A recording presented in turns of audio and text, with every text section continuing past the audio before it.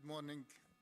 Sorry for the delay, but I think for the sake of time, we're going to start with the video pre-recorded sessions. But before we go into this, today's session will be very exciting, will be on health technology management. Health technology management is the core of our work as clinical engineers.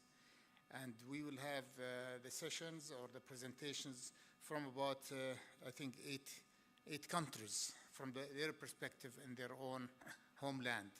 So, and after this, in the afternoon, we will have health technology management number 2.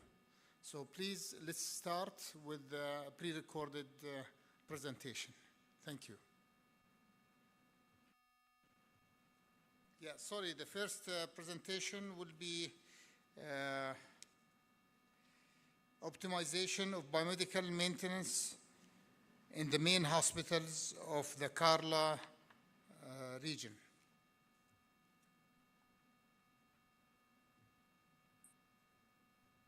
Hello, everybody. Hello, ladies and gentlemen. My name is ICEHTMC. I am a biomedical engineer working at the GFA Consulting Group. I am in charge of equipment and maintenance in the SLDS project in Togo. SLDS is the reproductive health and sexual rights. Thank you. I have been here to present the optimization of biomedical maintenance in the main hospitals of the Kara region in Togo. Okay, the team that conducted this after study are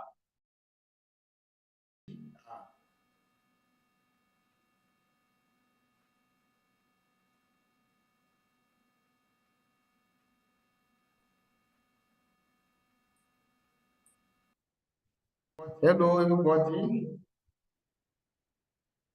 Hello, ladies and gentlemen. My name is ICEHTMC. I am a biomedical engineer working at the GFA Consulting Group. I am in charge of equipment and maintenance in the SLDS project in Togo. SLDS is the reproductive health and sexual rights. Thank you. I have been here to present the optimization of biomedical maintenance in the main hospitals of the Kara region in Togo.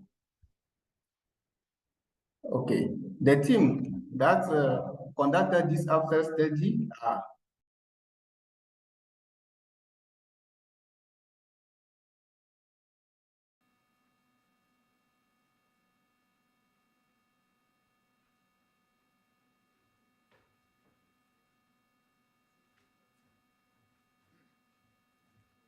Yeah, I think it seems the video is not complete. So we move on to the next pre-recorded presentation by Roland Lufen, and the presentation will be on medical technology services. Ronald Lufen is from the Netherlands. So please, let's start.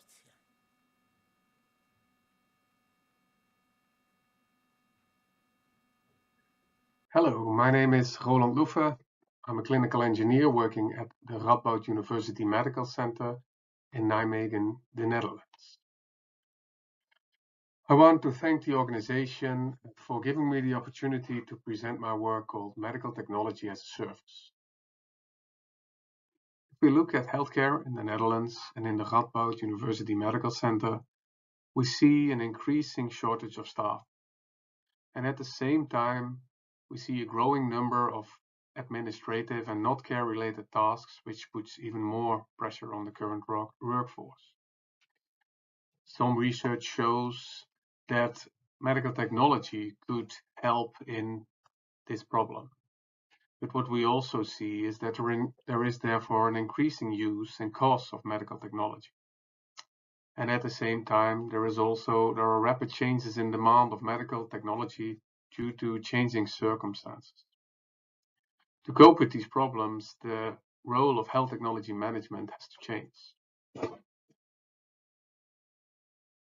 Therefore, the Radboud University Medical Center decided to develop and implement a new concept called Medical Technology as a Service. And the main goals of the concept are to unburden care personnel as much as possible in the field of medical technology management so that they have more time to spend with the patient. The other main goal is improving the efficiency and use of management of medical technology, and at the same time be more environmental friendly.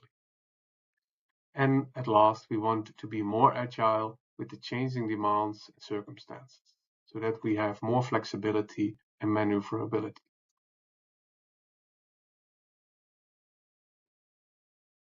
To reach these goals, we determined 4 main principles. The first is that we have to change from owning equipment to using it and sharing it between departments. Secondly, the availability is guaranteed without any tasks or role for the care departments in this. Third, the product range is focused on equipment that is broadly used in a generic way and standardized as much as possible. And last, we have a central approach to the procurement and management of medical technology. We started the introduction as part of a bigger program of unburdening care in the field of logistics and facility processes that was implemented in our new main building, of which you see a picture here. The focus of the medical technology as a service was on the generic equipment used in the in- and outpatient clinics in this building. The ownership was transferred from the various in- and outpatient clinics to the medical technology department. We then standardized equipment as much as possible to maximize interchangeability. We then installed a large central stock in the cellar and small stocks on the floor. Via logistics systems, the local stocks would be restocked when a par level was reached. Also, we introduced an ordering system for occasionally used equipment called specials, which would be delivered and returned after use so that they would not take up space and interfere in the daily processes on the floor. In practice, this meant a new way of working for all the involved persons. The main difference was the change of ownership to use, meaning that multiple departments shared equipment across the floor. You see here in red the local storage room, which had the mostly used equipment, which was automatically restocked and thereby guaranteeing the availability of this medical technology. Furthermore, return area was introduced where excess equipment could be placed and returned to the local stock so that it could be used on other floors and departments. We also introduced an area for equipment that needed maintenance and an area where equipment was placed that was ordered. This process was automated to make it simple with as little manual actions as possible. This was accomplished by the integration of the different systems that were involved, namely the asset management system, with the information of the devices, the real-time location system, which gave the location of the devices, and the logistics system that generates the transport orders. Combining and integrating these informations, we were able to do an automatic restocking based on par levels of the local stocks. It also gave the option of ordering special equipment by a mobile device. And real-time location system made it possible for the medical technology department to monitoring the devices and trace them. After a period of habituation for the persons involved and some improvements in the process and systems, we carried out an evaluation to look at how good the system worked. This showed that the care personnel was overall positive about the new concept regarding the unburdening and availability of the equipment. But we saw that the new way of working took quite some time to get used to. And one of the main points of feedback was the user-friendliness of the system that could be improved. We also looked at the capacity and utilization of medical technology to determine the improvement on efficient use and management. This showed the potential of reducing stocks up to 25%. For example, for feeding pumps, we were able to reduce stocks hospital-wide with 25% and still maintain the availability. For vacuum pumps, this was also done, and we were able to reduce it with 20%. The excess stock that we had with this new process in our central stock was redistributed as much as possible to other departments. This could be due to a temporary increase in demand or a permanent installment to replace old and depreciated equipment, saving the cost of a new procurement. This resulted in savings of up to 80K up till now. Furthermore, we were able to react more flexible to demands in medical technology, and this improved the continuity of care. And last, we also were able to greatly improve the efficient management of medical technology because we could exchange equipment from the central stock on the floor with less disturbance on the ward, and we were able to better plan our maintenance and other management tasks. Summarizing, we had a successful implementation of the medical technology as a service concept with overall positive results, both on the field of unburdening care and of improving the efficient use and management of medical technology.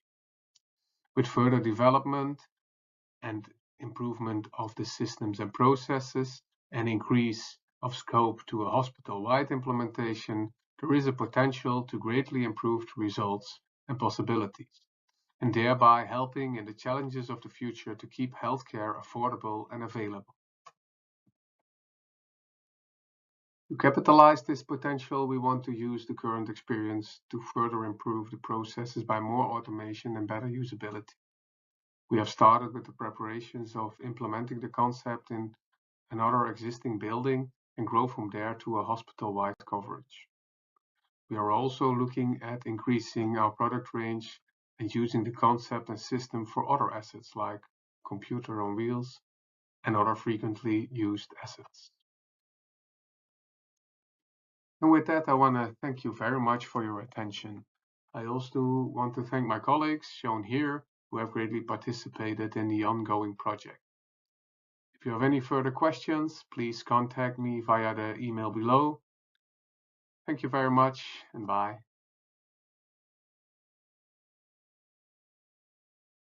Thank you for the pre-recorded presentation for Roland, and a very interesting perspective from Netherlands. And the next speaker will be our good friend, Kaliroy Stavariano. And Kaliroy will talk about necessity of project management in clinical engineering. This is a very important topic that where every clinical engineer should have project management initiatives and work.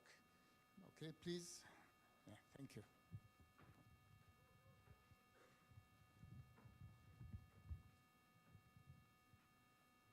Thank you, Mr. Hassem. Thank you so much.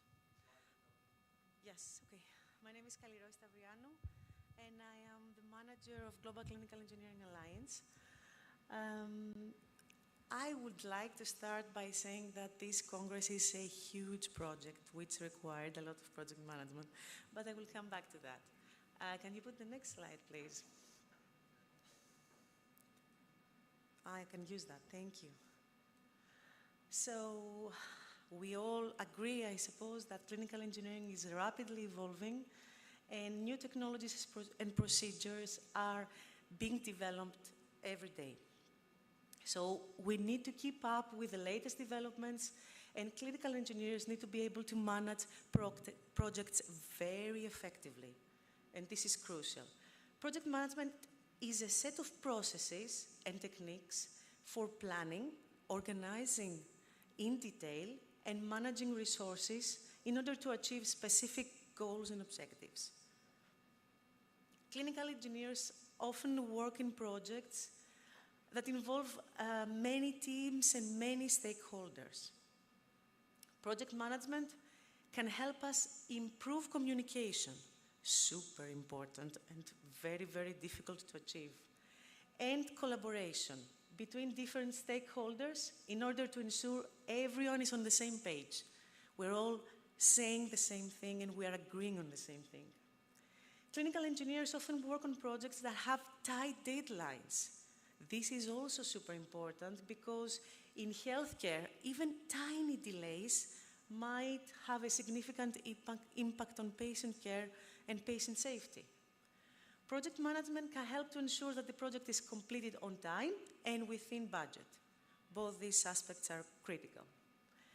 Clinical engineers often work on projects that involve complex technologies.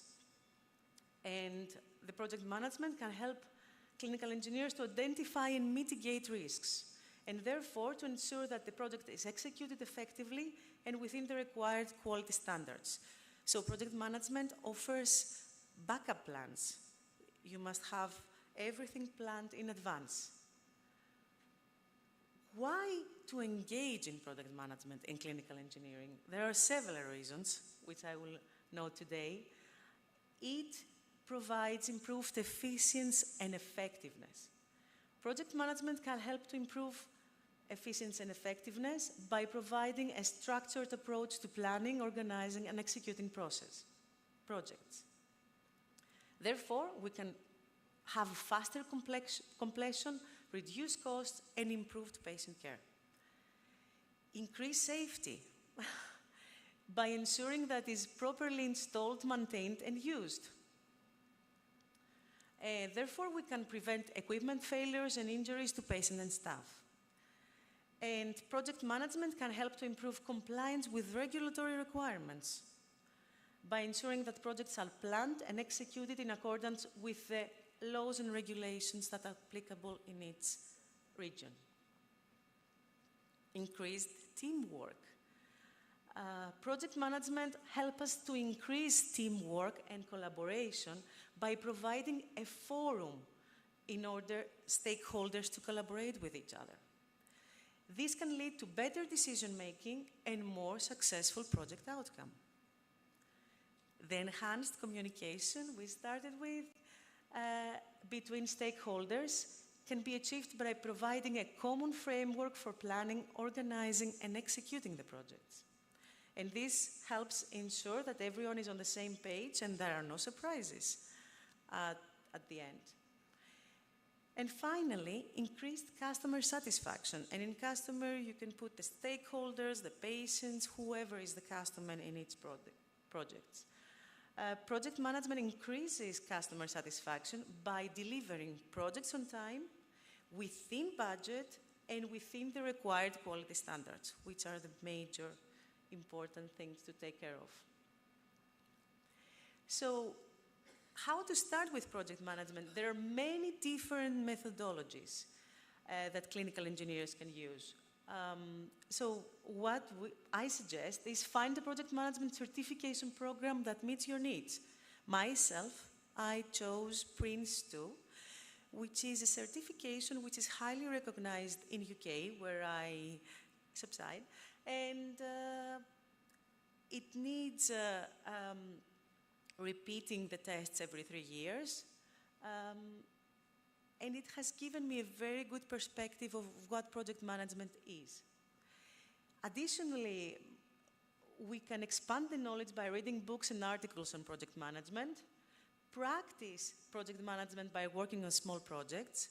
For example, I was doing the webinars for Clinical Engineering Division and now for GCA for more than 5 years, but after I took the course on project management, I enhanced my ability to plan everything. Everything's working more smoothly. And last but not least, if someone can do it, is find a mentor who can help you learn the ropes, so get the big picture from above of what project management is. Thank you so much. You can stay here. Yeah. Thank you. Thank Thank you, Kadiro. Thank you very much. I think, as I mentioned before, that project management is a key for your visibility as a clinical engineer in any hospital. As we all know, many top management, they correlate biomedical engineering with problems. They hear an MRI is down, a machine is down, they say, okay, the news they receive is headaches to them.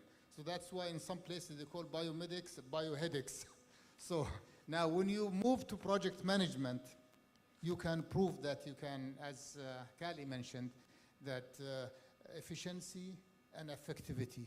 There are so many projects you can work on, such as, for example, sustainability projects, such as risk management projects. So many projects that top management will value. So by this, I would like to open the floor. We have time, maybe for a few questions, 3-4 questions. We ask Kelleroy for any question. Please, any question? Yes, please.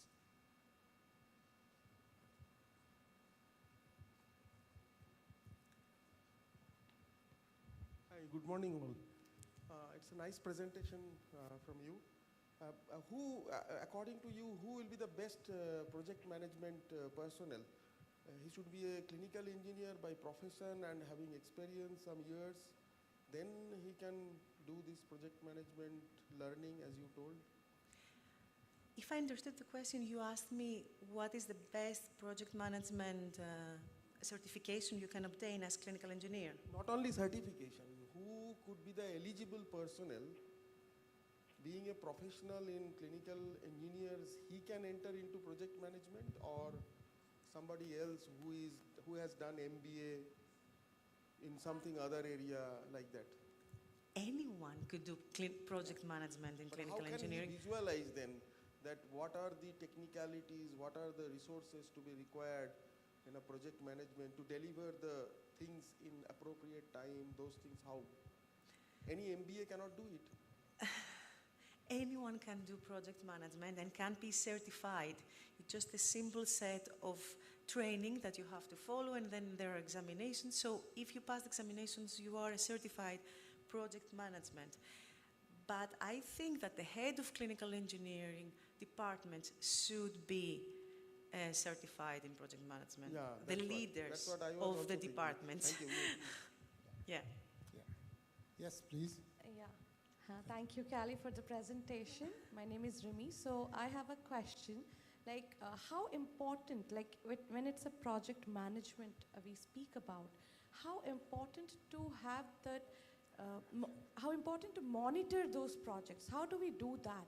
Like, there are certain stages of doing it. There are certain things to do it. But monitoring is very important. How efficient and what are the things that is involved to, monitor, if you can a little bit shed some light on that. So I don't know if you heard that. When I started my presentation, I said that this Congress was a huge project that required project management. Yes. Yes. So one way to monitor and keep track of what is happening is have regular meetings, pre-scheduled, as we did, you and me, every week. Weekly meetings, even if you don't need them, if you think that you might not need them. And you work with different stages of organization. The project management is monitoring all these stages. It's not doing the work as you and me did. It's just monitoring them. So actually what the project manager does is scheduling and monitoring. It's a constant procedure. It never stops. Yeah. Yes, please. You want to ask a question? Okay, I think as Kali mentioned, the elements of success for any project management, scheduling, following up, timing, all sorts of things. And that's why I think we're all sure that our conference is a big success due to your hard work and also in project management, following the proper project management aspects. It helps a lot indeed. Definitely. Yes, it helps the mindset. You have everything at the back of your mind all the time. Yes, absolutely. Thank you very much. Thank you. Kali, thank you. I appreciate it. The next presentation, we have our friend Hello, there's one question here. Tom will cover for, yes, Question? yeah, yeah. Yeah, there's a question here before, for Caleroy. Hello, my name is Edward. I am from Ghana.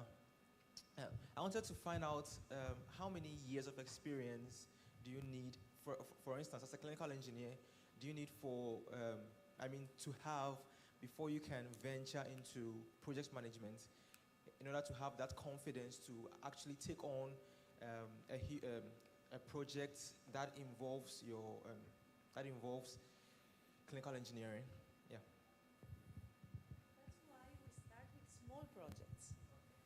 We never go to huge projects in one step. We start small and take it gradually from there until you feel confident to. Myself, I don't feel confident to go in a hospital now and do project management. It's my dream, but I'll do it gradually. So maybe not 1 week, but 1 year of experience so that you could tackle a small project. Yeah, I think I agree with that. I think 1 year or even less than that, if you, let's say, work within the scope of your work yourself. Nowadays, everything's available on the internet. Information are everywhere, and I think it can be done. So project management is very, very important for clinical engineering department. Thank you again, Kali. Appreciate it. The next presentation we have, it's on health technology management knowledge map among healthcare leaders in Africa as a contributor to increased medical increased equipment downtime. The presentation by Martha Tusabi, but our friend Tom will cover for this presentation. Thank you, Tom. So by now you figured out that I'm not Martha, but let me tell you about Martha. So in our first International Congress 2015, as you've been hearing over the last couple days, was in China. And at the end of the time, Adriana Velazquez, that you heard from yesterday, the WHO health medical device leader for the world, lamented that she and a very small team, like 1 or 2 people in Geneva, were the only WHO people hired around the world. Well, fast forward to this 5th workshop, and there's now somebody in the Afro office, the Africa office, Brazzaville, Congo, and that's Martha Tusabi, biomedical engineer, clinical engineer. There is a person in Delhi for the Southeast Asia regional office of WHO, Stephen Himley, just up the way. Stop by on your way out of the country. And in the Americas for a long time, there has been a biomedical engineer leader, and Alessandra Limgruber is there in Washington, D.C. for Latin America. So that's what, 3 regions. Who am I forgetting? In Cairo, for the Eastern Mediterranean region of WHO, is Mohammed Wibi. Some of these appointments are just in the last 2 years, but my point is now in 4 out of the 6 offices of WHO, regional offices around the world, there is a biomedical engineer, clinical engineer advocating for our profession. But, you know, Martha, working with sub-Saharan Africa, I mean, what parts of Africa are there? Well, you know, there's east, west, south, and central, and north. And north is largely Arabic speaking. That's cool, but that is less under the office of Africa, and it's more under the office of Eastern Mediterranean. But so we're talking about English-speaking and French-speaking 48 countries or 50 countries in sub-Saharan Africa that Martha represents. So next slide. And she's a very strong collaborator of CED and working with GCEA very closely. So this gives us access to ministers of health all across that region. So here you see Technical Office, Biomedical Engineering, Afro Regional Office, and that happens to be in Brazzaville, Congo. And you know there's 2 Congos today, DRC, Democratic Republic, and she's in the other Congo. And then one of her colleagues there from the company. Next. So these are often cited statistics that in LMIC, low middle income countries, there's a lot of equipment not working, right? And patient care needs that, so there needs to be this whole life cycle management there in the 3rd bullet. And, you know, if I were to, for my young friend here that was asking the question, if I were to share 2 words about life cycle management without 1,000 words, I would use it needs to be appropriate on the front end, appropriate for the clinical setting, appropriate for those that can use it, appropriate for, anyway, it has to be appropriate. And the second word I'd use is, on the back end, is it's sustainable.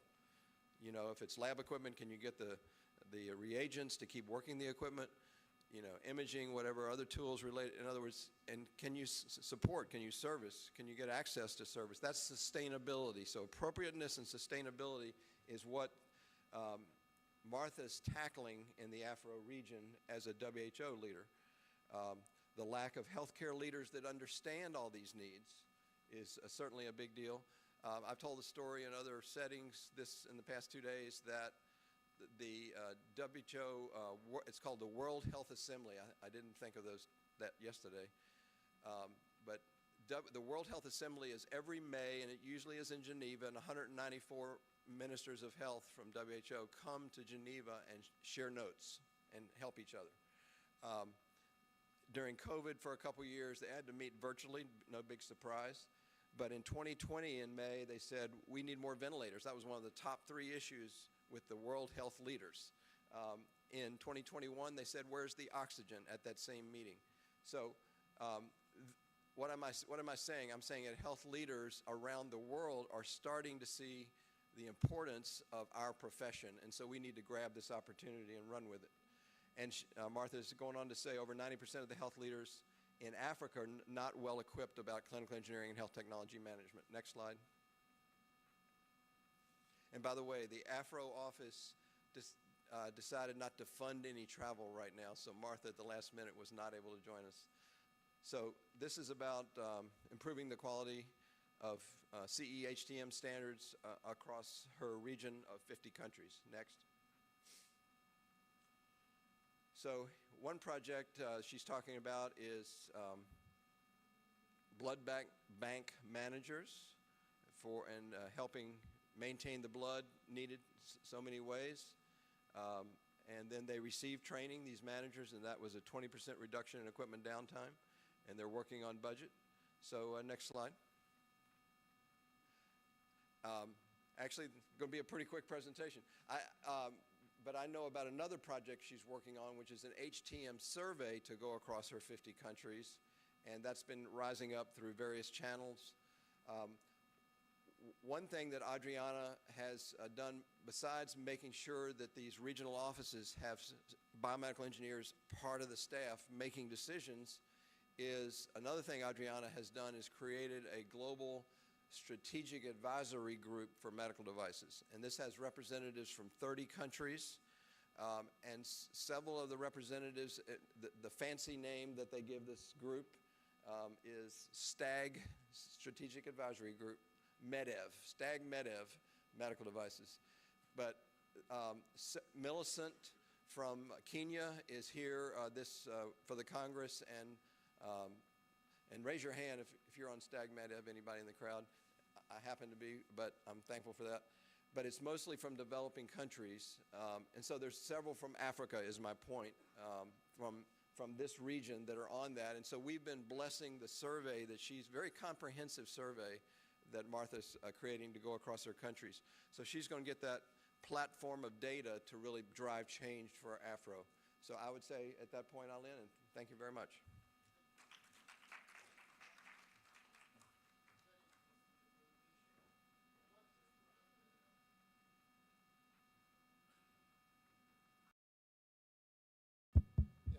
I'd just like to add, it's staggering to see that 40% or 50% of the equipment is not working in many of developing countries.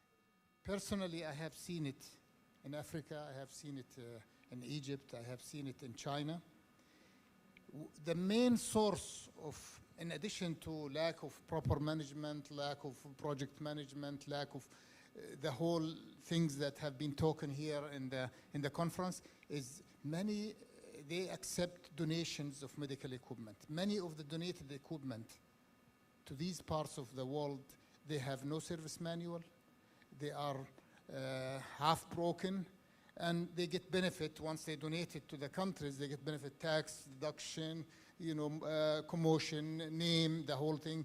So what we have done, let's say I advised on the Jordan FDA, we put guidelines for medical devices. We prohibited the import of used equipment because it has a lot of problems that can cause to patient care. So I think that's a really sad situation, but I think you as clinical engineers, you have the ability, you have the power to change this in your own country. Any questions? We can all discuss this matter. If there's any question or any comment, yes, please. Thank you. That point you're raising is really very, very interesting. Let me just say something that happened in Uruguay. Uruguay is a very small country, as you know, in Latin America. And we used to have what you suggested as donations from faraway countries, mostly of used equipment. And the experience was not good. So the recommendation nowadays that is being broadcast to all health institutions is that, yes, if you are receiving donated equipment, donated used or bought refurbished equipment, there has to be an understanding of the clinical engineer or biomedical engineer at the origin of the equipment, talking to our own people in charge in the hospital. And if there is an agreement, man to man, person to person, that the equipment is still being used and that the person who donates makes him or her responsible for the used equipment, then we can accept it. Yes. But if there is no understanding from the origin of the equipment, where it has to be, for some reason, decommissioned or somehow donated, with the people that receive, and this also helps the way you install this equipment in the new setting for that equipment, because the person installing that equipment will take the internet, the mail, or the phone and talk to the colleague in the rich country where the equipment is being donated to make things better. If we don't have this sort of agreement, then we suggest not to accept donations. Yeah, I think, the shortcut, like cold turkey, no used equipment to be donated to a country because a big risk, a big hazard. I'll give you one example that happened with me when I was working with General Electric. There was a CT was donated, a nice CT, the whole thing. And we in GE refused to install that machine. It's hazardous. They asked us, okay, we give you money, we give you this, we give you that. We refused. We quickly checked it, inspected, and we found the tube is, a tube, how much is the X-ray tube? Is down, the processing is down, the whole thing. So we said, no, we cannot, because it's a liability on that. And once you install the machine, you have to, they may ask you, okay, you need to guarantee it for, let's say, a year or something. So used equipment is really, from my experience, I'm sure with many of your experiences, is a big risk to countries and to hospitals. Yes, please. This is Alfred from Tamil Nadu Biomedical Engineers Association, and I represent TNMSC. I have an experience during the COVID where we received a lot of O2 concentrators, which did not match with the regional electrical setup. I've also raised this issue with many agencies. What we did is, we have 220 volt setup with 50 hertz frequency here in Tamil Nadu. But we received O2 concentrators which work on 110 volt as per US standards, I guess. Yes, here you go, yeah. And what we did is we need to buy, we purchased extra stabilizers from the local market, which would step down, 220 to 110 volt, and then we were able to use it. Okay. So we could also, represent this to the global, through the GCEA, to the donators who are willing to donate, that they need to, look into this. The equipment that they donate must match with the regional electrical standards. Also, it must have the papers with the warranty and a committed comprehensive annual maintenance contract with the local person having the authorization from the manufacturer of that donated equipment, so that the consistency in operation and service support would not be hindered. Yeah. Great. Thank you for sharing the experience. Interesting. This is the input of clinical engineering to top management. Yeah, to move from bioheadache to bio-project or bio-improvement here. The next presentation, I think we move on, is by Andrew. It's going to be pre-recorded presentation. Andrew Demba, current development within Gambian Ministry of Health Biomedical Engineering Unit. Please. Thank you. Greetings to you all. My name is Andrew Demba. I am from the Gambia. I'm here to present current developments within the Gambia Ministry of Health Biomedical Engineering Unit, its proper establishments. Here we'll have the outline.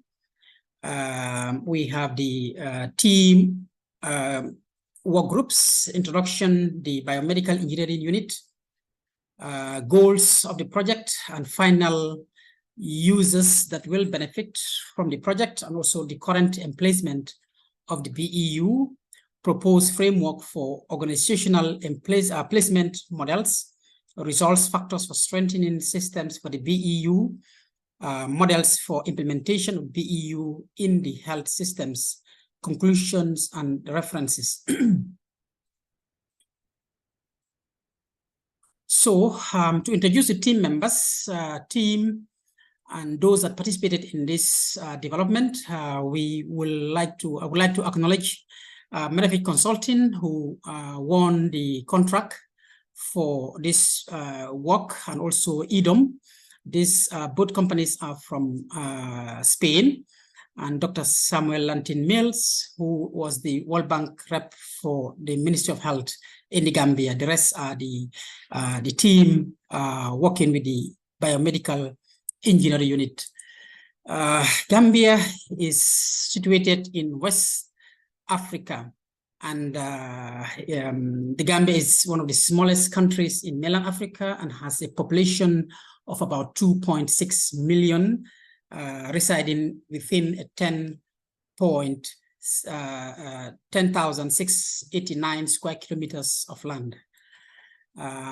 So to respond to the growing health demands of the population, the systemic capacity to supply diagnostic and clinical devices requires to be strengthened. Therefore, multiple development partners that supports the government in the Gambia in terms of the procurement and donation of medical devices. Of course, we have this. There's also limitations in the availability of regular funds for regular maintenance of biomedical equipment, which remains a great challenge. So most of the work being done on equipment that break down are maintained through frugal methodologies.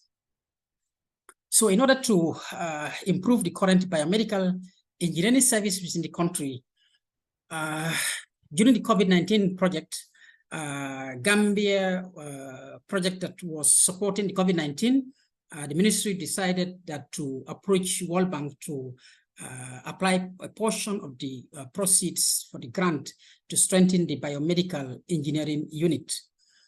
It is when in this place we have the biomedical engineering unit. The engineering unit, of course, plays a key role in the management of medical devices. It is also responsible for the management and maintenance of medical equipment to complement and strengthen patient care by applying engineering and managerial skills to healthcare technology. The BU is also responsible for establishing and implementing biomedical technology management programs for all laboratory and clinical equipment across the entire health sector.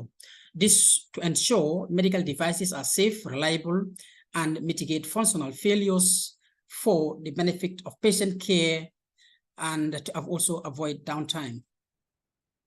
Goals of the project to establishing the biomedical equipment unit is to strengthen equitable access to safe and effective medical devices in public health institutions to improve health conditions and outcomes. Providing quality services in the healthcare institutions, which requires to strengthen the pillars of the health systems. So these pillars are service delivery, human resources, information and communication, finance and governance, medical technology. The goals of the project also are to the currently being planned BEU is expected to be first of its kind in holistic equipment maintenance and management center for the Gambia for all equipment in the public health institutions from primary to tertiary health care.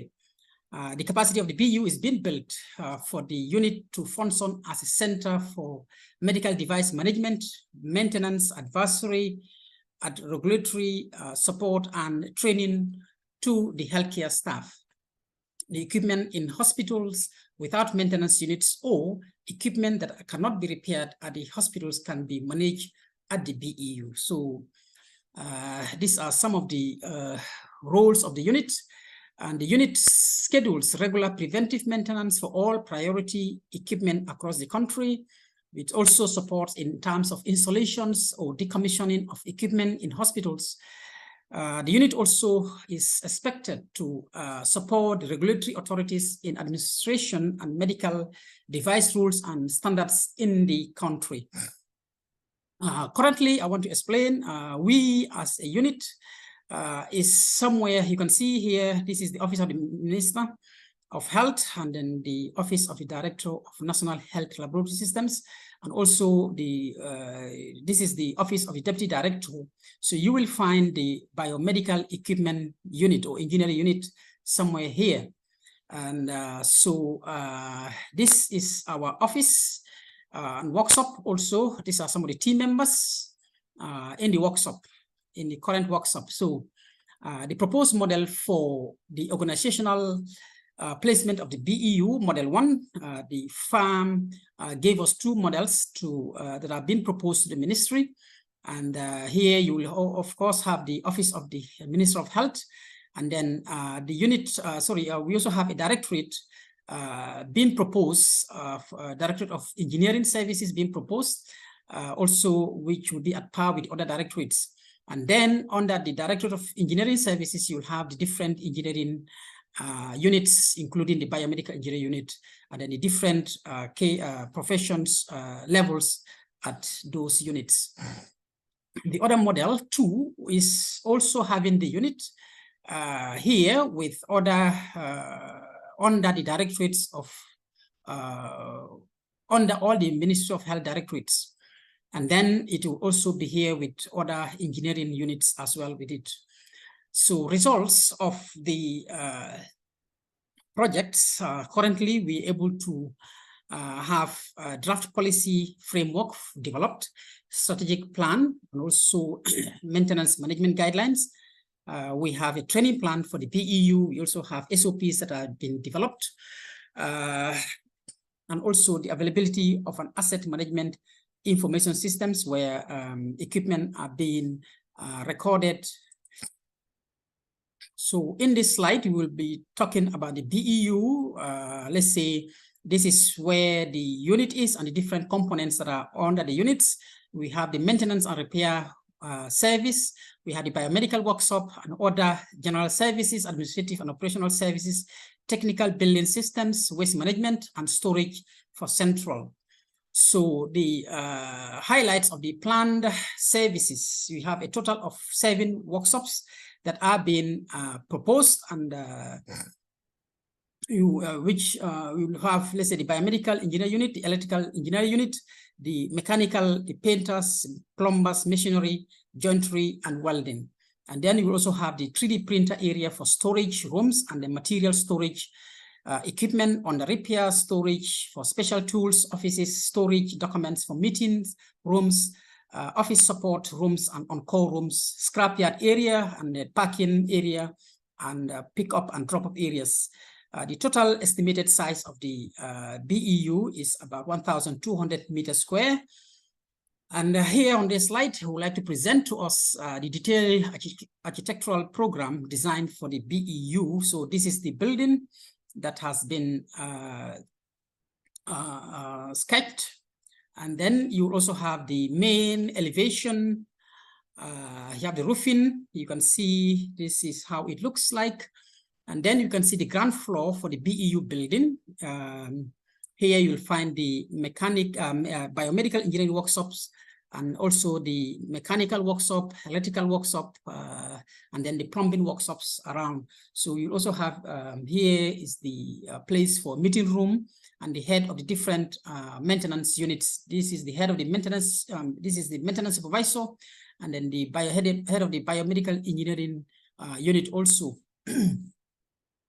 So also factors for strengthening systems for the BEU are listed here. We say to ensure use of appropriate medical equipment to improve public service delivery, to support planning MOH budget for life cycle management of equipment, and so regulatory compliance and standards, and also have the manage and monitor private service providers and original equipment manufacturers, inform MOH policies and regulations on medical equipment, capacity building of human resource and information management, and exchange of device functionality, which are some of the core mandates areas that will strengthen the health systems. Also here we'll have the another model for implementation of the BEU in the health system. We have the Central Biomedical Engineering Unit located here, and then we have also satellite units across the regions. So here you have the strategy for implementing the systemic model for the BEU. We're using the approach of the hub and spoke method. And here you have the hub, which is the Central Biomedical Engineering Unit. And then you will also have the different satellite across the regions. Let's say the satellite unit 1, satellite unit 2, satellite unit 3, and 4 as well. Let's say within Lower River region, North Bank region, Central River region, and then the Upper River region. So these are the strategy for implementing the systemic model for the BEU, the hub and the spoke. We are going to have spokes. We are going to have the BEU hub here with the satellite units, and also the hospital maintenance units, which are also going to exist. Here we have the stakeholders and activities that are supposed to be undertaken by the different units. So here you have the stakeholders as well as the activities. And then we will have also the intermediate outcomes and outcomes, where you'll have the central BEU health technology planning and management will take place here. And then we have the satellite BEU support to health technology management, equipment units at the hospital frontline workforce. And then you will have our routine activities, which has to do with the inspection, installation, preventive maintenance, repairs, and risks management of equipment decontamination, dismantle, and discard. And then under the end outcomes, you have the repairs. Under the end outcomes, we will also have the improved performance equipment, end users experience, improve healthcare. So here too, we will be able to have the different activities, the device procurement, maintenance, management, capacity building, and evidence-based policymakers. Support the central BEU for health technology management and maintenance, data collection and analysis for equipment, health technology maintenance, risk management, installation, commission, condemnation. Other activities, asset identification, inventory management, product lifecycle management, ensuring regulatory compliance and providing standards of care.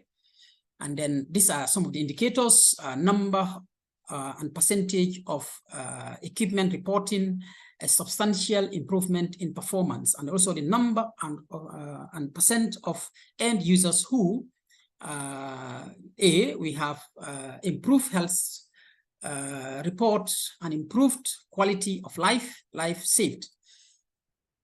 These are the current ongoing work of installations of World Bank procured equipment, including 40 incinerators. You can see some of the installations that are ongoing. So in conclusion, lack of vehicles for maintenance, insufficient challenges, as mentioned, insufficient tools for maintenance, lack of test equipment for maintenance, insufficient furniture for the unit staff, insufficient budget for maintenance and spare parts. Thank you so much for your kind attention. These are the references. Thank you.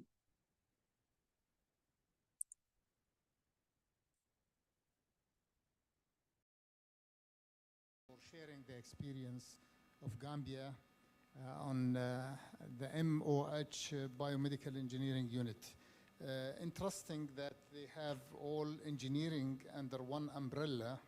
They have the engineering department and then biomedical, electrical, and the other department. This is a very interesting concept. The next presentation will be a pre-recorded and by Janko Lionel from Cameroon. We'll hear about the experience of Cameroon next.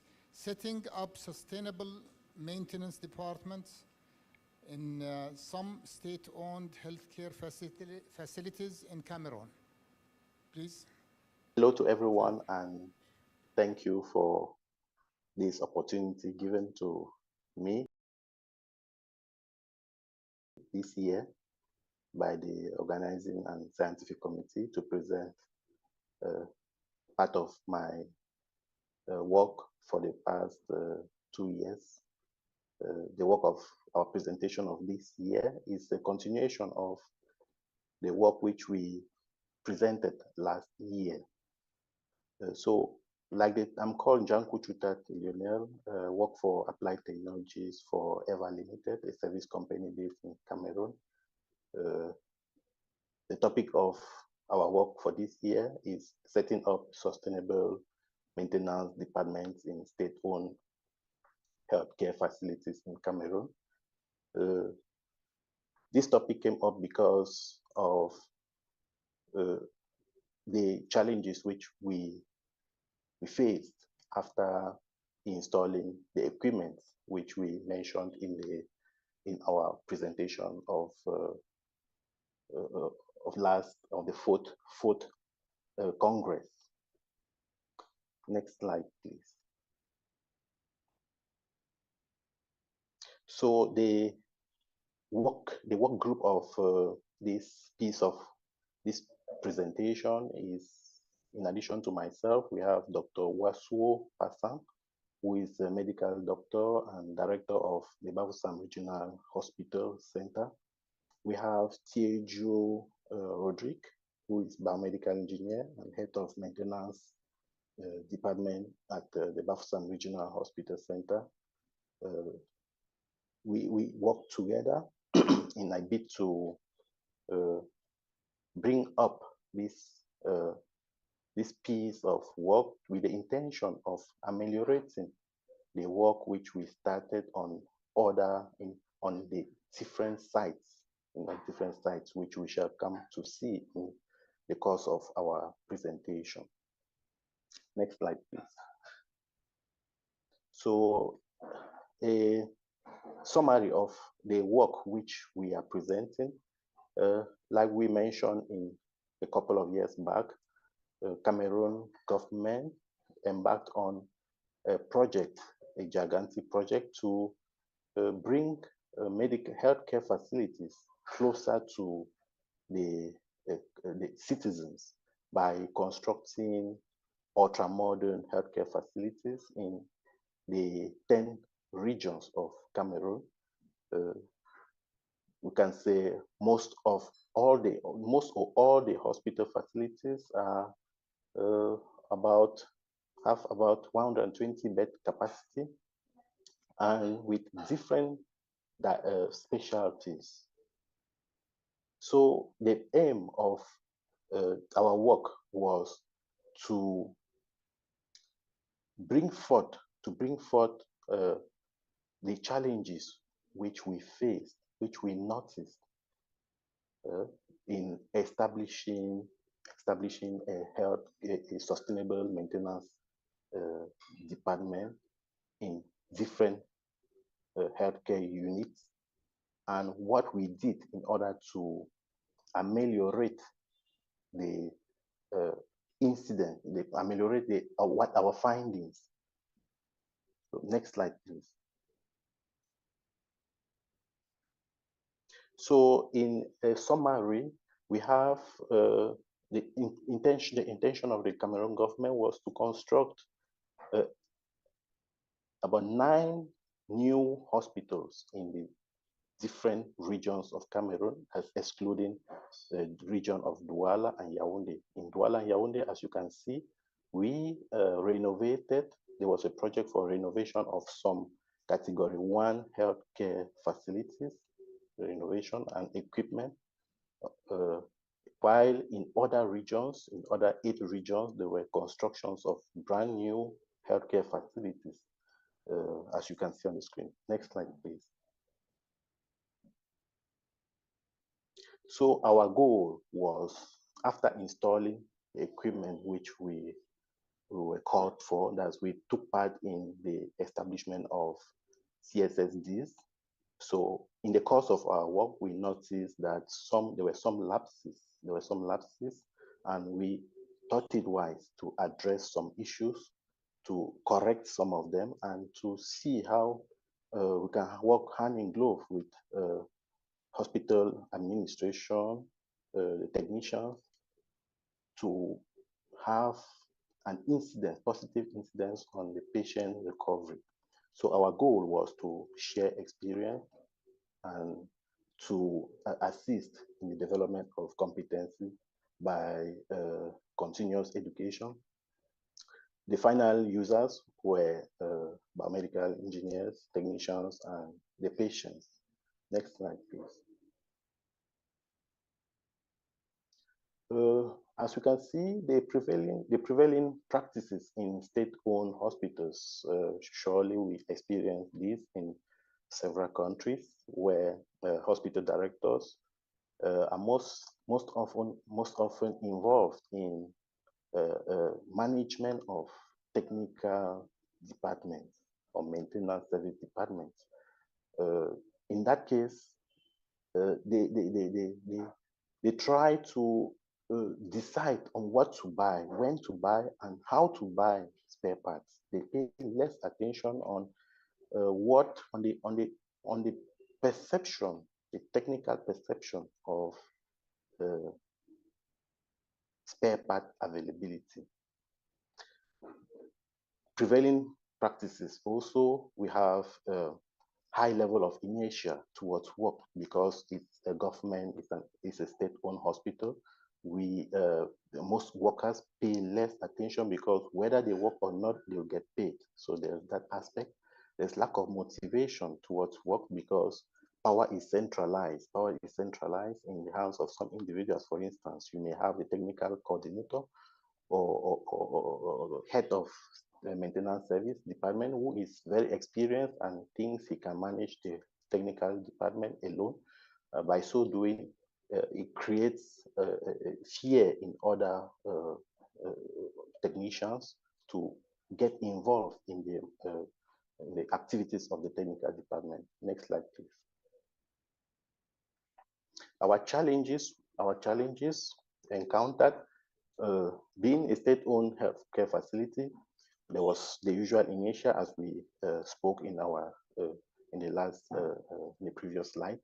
There was lack of fund. It was lack of fund to purchase vital working material like tools. We noticed that even after the inauguration of the hospitals, there were no tools to be able to do maintenance, carry out maintenance activities. There was no computerized maintenance management software to be able to manage, to have a mastery of the assets and to follow up the preventive and corrective maintenance activities. We encountered poor and incomplete training. There was poor and incomplete training of biomedical engineers due to the fact that they were few in numbers. Very few were posted to the various hospitals. And mindful of that, there was a mad rush in order for us to complete the training. So, and several training sessions were organized at the same time, making the technicians or the engineers not to pay attention, not to focus on the various training sessions. They were some sort of lost because they had to attend 2-3 different training sessions organized by different suppliers on the same day. That was a big hindrance to which we took note of. There was a late transmission of equipment manuals to the hospital administration. Even after we submitted the manuals, the manufacturer manuals, there was a time lapse between the moment when we handed the manuals, and when the different technical services received the manuals, making them not to be able to have a good mastery of the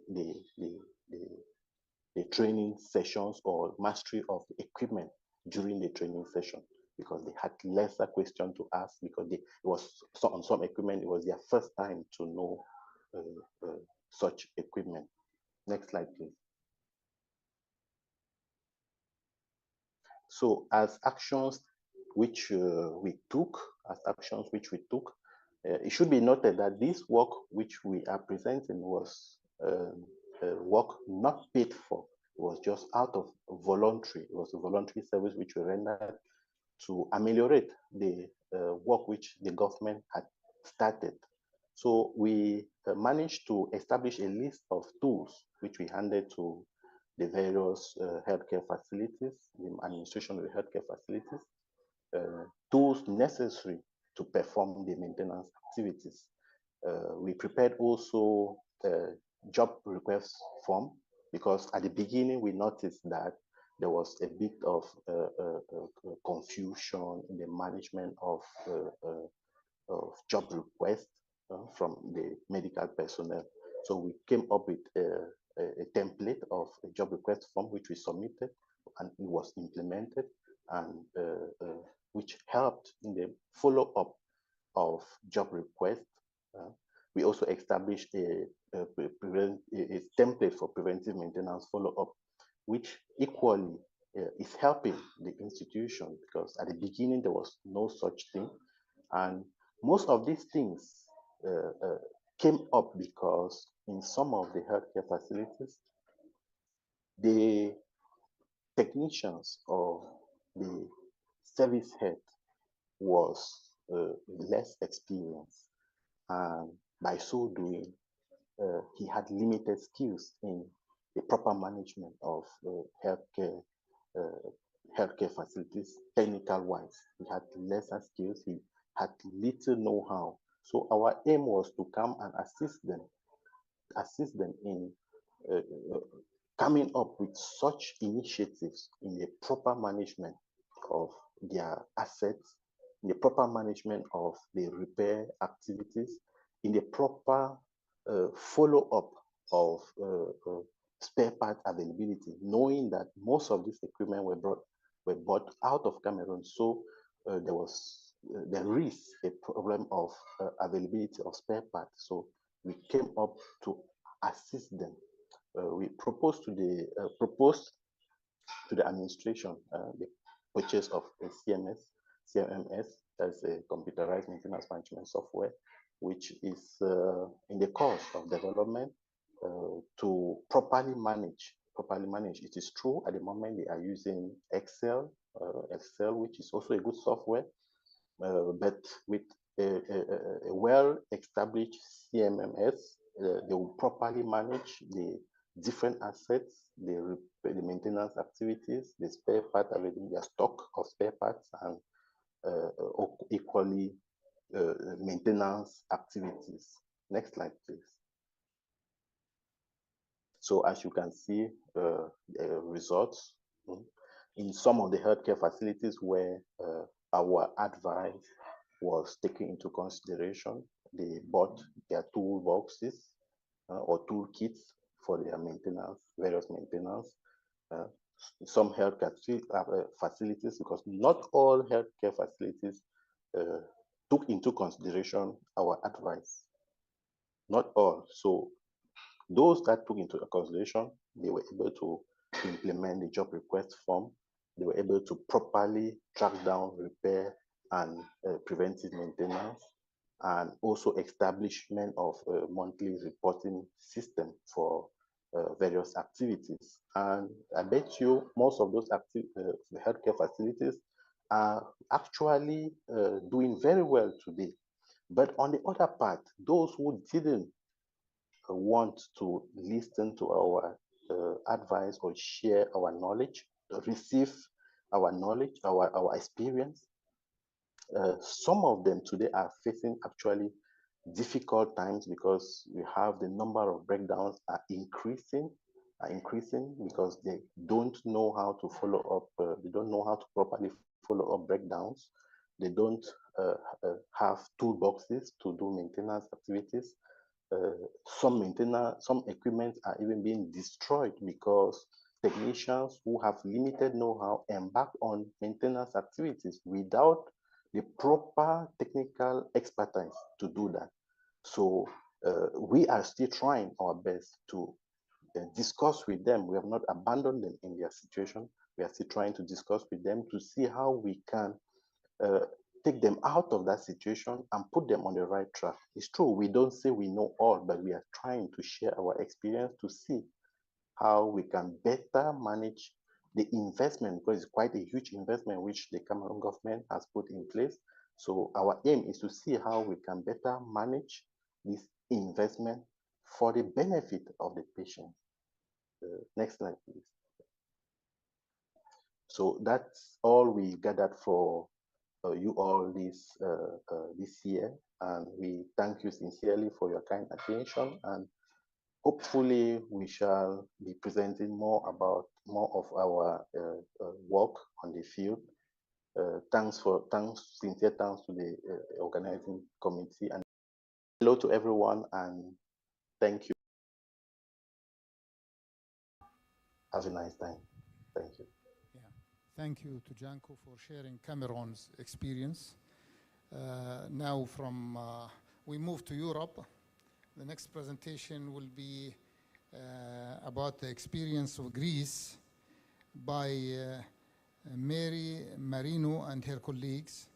And the title is Enhancing Medical Equipment Management and Performance Metrics in Regional Healthcare Authority. Please, thank you. Hi everyone, I'm Mary Marino, and I will present a study on enhancing medical equipment management and performance metrics in a regional healthcare authority. The study was conducted by the Institute of Biomedical Technology in Greece. Medical equipment management systems are a fundamental part of managing and maintaining medical equipment in a healthcare setting, from a local health center on a distant island to a metropolitan hospital. The Institute of Biomedical Technology in Greece has developed such a system called Web Praxis, with emphasis on safety, efficiency, and effectiveness of medical equipment. Web Praxis is a web-based system that keeps track, assists, and facilitates all the medical equipment-related actions that a clinical engineering department has to perform during the whole life cycle of medical equipment in a healthcare unit. Some of the main features and functionalities of Web Praxis include inventory management, tracking repairs and maintenance scheduling, inventory and contract management, reporting, analytics, and it also supports integration with other systems. The use of such a system installed in every healthcare unit under a health district allows supervision of equipment and actions that take place on a daily basis and enables the utilization of the equipment by knowing the device's distribution and allowing their allocation based on the needs of each unit. Web Praxis is currently installed in more than 10 hospitals and about 100 health centers in Greece. On the map, you can see how the medical equipment is distributed in the second Greek health district that contains part of the health centers in Athens and every health unit in the Aegean Sea. This study will present the results of a 10th month tracked use of the system in this district, consisting of 86 health units in total. More specifically, analytics focused on the medical equipment entries over this 10th month period, usage of the system per separate health unit, along with statistics for the condition and status of each medical device registered in the system, are presented. In more detail, the graph on the right presents alteration of the total number of medical devices for the 10 months of the tracked use. 542 new devices were added, increasing the total number of medical equipment inventory by 11%. Moreover, reporting regarding the number of failures and repairs compared to the total number of devices were also included in this study, along with data about the origin of the repairs. The graph on the right describes the new device entries with blue color and the failures per health unit in the district in orange. A total of 484 failures were reported, with the majority of them being repaired by external agencies. It's interesting to say that less than 5% of them were unrepairable. The study also included other types of analysis regarding, for example, the most frequent medical equipment types that were malfunctioning. The 5 most common groups are described in the table on the left, and as we can see, defibrillators and ECG devices are the ones that were included in a failure report in most cases. While on the chart on the right, we can see the timestamps of the calls that were made to external agencies in order to repair a device. Concluding, the most important benefit of such systems is that they introduce a new line of communication between the central administration and each individual health unit, offering a direct communication regarding medical equipment, while at the same time, data-driven decision-making based on performance metrics provided by such a system is also an important part of what can be achieved and contributes to a safer and more efficient healthcare environment. Please don't hesitate to reach out with any questions regarding the study or the web praxis system, and I will be happy to respond as soon as possible. Thank you for your time.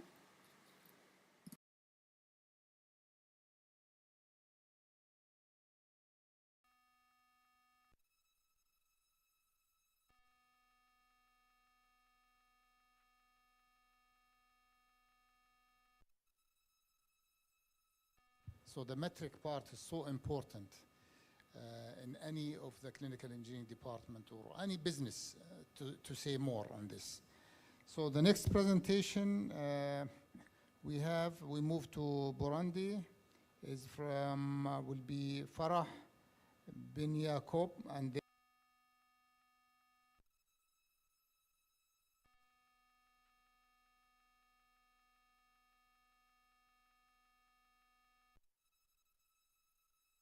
care facilities in Burundi. Please go ahead. Hello everyone, I'm Farah Ben Yacoub and I'm joining you remotely from Burundi for the Congress.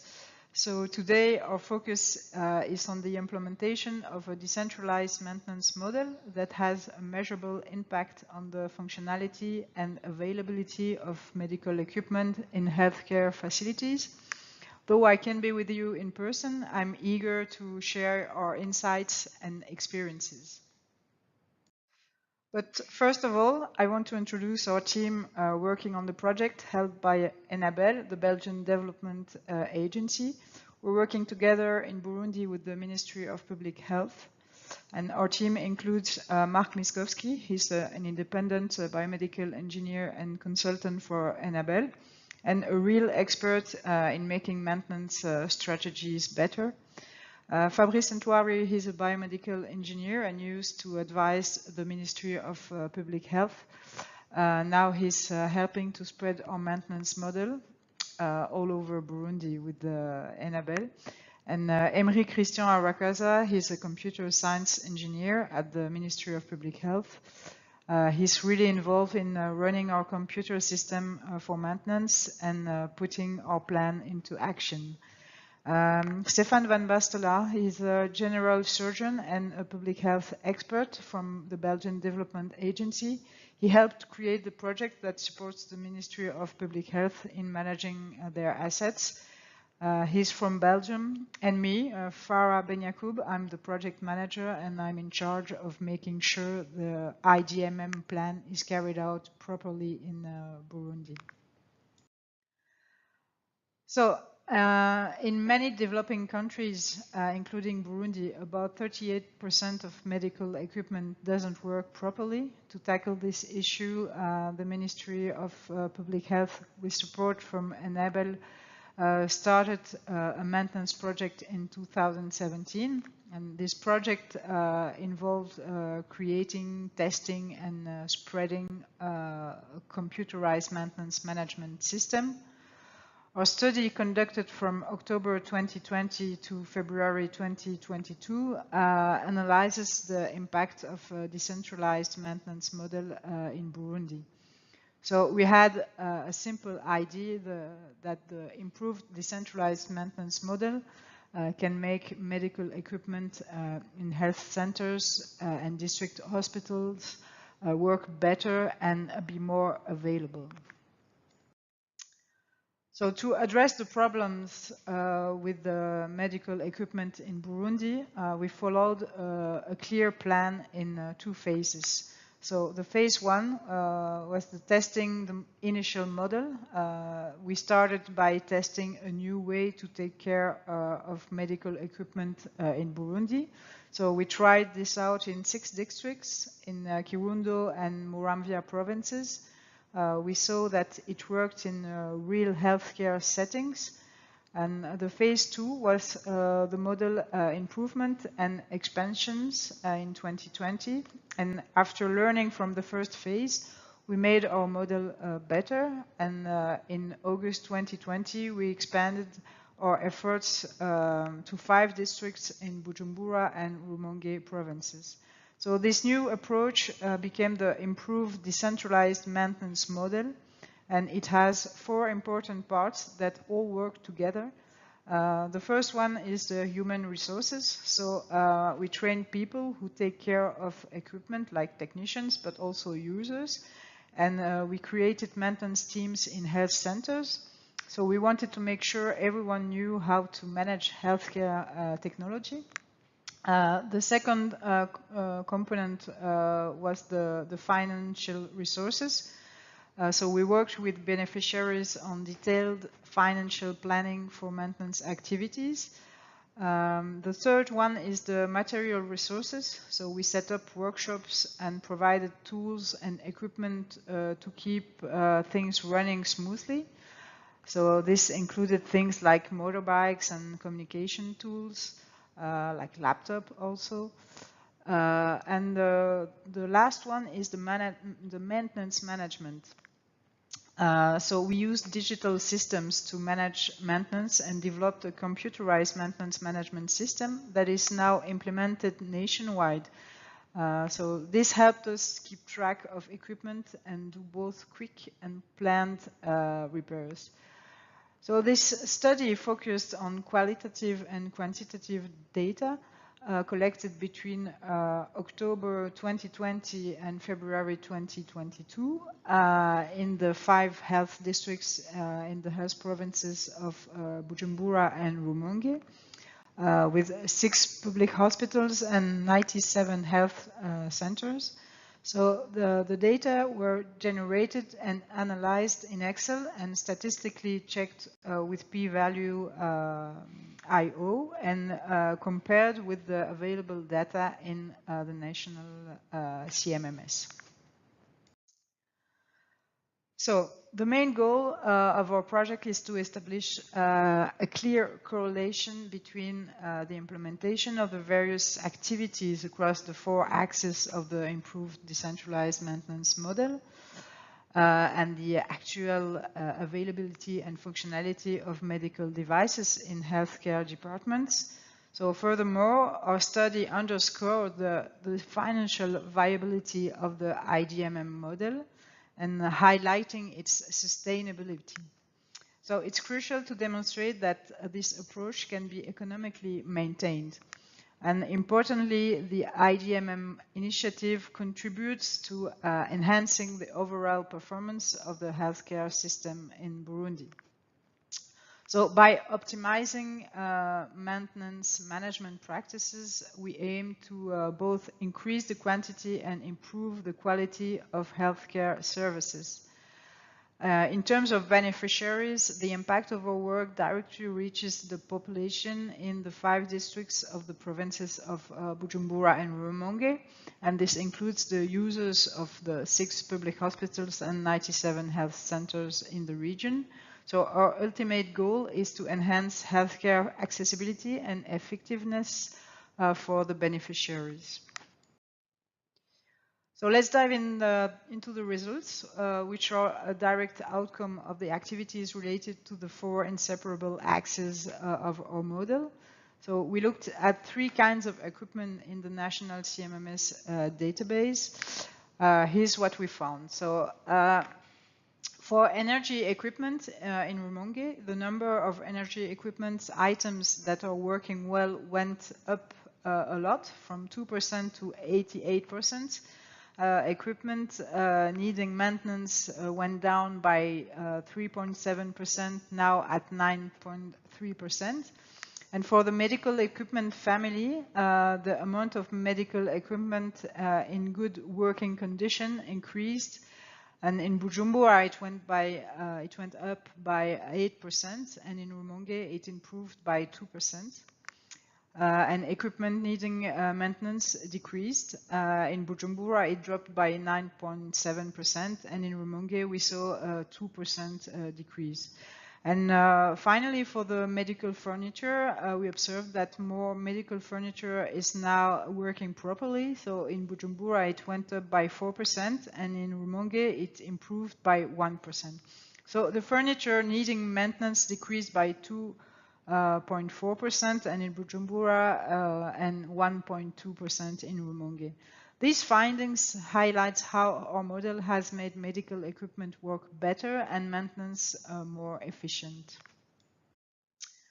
So in areas where Enable provided support, we achieved impressive equipment performance scores, consistently exceeding 18%. So in comparison, the national average is only 64%. So it's highlighting how well our model works in these regions. Our model significantly sped up the time it takes to respond to repair requests. So we went from 106 days in April 2017 to 26 days in March 2020, and then further down to just 4 days now in March 2022. As shown in the upper graph, you can see it. So additionally, our data showed a clear link between doing preventive maintenance and equipment working well, as you can see in the lower graph. So this shows how important our proactive maintenance approach is, and these results emphasizes the practical advantage of our model, improving equipment performance and making maintenance operation more efficient. So in summary, it's essential to effectively combine and maintain all these elements of the model for a maintenance system to function smoothly. And remarkably, the impact of this model became evident within a relatively short period of 15 months. So a promising contrast to other studies. And our study demonstrates a clear correlation between the implementation of maintenance strategy components and the enhanced availability and functionality of medical devices. So the model proves to be financially sustainable and affordable, And encouraged by these compelling results, the Ministry of Public Health is planning to expand the decentralized maintenance strategy to all health districts nationwide. Why? And this with the backing of its partners. So the National Health Development Plan already includes important parts of this strategy and encourages its adoption at the local level. So if you have any additional question or would like to learn more about our research, please don't hesitate to reach out to me. You can also find our published study in the Health and Technology Journal by Springer, which was released in May of this year. The article is available on my ResearchGate profile. And I encourage you to explore it for more in-depth information on the study I presented to.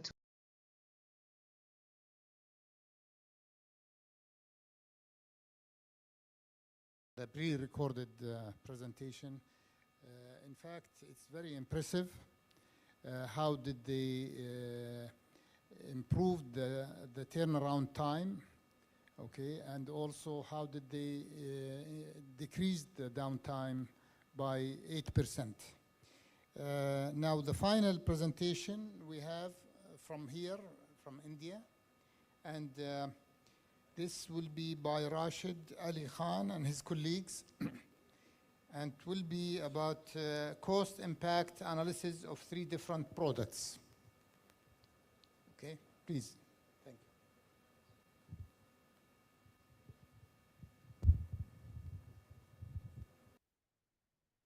Hello everyone, my name is Rashid Ali Khan. I'm working as a manager in B. Brown Medical India Private Limited in health economic outcome research. So today I would like to present a cost impact analysis of 2 treatment, drug-coated balloon and drug-eluting stent in multi-vessel coronary artery disease. So exact title of my study is comparative analysis of drug-coated balloon and drug-eluting stent in patients with multi-vessel coronary artery disease. So this is my 3-member team, me, Rashid Ali Khan, Ravi Walia, and Dr. Pinaki Ghosh. We have done this study.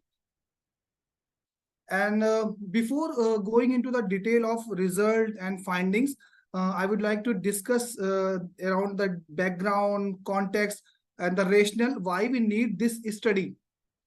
So when you look into the disease, multi-vessel coronary artery disease, as the name suggests, in MVCAT, 2 or more coronary arteries become partially or completely blocked. And when you look into the treatment, percutaneous coronary intervention or angioplasty used, which is an invasive procedure to treat the narrowing or occlusion of the coronary artery, and it improves the blood to the ischemic tissue. So there's 2 types of mainly coronary percutaneous coronary intervention, drug-coated balloon or drug-eluting stents. So here we have evaluated the cost and outcomes of these 2 treatments. So to clear out partially or completely blocked vessels, DCB or DES could be used. But when all the blocked or partially or completely blocked vessels are treated with only drug-eluting stents, then there's a multiple stenting in that patient. So multiple stenting can cause high stent burden. When there's lots of stents in the patients, then there's a stent burden, and this stent burden can cause a higher incidence of ischemic events, like major adverse cardiovascular events, cardiac death, etc. So and also multiple stenting or stent use in multi-vessel coronary artery disease may impede the vasomotion, and it can cause the new atherosclerosis as well. So there's many disadvantages associated with the multiple stenting in multi-vessel coronary artery disease as per the clinical studies. And when you look into the drug-coated balloon, you will find that the possibility of ischemic events like MACE, etc., major adverse cardiovascular events, are less with drug-coated balloon. And further, it also reduces the neoatherosclerosis.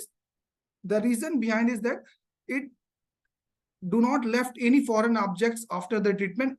What stent does is so there's a clear cut value advantage of DCB over the DES, drug-eluting stent, in multi-vessel coronary artery disease. So rationale of doing this cost impact analysis is that despite all these advantages we have talked about of DCB over DS in multi-vessel coronary artery disease, cost of DCB is higher than the cost of DES. So you know that price or cost is what you are paying to get that device or drug, and value is what you are getting with that device. So here we know that there's a as per the clinical studies, advantages of the DCB over DES is clear, but still if the cost is higher, then we need to find out the value of DCB over that additional cost. So we need to identify the value of DCB over the DES in multi-vessel coronary artery disease. That's why we have conducted the cost impact analysis to find out the value of DCB. So in our study, we use a deterministic decision tree approach for 100 hypothetical multi-vessel coronary artery disease patients to measure the impact of DCB and DES in the Indian healthcare system. And the decision analytic comparison in cost and consequences between these two arms of the decision tree enabled us a cost-benefit comparison between DCB and DES. So one thing is that we have used all the cost parameter as per the Indian healthcare system, and for the clinical data, we have referred one very recent study published in 2023 by Shin et al.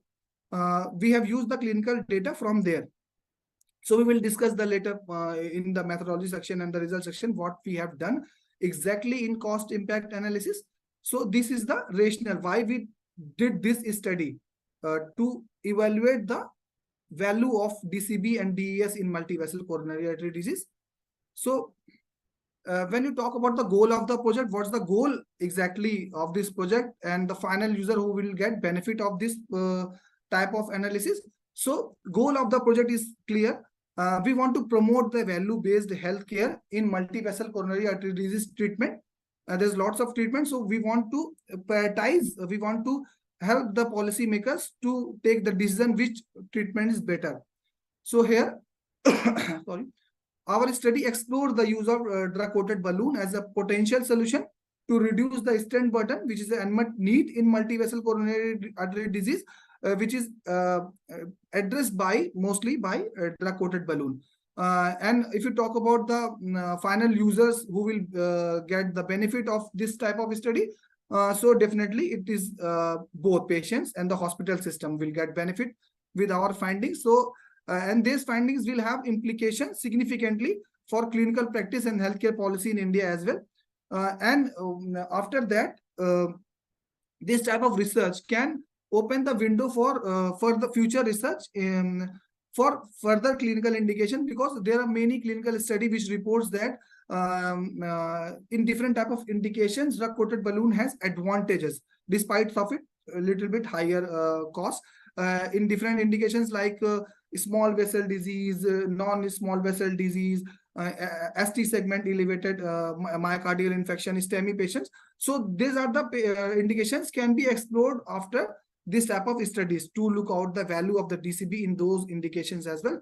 So our goal is that promote the value-based healthcare, and the final user will be the both patient and the hospital system.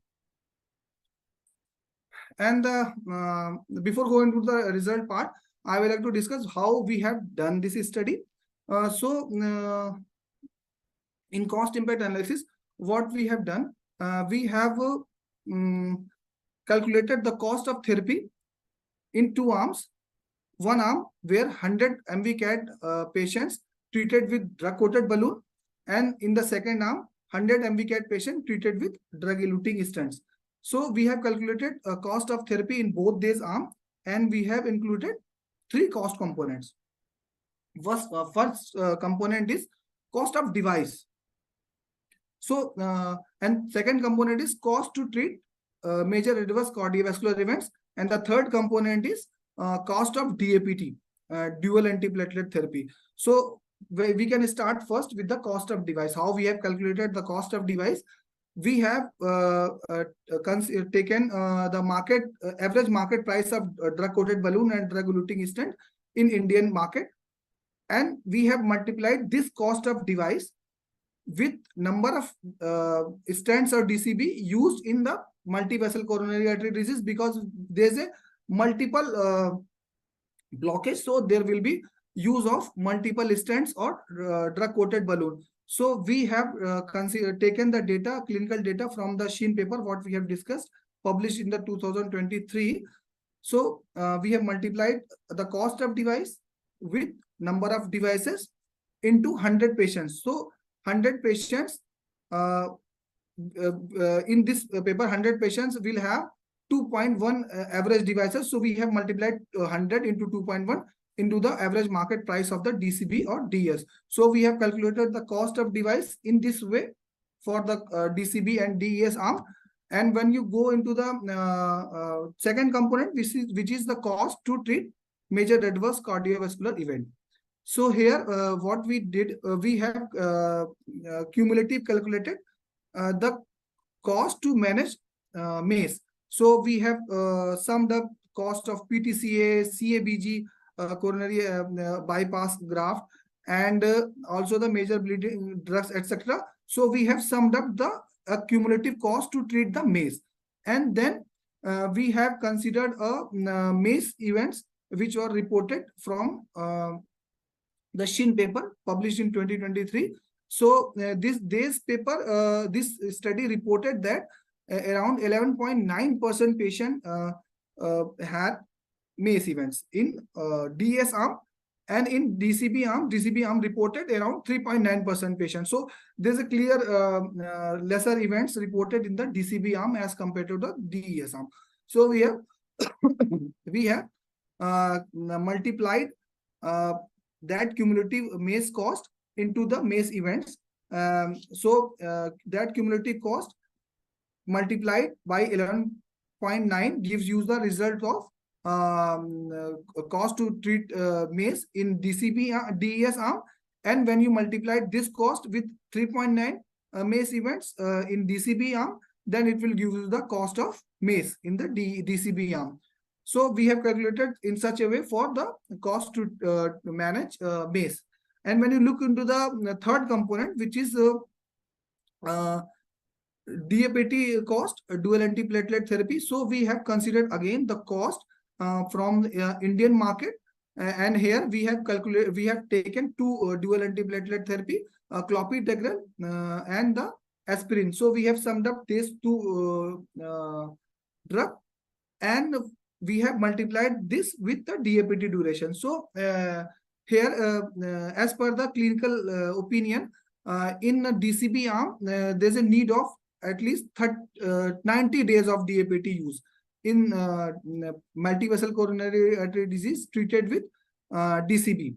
So we have multiplied this cumulative DAPT cost into 90 days and get the cost of DAPT duration, cost of DAPT in DCB arm. For the DES arm, we have considered 365 days as per the clinical opinion. So we have multiplied that cumulative cost, DAPT cost as per the Indian context, and multiplied with the 365 days, and we got the cost of DAPT in DS. So we have calculated these three components separately for DCB and DES arm. So after this, we have also calculated the ICER value as well. So we have reported our result in two parts: overall cost of therapy and budgetary saving. So our finding indicate that overall cost in 100 MVCAT patient in DCB arm is around 1,44 lakhs Indian rupees, and while in the DES arm it's around 1,53 lakhs.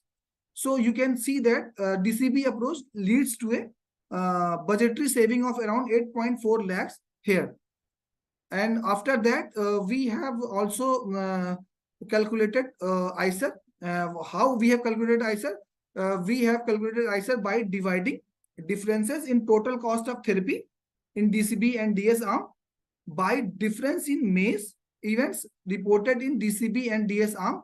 So we have calculated our ICER in such a way, and we have calculated the cost per MACE avoided in the DCB arm, which is around 1 lakh per patient when DES is replaced by DCB. So here you can see that although the cost of product DCB is higher in at least in the Indian market as per the as compared to the DES, but when you compare the cost of therapy in the DCB arm and DES arm, then you will get to know that overall cost of therapy is less in DCB arm as compared to the DES arm. So this clearly defines that when you look into the other value dimensions like cost to treat MACE events or different DAPT duration, etc., then you will get the value differentiation of DCB over the DES clearly. So we can conclude that DCB is cost effective and has a favorable budget impact for consideration in clinical use in India. And this type of studies will give you the other value dimensions DC to the DCB, so that it can be used to the other indication as well, where we found that the clinical events are lesser in less events are reported in the DCB arm as compared to the DES arm. So here you need to evaluate the value of the DCB and DES. You cannot only see the only one cost of product. You have to see, you should see the overall cost of therapy. If overall cost of therapy is better with any treatment like here in the DCB, so it should be prioritized, it should be reimbursed, it should be adopted first over the other comparator like here in the DES. So that's our final conclusion, that it should be considered in the clinical use in India in a multivessel coronary artery disease. So that's the brief of our study. That's it, and I would like to thank you ICEHTMC for considering us and accepting our abstract in this Congress. Thank you so much.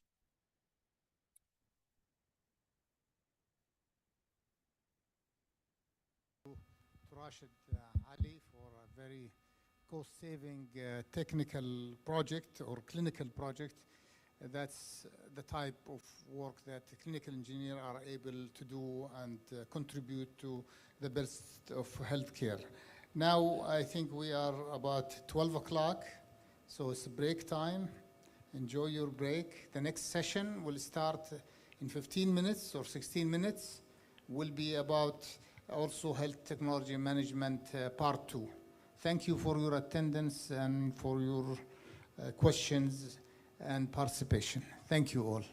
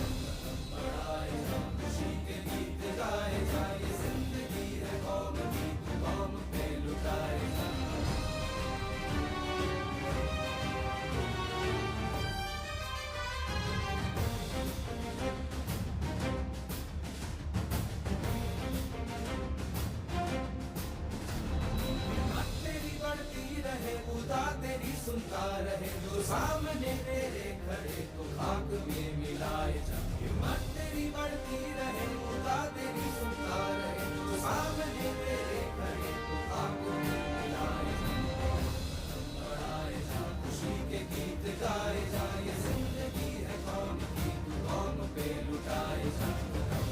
बढ़ाए जा, खुशी के गीत गाए जा, ये जिंदगी है कौम की, तू कौम पे लुटाए जा।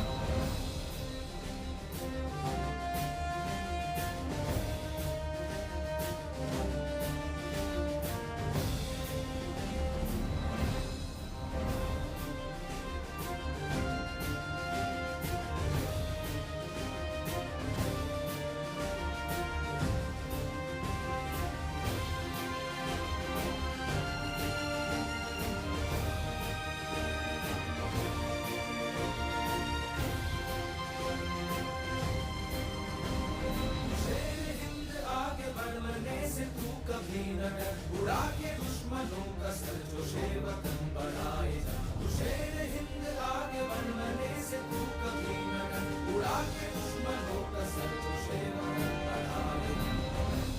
बढ़ाए जा, खुशी के गीत गाए जा, ये जिंदगी है कौम की, तू कौम पे लुटाए जा।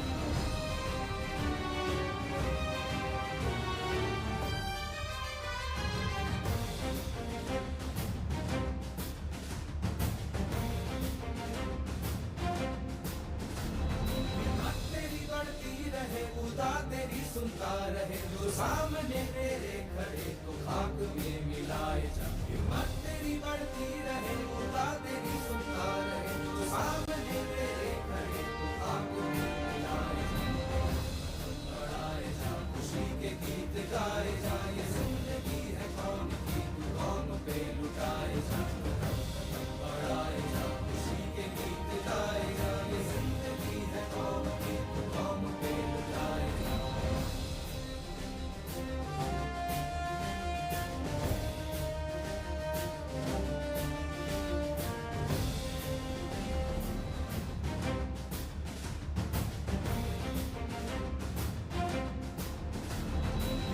तेरी बढ़ती रहे, खुदा तेरी सुनता रहे, जो सामने तेरे खड़े तो खाक में मिलाए जा। हिम्मत तेरी बढ़ती रहे, खुदा तेरी सुनता रहे, जो सामने तेरे खड़े तो खाक में मिलाए जा। बढ़ाए जा, खुशी के गीत गाए जा, ये जिंदगी है कौम की, तू कौम पे लुटाए जा। बढ़ाए जा, खुशी के गीत गाए जा, ये जिंदगी है कौम की, तू कौम पे लुटाए जा।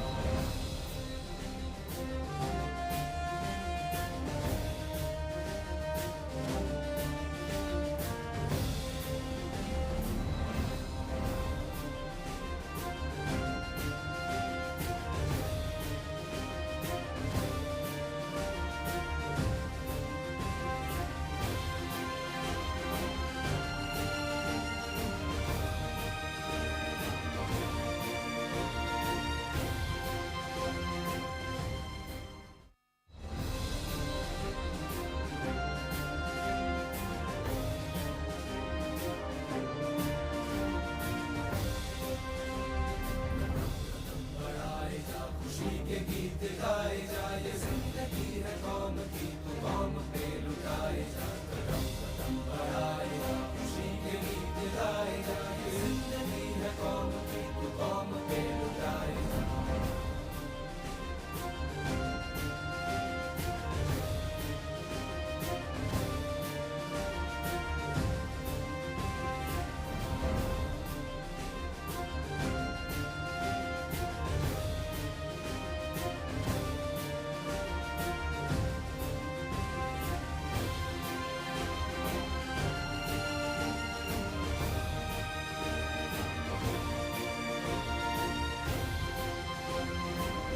शेर हिंद आगे बढ़ने से तू कभी न डर, उड़ा के दुश्मनों का सर जो शेवतन बढ़ाए जा। तू शेर हिंद आगे बढ़ने से तू कभी न डर, उड़ा के दुश्मनों का सर जो शेवतन बढ़ाए जा। बढ़ाए जा, खुशी के गीत गाए जा, ये जिंदगी है कौम की, तू कौम पे लुटाए जा।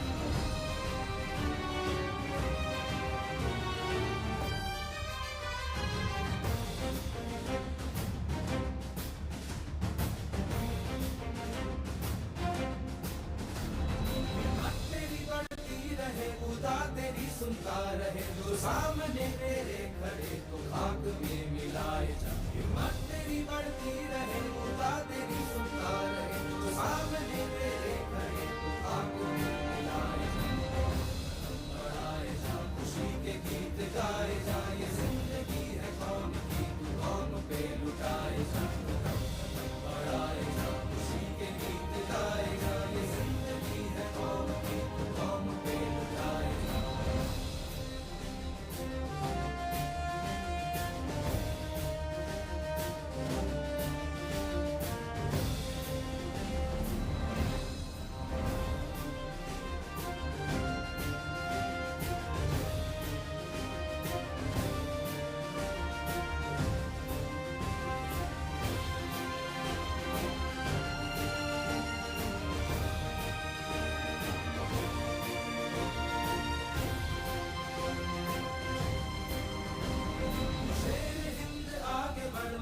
से तू कभी न डर उड़ा के दुश्मनों का सर जो शेवतन बढ़ाए जा तू शेर हिंद आगे बनने से तू कभी न डर उड़ा के दुश्मनों का सर जो शेवतन बढ़ाए जा खुशी के गीत गाए जा ये जिंदगी है कौम की तू कौम पे लुटाए जा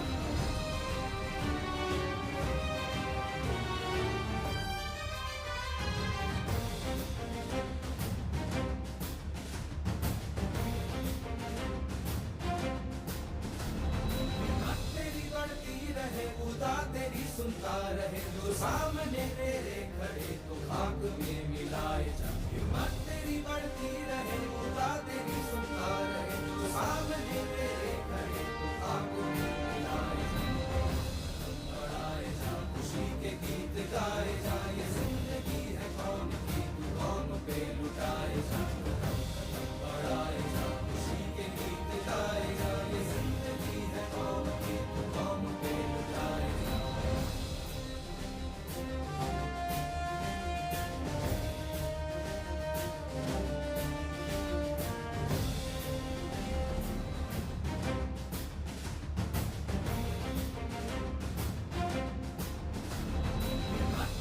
खुदा तेरी सुनता रहे जो सामने तेरे खड़े तो खाक में मिलाए जा हिम्मत तेरी बढ़ती रहे खुदा तेरी सुनता रहे जो सामने तेरे खड़े तो खाक में मिलाए जा बढ़ाए जा खुशी के गीत गाए जा ये जिंदगी है कौन की तू कौन पे लुटाए जा बढ़ाए जा खुशी के गीत गाए जा ये जिंदगी है कौन की तू कौन पे लुटाए जा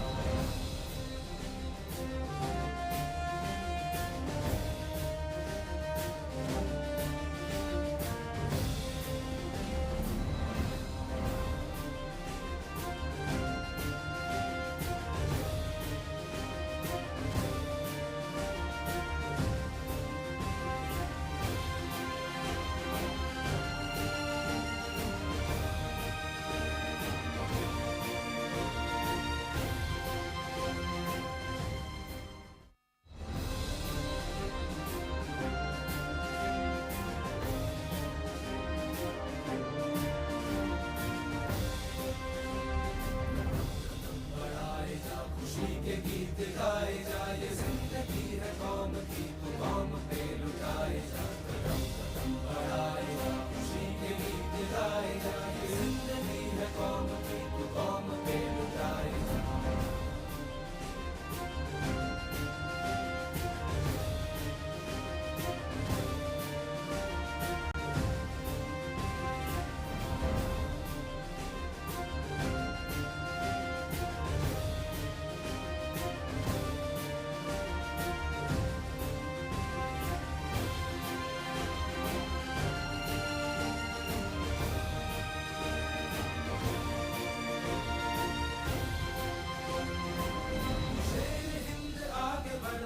से तू कभी न डर उड़ा के दुश्मनों का सर जो शेवतन बढ़ाए जा तू शेर हिंद आगे बनने से तू कभी न डर उड़ा के दुश्मनों का सर जो शेवतन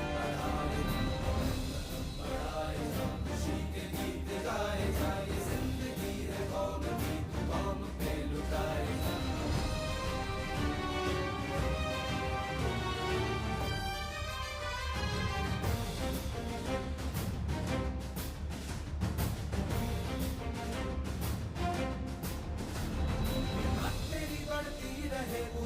तेरी सुनता रहे जो सामने तेरे खड़े तो खाक में मिलाए जा हिम्मत तेरी बढ़ती रहे खुदा तेरी सुनता रहे जो सामने तेरे खड़े तो खाक में मिलाए जा बढ़ाए जा खुशी के गीत गाए जा ये जिंदगी है कौन की तू कौन पे लुटाए जा बढ़ाए जा खुशी के गीत गाए जा ये जिंदगी है कौन की तू कौन पे लुटाए जा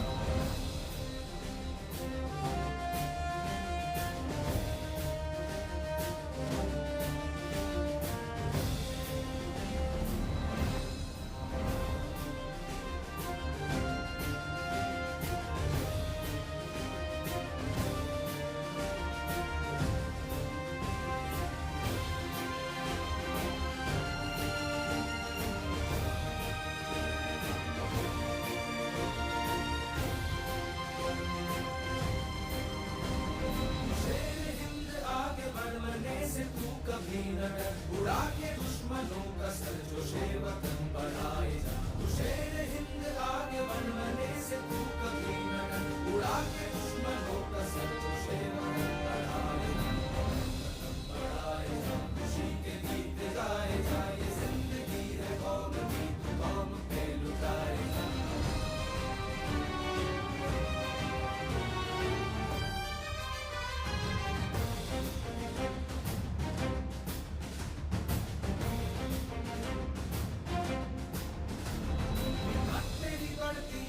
खुदा तेरी सुनता रहे जो सामने तेरे खड़े तो खाक में मिलाए जा हिम्मत तेरी बढ़ती रहे खुदा तेरी सुनता रहे जो सामने तेरे खड़े तो खाक में मिलाए जा बढ़ाए जा खुशी के गीत गाए जा ये जिंदगी है कौन की तू कौन पे लुटाए जा बढ़ाए जा खुशी के गीत गाए जा ये जिंदगी है कौन की तू कौन पे लुटाए जा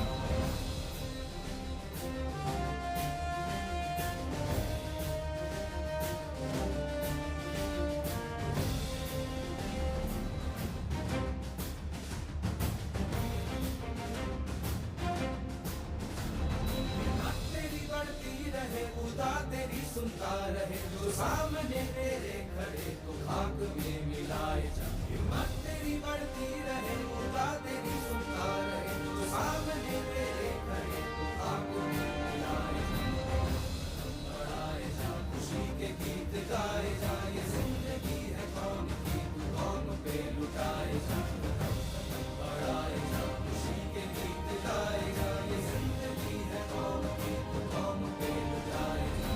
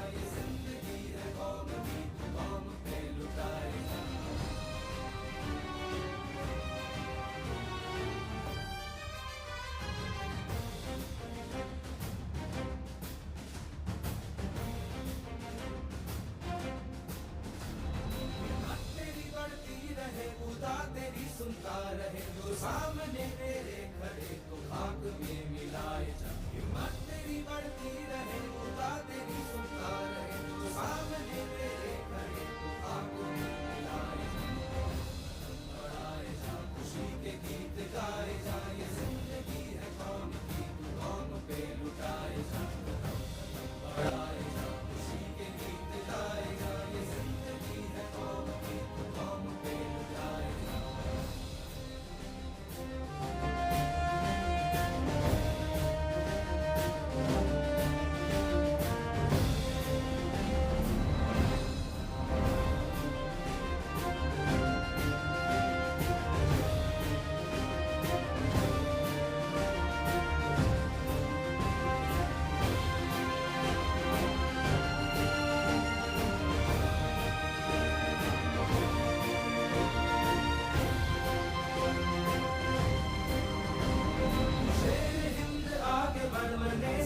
कभी न डर उड़ा के दुश्मनों का सर जो शेवतन बढ़ाए जा तू शेर हिंद आगे बढ़ने से तू कभी न डर उड़ा के दुश्मनों का सर जो शेवतन बढ़ाए जा खुशी के गीत गाए जा ये जिंदगी है कौम की तू कौम पे लुटाए जा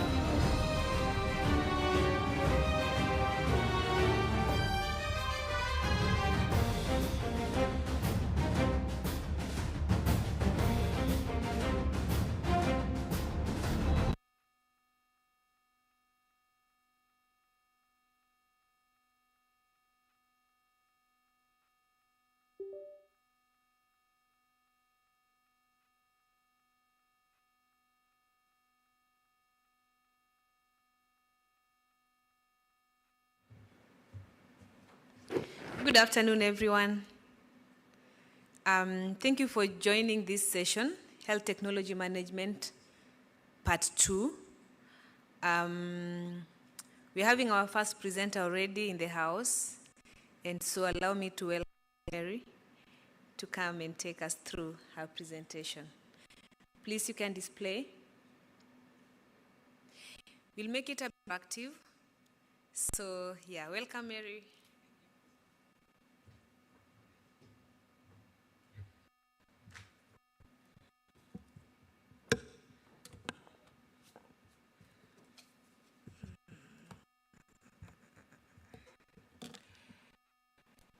Hello. Okay.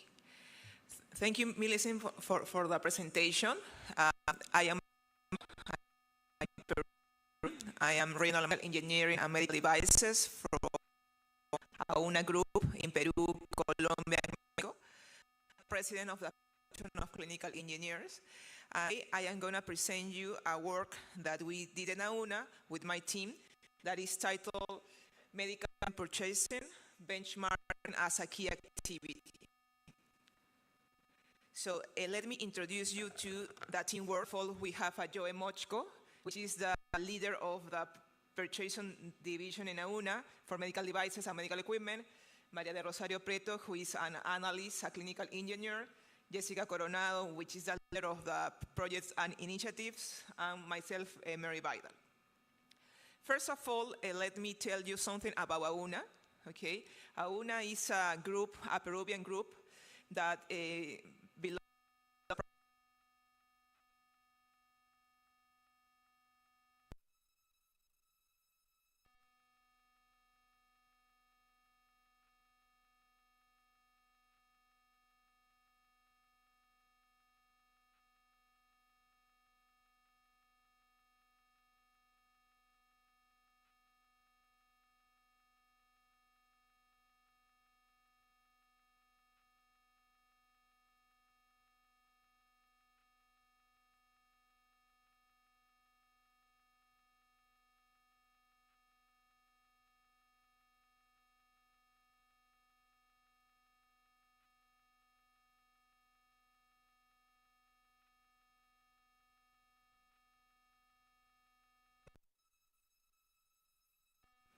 Here are some pictures of our facility.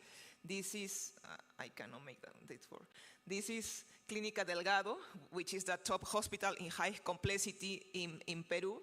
We also have some facilities in Colombia. For example, Javier Camacho mentioned one facility that he's working a project, for example, Clínica Las Américas in Medellín, that is a top lead facility also in Colombia, and also we have in Mexico some facilities in Monterrey.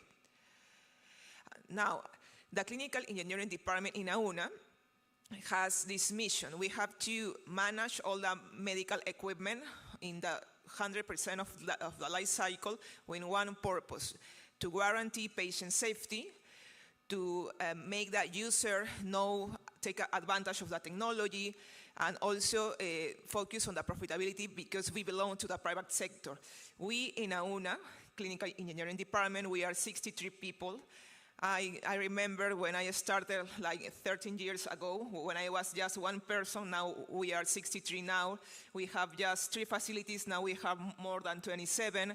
We have more than 15,000 medical equipment. When I started, it was like 36 equipment. And now we have an investment in an inventory of $150 million. We, as a clinical engineering department, has a centralized model. This model is focused on a local model. It GLO for globals, because it takes the best practice around the world, and CAL for locals, that adapt this best practice according to regulation, according to culture in each country we are. This model has 3 pillars that are focusing: procurement, projects and initiative, and operation. As we conceive the clinical engineer, we think that we are technology managers. We add value to healthcare organization. So I'm going to make a zoom of the medical equipment procurement division. This division has as an objective to acquire the suitable technology, and is a standard for AUNA, that equipment that are the best equipment possible to the best price. In this division, we have 3 people that have different profiles, different skills, and these 3 people lead the strategies for acquisition in these 3 countries, in Peru, Colombia, Mexico. It's important to mention that in these 5 years, we have faced some important challenge. For example, in 2020, we have the pandemic, but we could anticipate the purchasing needs of AUNA. We can get the ventilators and the oxygen concentrators at that time properly. And also in 2021, we have to face another challenge, that was not only buy medical equipment for Peru, but also buying for Colombia. And you know, Colombia have different regulations, different cultures, and we have to manage that. And in this current year, we are doing that in Mexico. We are buying equipment for Mexico, and also it's a different regulation, different culture, but we are making it through. Making a zoom in this medical equipment purchasing, we are in charge of the 2 important stages of the life cycle management of medical equipment. The first one is the assessment and planning, and the second one is the procurement itself. Here, I think we consider that the most important stage is planning. Why planning? It's not just that you buy a medical equipment because some physician or some facility is required for. We have to plan why we should buy this medical equipment. It meets the AUNA requirements, it meets the vision. We do in this process, collect all the information, we consolidate, we prioritize, and we submit for approval all the medical equipment and medical devices in these 3 countries. Also, it's important to mention that this normally happens between August and October, and we are the leader of this process with finance. Also, the second important stage in this is the procurement itself. Okay, we have just a list that is approved, that has been approved by finance and the CEO, and now we have to buy this medical equipment. And here it's important to mention that as we have a centralized area, it's easier to take advantage of the economy of scales, to take advantage of the efficiency of the synergy that we can make it through. And also, it's important here to remember that we have to get not the top of the best technology. We have to acquire what we need with the best quality at the best price in the best time. So that is what we do now. But we always think, okay, we do it in that way, but we need to continuously improve. So we normally conduct some internal process review. We ask for feedback from our clients. Our clients are the general management, the physician, the user. But this year, we wanted to do something different. So that is why we conduct a global benchmarking, because it's important to see what is happening in the world, what are the best practices that we can take advantage and we can apply this in our countries. So we conduct a global benchmarking between March and September. We do it like an online survey.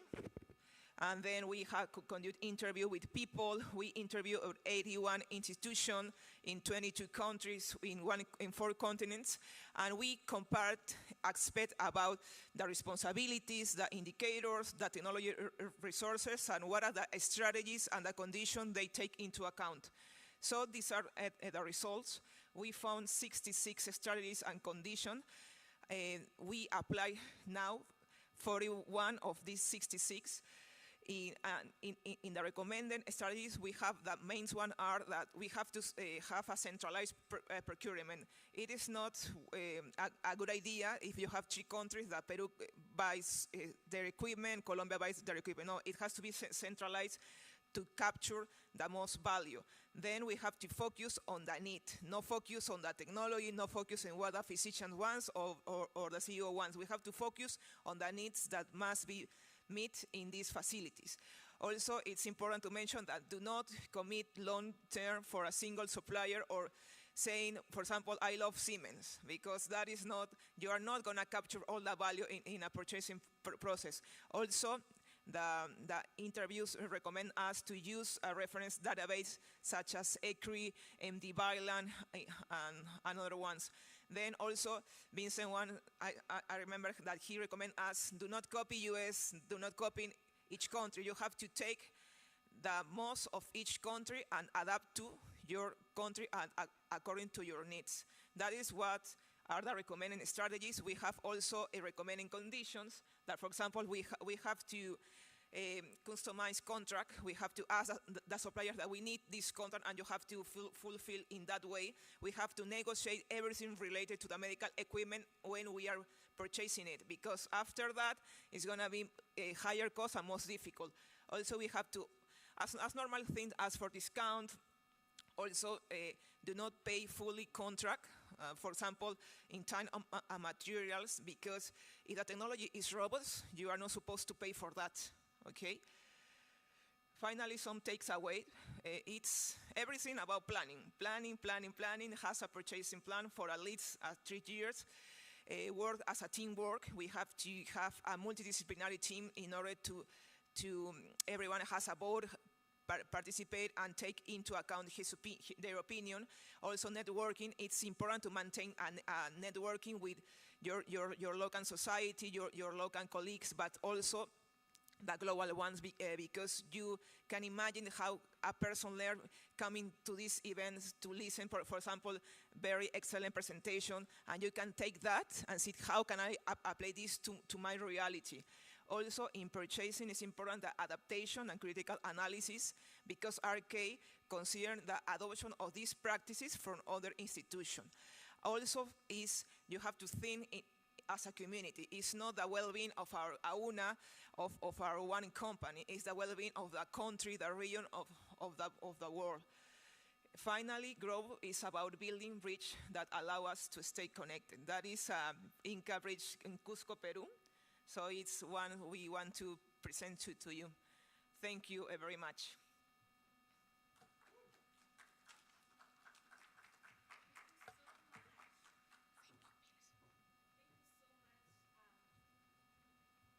Thank you so much, Mary. That was such a wonderful presentation. Allow me to call our next presenter, and this is pre-recorded. Kenisha Charles, going to take us through health technology management in Anguilla. So let's stay put and just hear what Charles has for us. Over.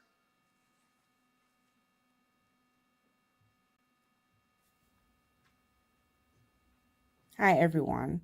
I am Kenisha Charles, the former biomedical engineer of the Health Authority of Anguilla, in the British West Indies.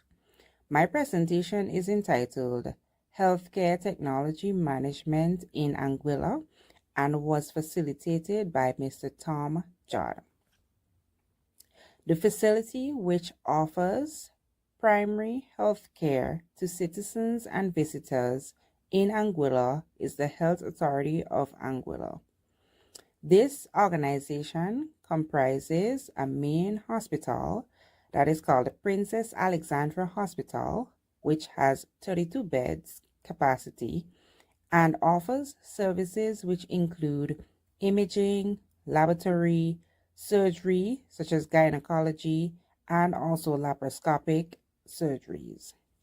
In addition to this, there are 3 smaller polyclinics in the communities called the Central Polyclinic, Welch's Polyclinic, as well as Western Polyclinic.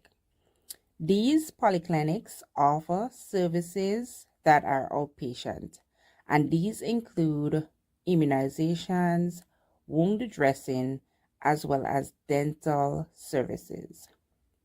There is also the Miriam Gums Senior Citizens Home, which provides geriatric care to the aging population in Anguilla. Now, I want to look at the implementation of the Medical Equipment Maintenance Program in Anguilla. Initially, in 2021, there was an establishment of an inventory of all medical equipment in Anguilla within all health facilities. When this was done, equipment was able to be categorized based on their function, risk, and application. From this, a maintenance schedule was assigned based on category. In addition to this, there were documentation and labeling procedures incorporating for tracking progress. There was also the development and sensitization of an infusion pump policy. With the implementation of the Medical Equipment Maintenance Program, there were several challenges. These included access to vendors or suppliers for different parts, accessories, consumables for medical equipment. The time frame for parts and supplies for the equipment to arrive on island was a wide span. Access to recalls for devices within the inventory was also a challenge. No parts for manufacturers' end-of-support equipment were available. There was also the lack of manufacturer support because of our region, and also lack of human resources in the biomedical engineering that are outpatient, and these include immunizations, wound dressing, as well as dental services. There is also the Miriam Gums Senior Citizens Home, which provides geriatric care to the aging population in Anguilla. Now, I want to look at the implementation of the Medical Equipment Maintenance Program in Anguilla. Initially, in 2021, there was an establishment of an inventory of all medical equipment in Anguilla within all health facilities. When this was done, equipment was able to be categorized based on their function, risk, and application. From this, a maintenance schedule was assigned based on category. In addition to this, there were documentation and labeling procedures incorporating for tracking progress. There was also the development and sensitization of an infusion pump policy. With the implementation of the Medical Equipment Maintenance Program, there were several challenges. These included access to vendors or suppliers for different parts, accessories, consumables for medical equipment. The time frame for parts and supplies for the equipment to arrive on island was a wide span. Access to recalls for devices within the inventory was also a challenge. No parts for manufacturers' end-of-support equipment were available. There was also the lack of manufacturer support because of our region, and also lack of human resources in the with biomedical engineering capabilities. With the implementation of this program, what happened was that there were less equipment breakdown, so less equipment downtime, because equipment underwent repairs and they were ready for use within a short time span.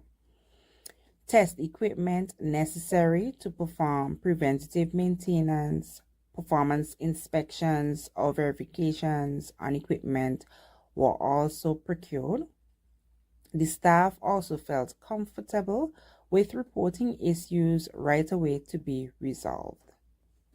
Because, as we know, one would not be aware of the issues if the users of equipment do not report these. Obsolete equipment were decommissioned, so with the creation of the inventory of the medical equipment, devices were identified that aged tremendously and had to be decommissioned, disposed, retired from the inventory. There were standardized procurement processes which were put in place for medical equipment for the facilities, so that if, for instance, electrocardiographs or infusion pumps already existed within the facility and a need was identified for additional units, that they would be standardized in procuring new units so that accessories, consumables, and spare parts could be shared between these units. There was also ongoing cross-training of individuals within the Department of Facilities to develop a well-rounded department to handle incoming issues relating to medical equipment. Additional outcomes included incidents involving infusion pumps were reduced, because initially what we identified were near misses involving infusion pumps, and we realized that staff needed to be sensitized on the risk involved. So an infusion pump policy was developed by major stakeholders, including myself, and staff was sensitized on the processes involved and reporting procedures. The outcome of this therefore resulted in a reduction of incidents involving infusion pumps. There was also improved control and monitoring of donated equipment, acquisition of service and operator training on newly procured equipment. So, for instance, the recently commissioned Central Sterile and Processing Department with new equipment, technical persons were able to be trained directly from the manufacturer to be able to handle corrective maintenance or failures which occurred during the operation of the equipment. There were also ongoing continuous end-user training and retraining of new staff added to the organization. There were improved communication on equipment status among technical staff and various clinical departments. So if a piece of equipment failed to operate as it was supposed to, the clinician or user reported this to the technical staff, who then communicated with that person to find out as much as possible what the issue was, tried to repeat the reported issue, and to rectify the problem from that. After the equipment was repaired or calibrated and functioned well, this was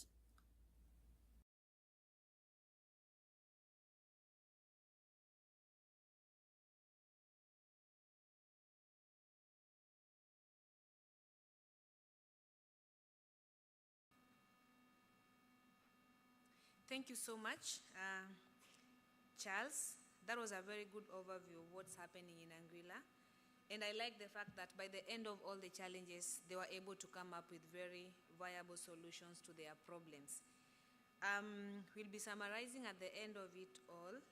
So I would like us to go to the next presenter so that we don't go out of time. And that's Paul Taylor. Paul Taylor is also pre-recorded, and so I'll request our IT team to display. Thank you. So Greetings from Trinidad and Tobago. My name is Paul Taylor, and I'm presenting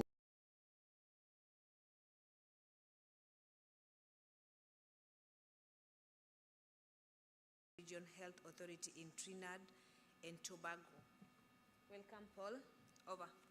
Greetings from Trinidad and Tobago. My name is Paul Taylor, and I'm presenting on identifying the strategic management issues that impact preventative and corrective medical equipment maintenance practices at the Eric Williams Medical Sciences Complex.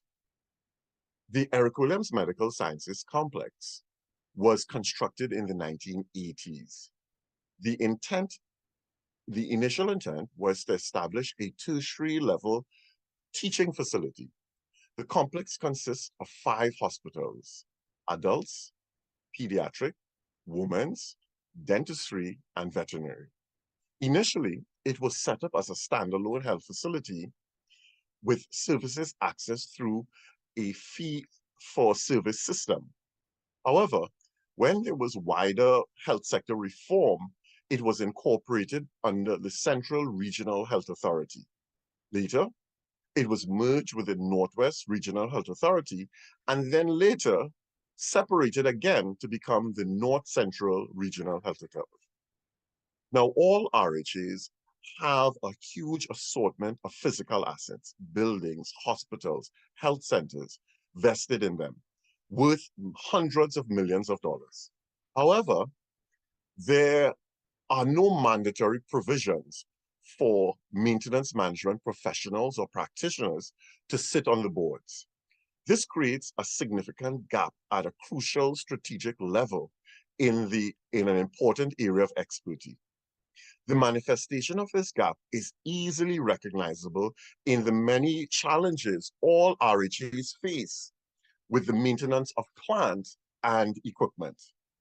There are many disruptions to the delivery of patient care services due to maintenance-related failures.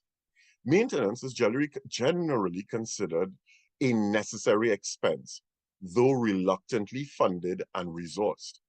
In times of cost-cutting or budgetary realignment, it is one of the first expense items to be on the list of cost reduction measures.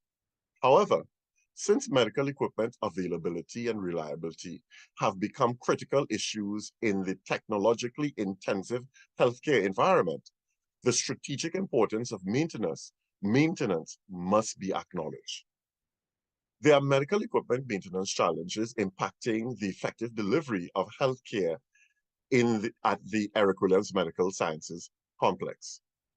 These manifest themselves in extended downtimes on key items of medical equipment, resulting in either cessation of patient care or delay of care due to the reduced access to diagnostic, therapeutic, and monitoring medical equipment. These problems are viewed by management only from an operational perspective. These problems, however, have strategic dimensions and cannot just be solved at the operational level. Therefore, there's a lack of understanding by senior management of the strategic management issues that impact preventative and corrective medical equipment maintenance practices and the subsequent outcomes at the Eric Williams Medical Sciences Complex. So the study was done, and the goals of the study were to establish a bridge of understanding between middle-level maintenance management and top-level executive management on the issues affecting maintenance. Secondly, to identify the strategic management issues impacting medical equipment, corrective and preventive maintenance practices at the Eric Williams Medical Sciences Complex, and to provide, thirdly, recommendations to strengthen the medical equipment maintenance practices at the institution. In undertaking the study, there needed to be a theoretical framework in which to anchor the information. And so the system theory was used as the anchor for the study. And by system theory, I refer to a system of network of a system rather is a network of interdependent components that work together to try to accomplish the aim of the system. Systems theory focuses on the arrangement of and the relations among the parts and how they work together as a whole, the way the parts are organized and how they interact with each other determines the properties of that system. The system is typically unified and purposeful, consisting of interconnected, interacting, and interdependent parts. The three conditions that must be satisfied are: one, the behavior of each element has an effect on the behavior of the whole.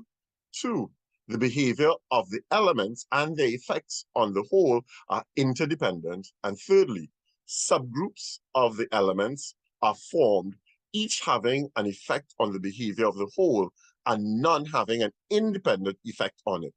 Therefore, in order to discuss any component or subsystem, one must first review the entire system. And that was the theoretical framework for the study. The methodology, we gathered primary data. The primary data consisted of face-to-face interviews with key stakeholders within the maintenance department and outside, but within the organization. And the secondary data involved the review of documents, the North Central Regional Health Authority strategic plan, the business plan, and the annual reports.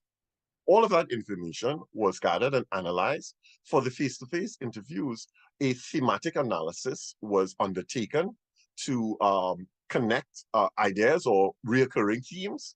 The review of the secondary data was done to collaborate the information that was received through the face-to-face interviews. And then, of course, analysis and explanation patterns emerge with specific themes. From those themes, there would have been an analysis that led to conclusions and in turn led to recommendations. What were these emerging themes that were identified? One, strategic issues in relation to staffing and staff development issues. Two, lack of spare parts and its associated issues related to procurement and the procurement mechanism. Thirdly, C, performance, the actual performance and execution of preventative and corrective maintenance. And fourthly, the dichotomy that developed between balancing outsourcing and in-house, working to establish the right balance. And certainly during the study, it was observed that that balance had not yet been reached. So the recommendations were these.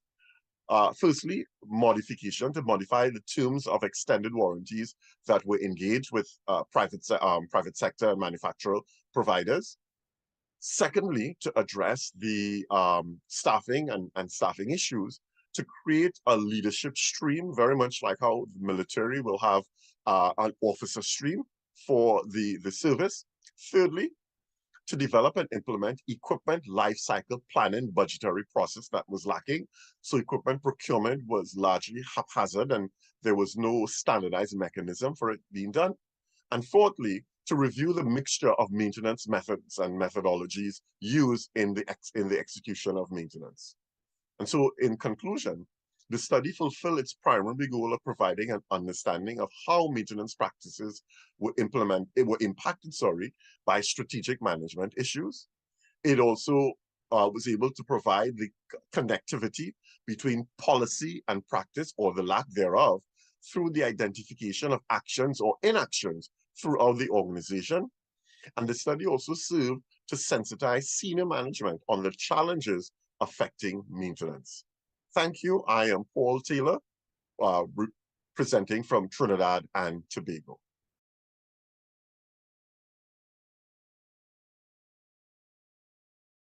So much, Paul. Paul has given us quite a lot of insights on the.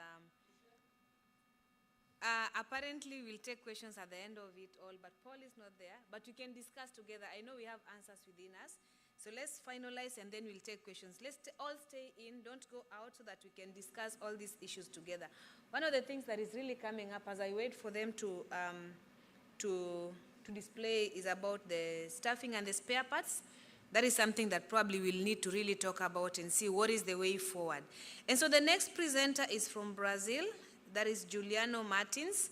And Juliano is going to take us through the methodology to define the period of test performs in medical equipment using control chart method for metrology standards.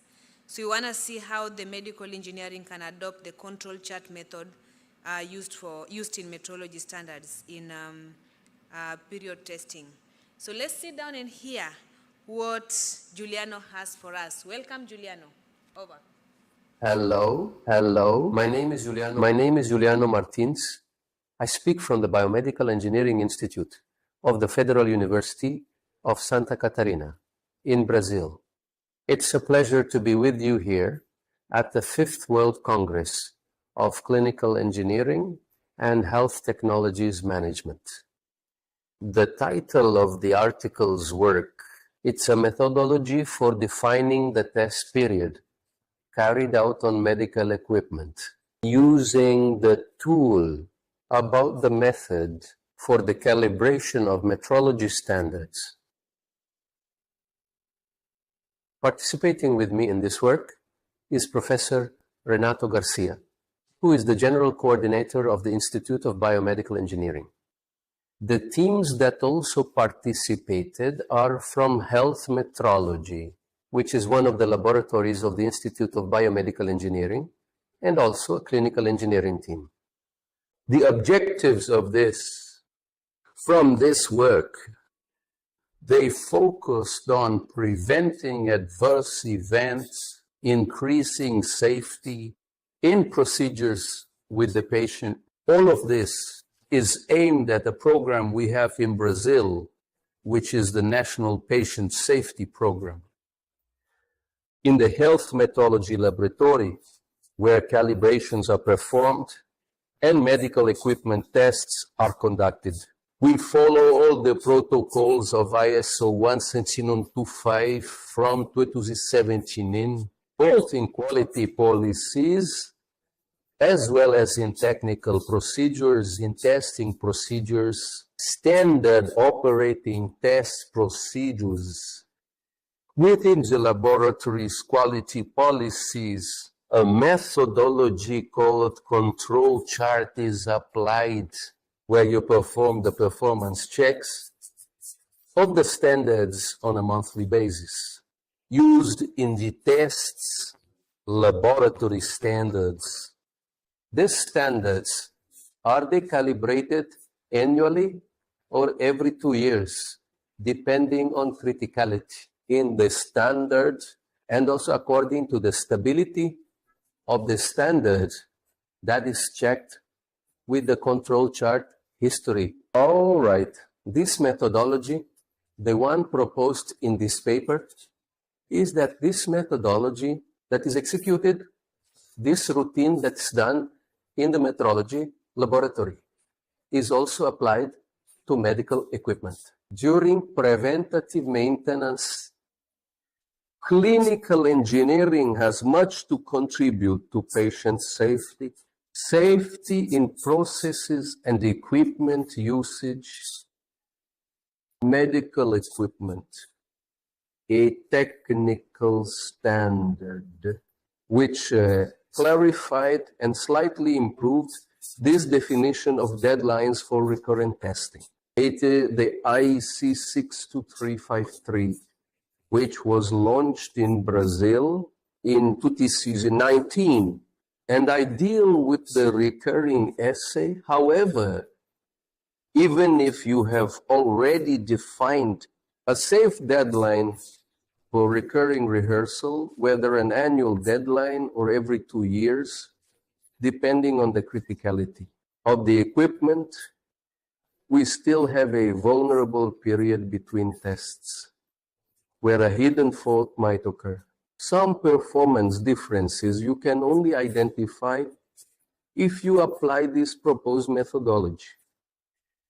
And we also have the advantage of having the traceability of the technology. And better still, monitor the performance of the technology.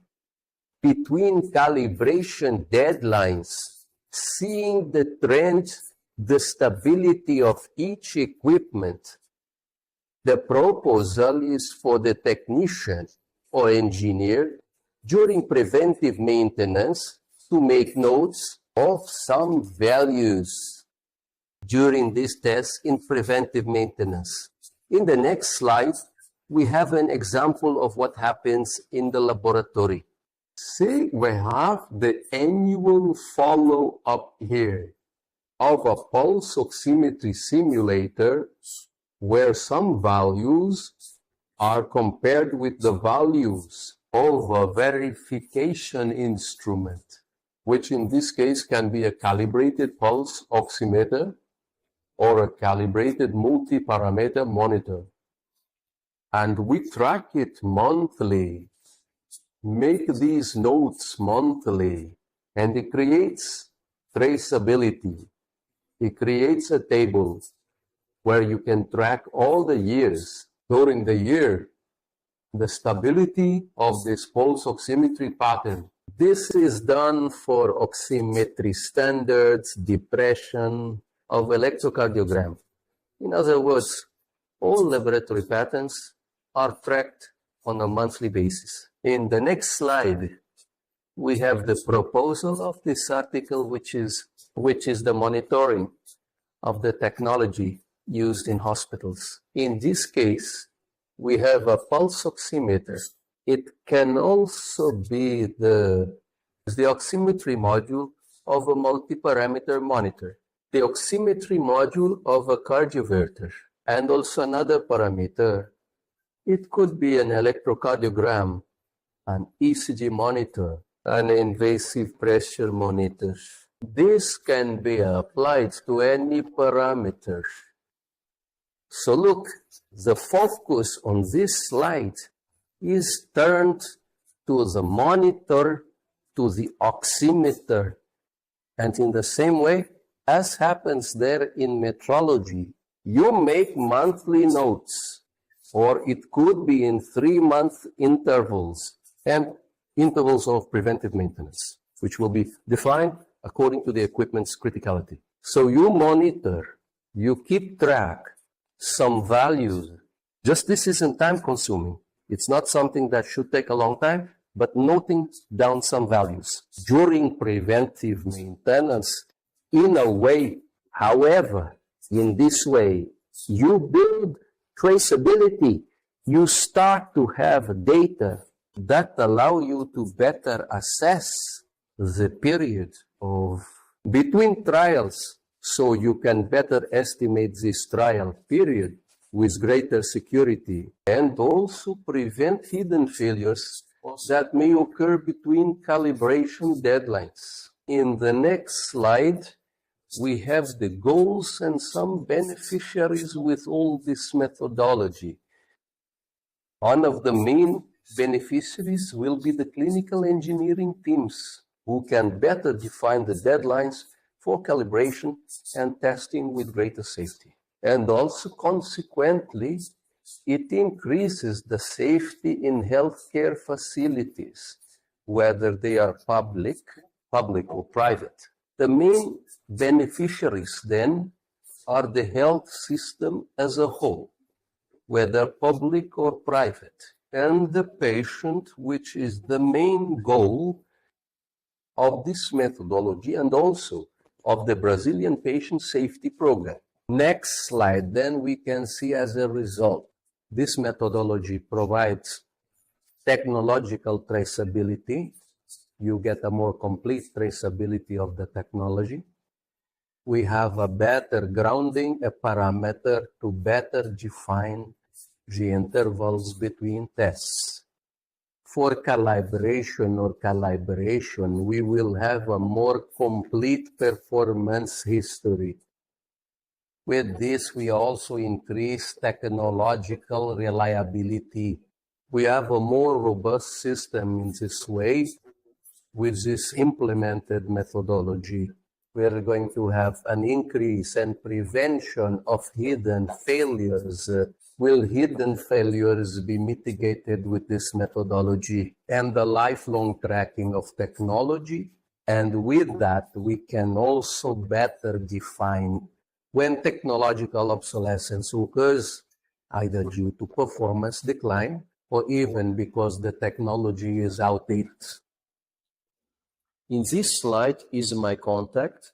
The Biomedical Engineering Institute is available to clarify any doubts related to this research, as well as any other related doubts to the management and administration of hospital medical equipment or health metrology. Thank you very much.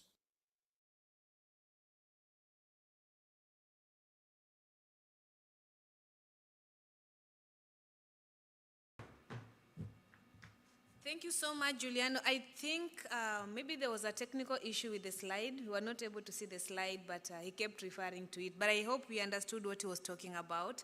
And he's really talked about calibration of the devices, you know, technology traceability, and among other things, technology reliability. So again, I'll say that we're not going to take questions. We'll be taking them at the end of the session. So please don't go away. Let's have this discussion. So our next presentation is going to come from Haiti, from Emmanuel Quemo. Emmanuel Quemo is going to take us through reinforcing MOH and private sector BMET capacity in difficult conditions setup. The case of Haiti. We all know what has been going on in Haiti, and so we really want to relate to what Emmanuel is going to tell us. And so allow me to welcome Emmanuel. Are we ready? The media team? Okay. Let's welcome Emmanuel. Good afternoon, dear colleagues, dear participants. I'm Emmanuel Quemo, Health Technology Specialist for UNOPS, the United Nations Office for Project Services. I've been working in Haiti and currently in North Africa. So I want first of all to thank the organizer of this special and wonderful Congress. India is really indeed the place to be today, and I believe by sharing experiences, we all together can really improve the standard of practice in our field in clinical engineering and in health technology management. So I want again once more to thank the organizer for this opportunity to share the essence of what we have been doing for the last 2 or 3 years in Haiti, empowering or developing agile ways to reinforce the biomedical engineer and technician from the Ministry of Health or from the private sectors. So we are a team of 4 people, of 4 experts working in different health technology related projects in Haiti.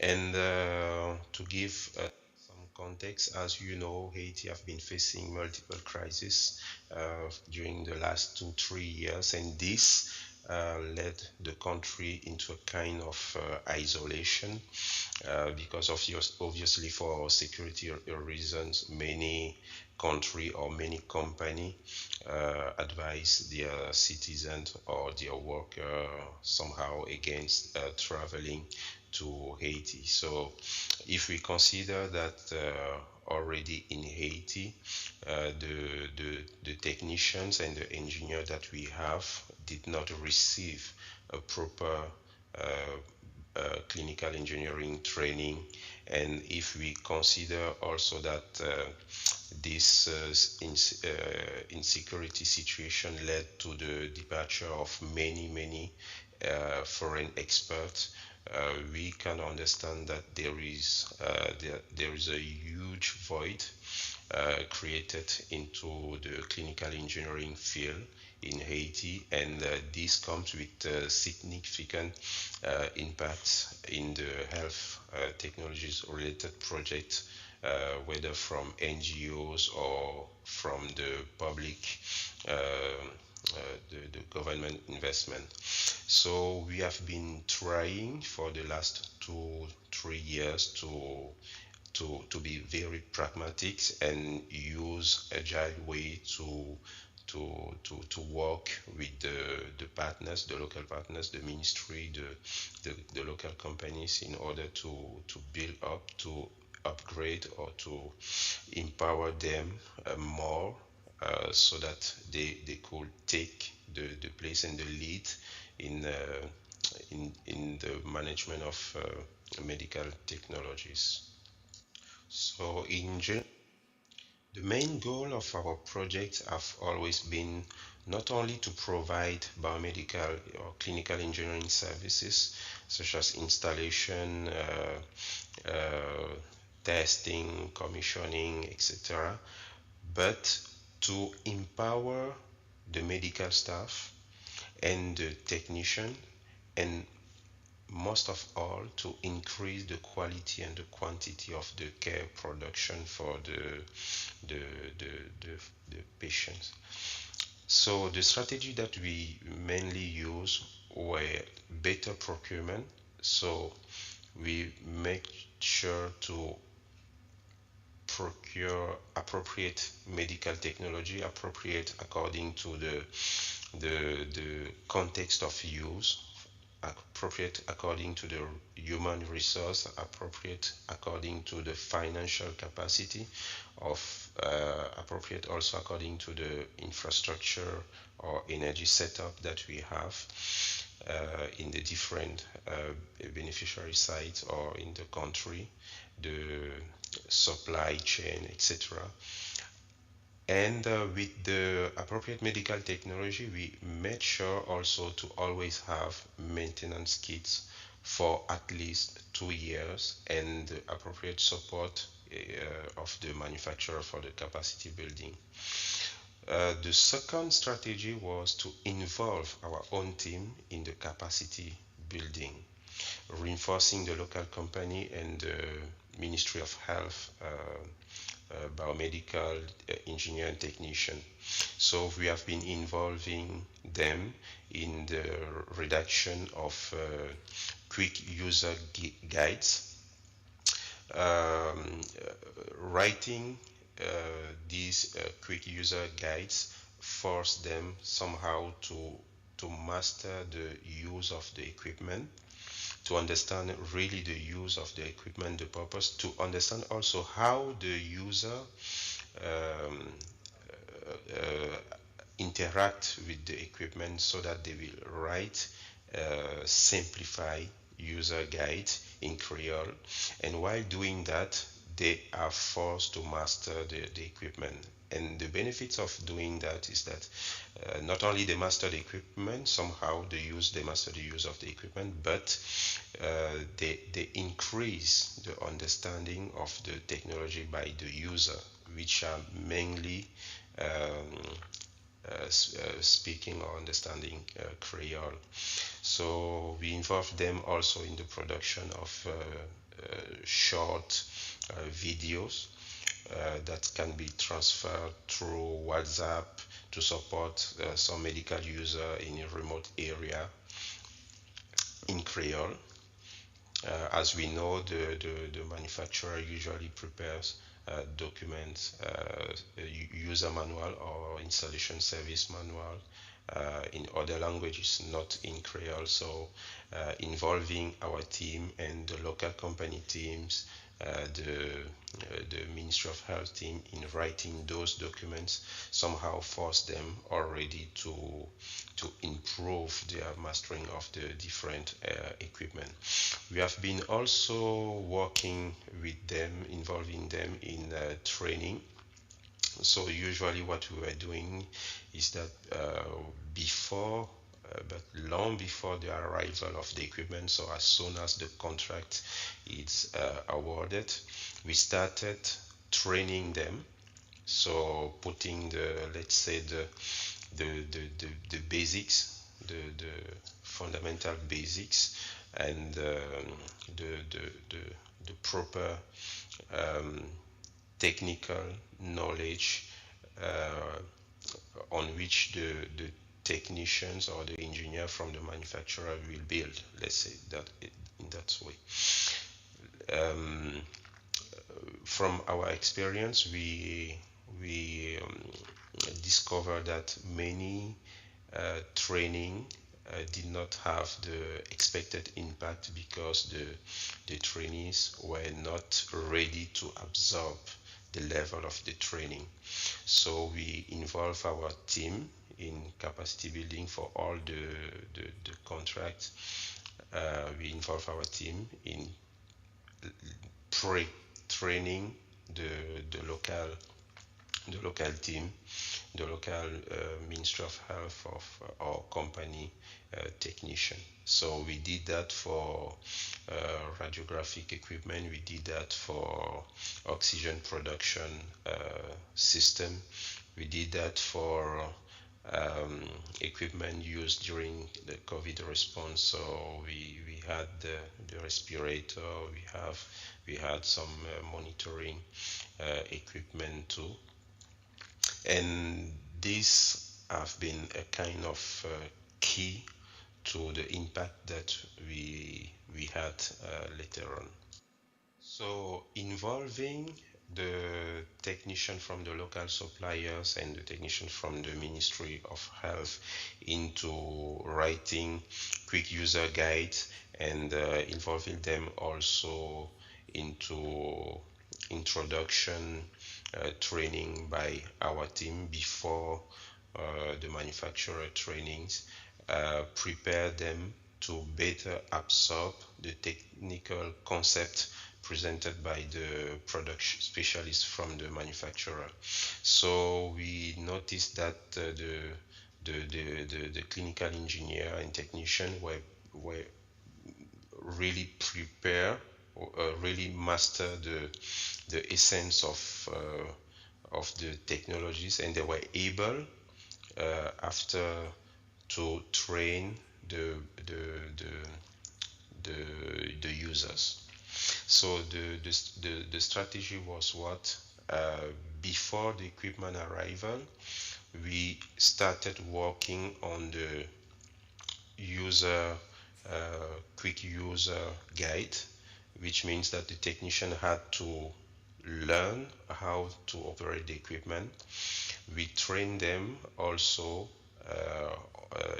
into the technical concept of the equipment, so that when the manufacturer will give them the technical training, they will be able to absorb the training. And all of this happened before the equipment arrive. And once the equipment arrive, they are involved in the installation with the manufacturer, if the manufacturer is able to send his specialist, given the country context. And if the manufacturer is not able, they are the one to proceed with the installation, and also to train the user. And this has been happening for several type of technologies, and with great success. So we have been providing services and goods to 90 health institutions, working with 5 local companies, and the technician that we train led more than 200 training session for the medical staff. They participated into more than 10 national, sometimes, and regional workshop. And the result are that after 2 years, 3 years of equipment installation, we are talking of more than 1,400 medical equipment ranging from the low complexity level to medium high complexity. We still have less than 30% out of use, and some of which are just out of use because of the lack of accessories. So if I can illustrate, there are some, for example, oxygen concentrator that are not used just because sometimes is the humidifier which is just broken, so they are put aside, and that's the type of lack of use of accessories I'm talking about. So the success factors once again were the fact that the technicians that we trained prior the arrival of the equipment were the one leading the user training sessions, so they were feeling comfortable enough, they mastered the equipment enough in order to train the user, the medical staff. They were also able to lead the repairs and the maintenance session that we had. In fact, we had some mission with them, so we were with them at the initial phase, guiding them, seeing how they were doing, and after a few months, we just handed over to them everything, and they were completely able to manage the maintenance, the training in relation to those medical equipment. Next steps. I did not talk about when I was presenting, describing the Haitian context, but there is no engineering school with biomedical engineering curriculum. And so the technicians in Haiti are mainly general technician or electrician that have been trained through NGOs projects. So as our project shows, the next step should be to develop or maybe to structure more collaboration with manufacturers of medium, high complexity medical device. We can also work on continuous training. Many countries have already such type of training. Maybe something can be adapted for Haiti context, considering also that there is a necessity to have it in Creole or in French to make sure it's more easy to be absorbed by the technician. And maybe another step forward will be to design an academic clinical engineering curriculum with engineering school and medical school in order to ensure the continuous training of local clinical engineers. There is a huge appetite from the engineering school, the private sector, and the medical school for such academic curriculum.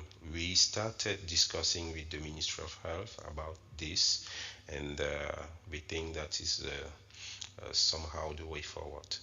Thank you so much for your kind attention and your patience. I hope you enjoyed the presentation, so thank you. Thank you so much. Thank you so much, Emmanuel. I really feel that there's no clinical engineering school in Haiti, and so they are not able to get biomeds. So I think we have solution givers here. From that presentation, we'll actually come up with what do we do, how do we support this team? And that is the main essence of being here. How do we pick it up from where we are to ensure that Haiti also has a biomedical or clinical engineering training curriculum? I know we have professors here. We have experts who've been developing curriculum from year on, year on. So you can actually support this team. I wish Emmanuel was here, but I know we can always reach him to be able to offer a proper BME curriculum to support Haiti in all his ways. Yes, can you put the email back so that it can be reached? And please don't move out. These presentations are so interesting, and yeah, we really need to discuss them before we go out. Let's take that. For those of us who can actually reach out, there's a need here, and for us BMEs, our work, especially in the global space, is to offer solutions. And so we really need to support these guys to be able to come up with something tangible to support that country. Thank you so much, media team. You can display the next. So our next presenter is from Brazil, Gustavo de Castro. I hope that is the best pronunciation I can make. And is going to take us through a proposal of an indicator for use in medical equipment replacement planning. An indicator for use in medical equipment replacement planning. Something has been abbreviated as ISUB. So let's hear what Gastro has for us on the indicator for use in medical equipment replacement. And then finally, we'll be having now oral presentation from one of us, and then we'll wrap it up with discussions. And so please stay put. Do not go away. I'm here with you today. Thank you. Welcome. Hello. Our presentation is about the ISUB, a proposal for an indicator to be used in medical equipment replacement planning. I'm Fernando Vieira, and together with Gustavo Vivas, we will present the importance of this work and its outcomes. The process of decision-making for the replacement of medical equipment within healthcare organizations is widely recognized. Many decisions are made based on subjective and non-systematic criteria, often solely considering the medical equipment's age, in contradiction with the real financial restrictions in meeting all demands. Therefore, there is a critical need for tools that streamline and systematize the selection and prioritization of medical equipment replacement. So the object of this work is to introduce a practical tool, which we call ISUB, to assist in a more consistent manner the selection of medical equipment that should be replaced. The methodology. To achieve this goal, we conduct a case study using secondary data extracted from the computerized maintenance management system, which includes 2,229 registered pieces of medical equipment distributed across 219 types, installed in a teaching hospital in the state of Espírito Santo, Brazil. The analyzed data were recorded from 2018 to 2022.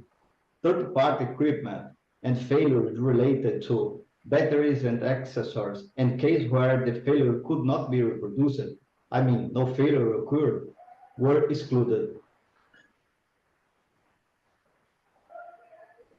In this study, 3 parameters were chosen: age, cost of service ratio, I mean, the ratio of the total cost of service to total equipment acquisition cost, and risk. For each of them, 4 scoring intervals were determined, ranging from 0 to 3, each with its individual analysis characteristics as presented in the showed below and showed the table below. Age factor in our work consider purely the number of years of equipment's operation concerning to the manufacturing date. Cost of service ratio, as I said before, refers to the total accumulated maintenance cost of the equipment in relation to the acquisition cost, adjusted for inflation over the period. Finally, risk is a combination of the variables of failure probability and its severity of harm if that failure occurs. It's the result of a multiplication between these two parameters.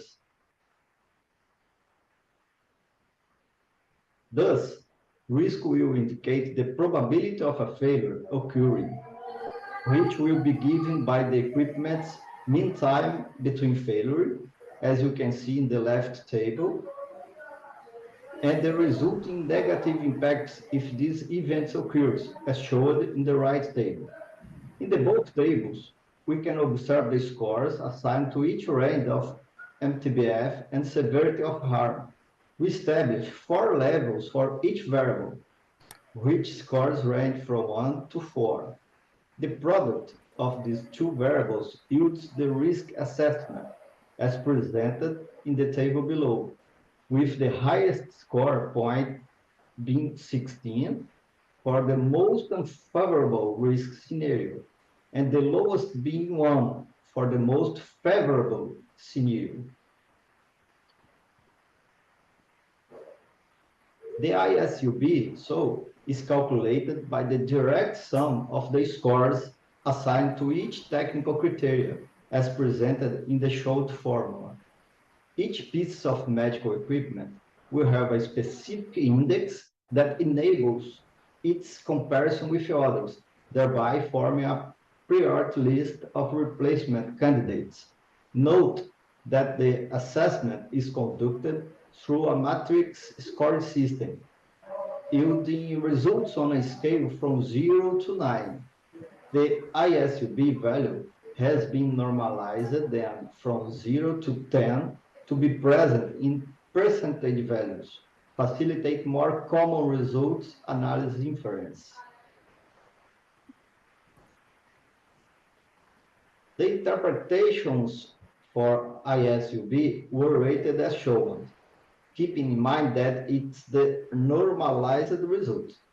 Equipment with ISUB score bigger or equal to 5 belongs into the red category, indicating a strong need for replacement within a short term. Here, we define a short term such as immediate or within 1 year.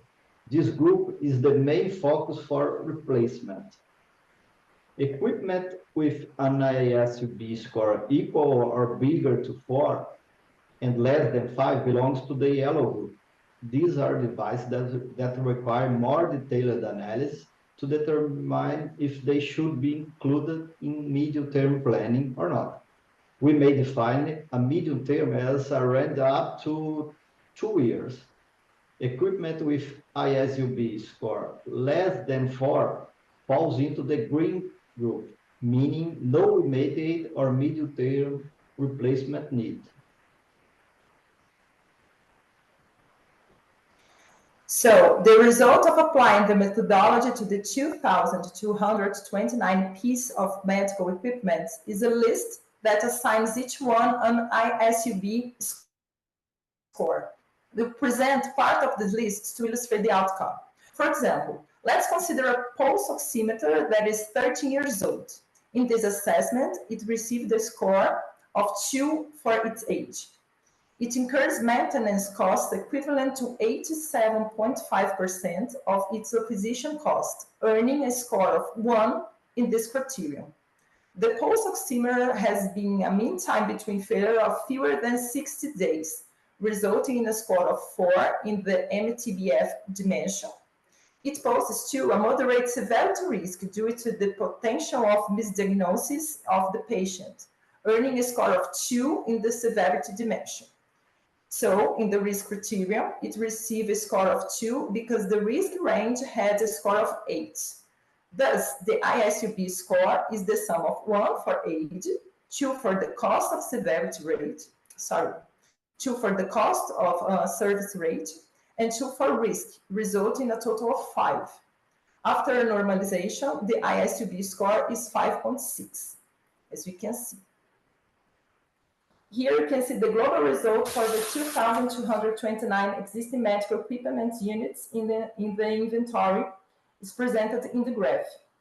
The red group represents 4.9% of the total medical equipment units that need to be included in a short-term replacement plan, we have 5.2% of medical equipment units in the yellow group, which requires a more detailed analysis, such as assessing the presence of backup units, frequency of use, user satisfaction, impacts of medical equipment unavailability on healthcare organizations, technical support and assistance capability, and parts availability, among other factors to determine whether they should be included in a short-term or medium-term replacement plan.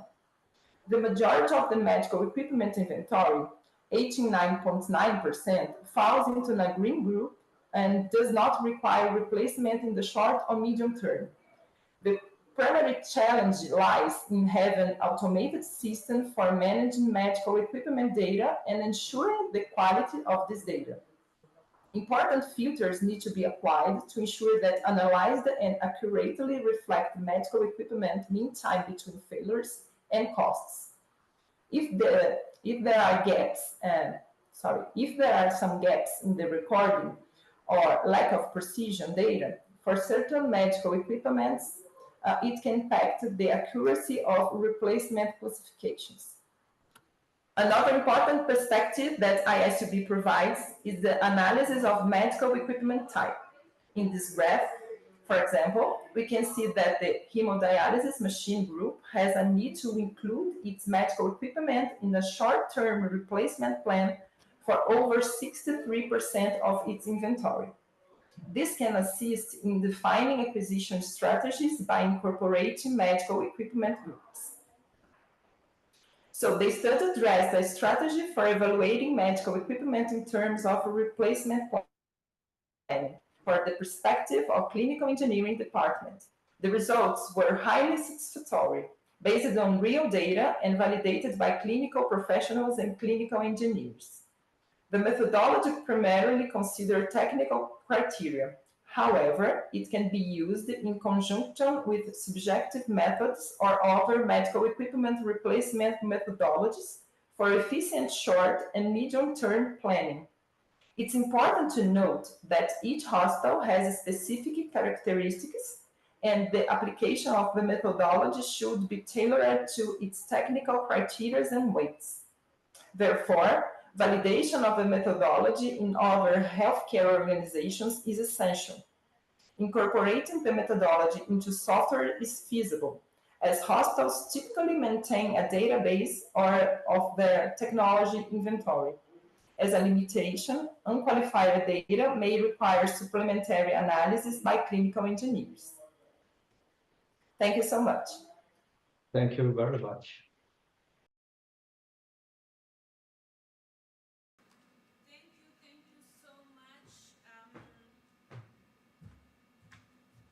For taking us through the equipment replacement methodology. I think this is one of its own kind, and I like this, especially for the facilities that are already using the CMMS. This is one of the best ways of, planning equipment replacement. So it's a methodology worth pursuing and just understanding how it operates. And so I don't know whether Said Ahmed is already in the room. Thank you so much. So at this juncture, allow me to welcome Said. Said Ahmed is going to take us through the status of medicine regulation and the risk of substandard medicines in Somali and potential impact on home care. Welcome. I know you really had a lot of challenges reaching here, but we're so happy that finally you made it. A round of applause for Said even before he starts. Thank you very much. Thank you, you're welcome. Take a breath in and out. It was really rushing to be here. Hello, our presentation is about the ISUB, a proposal for an indicator to be used in medical equipment replacement plan.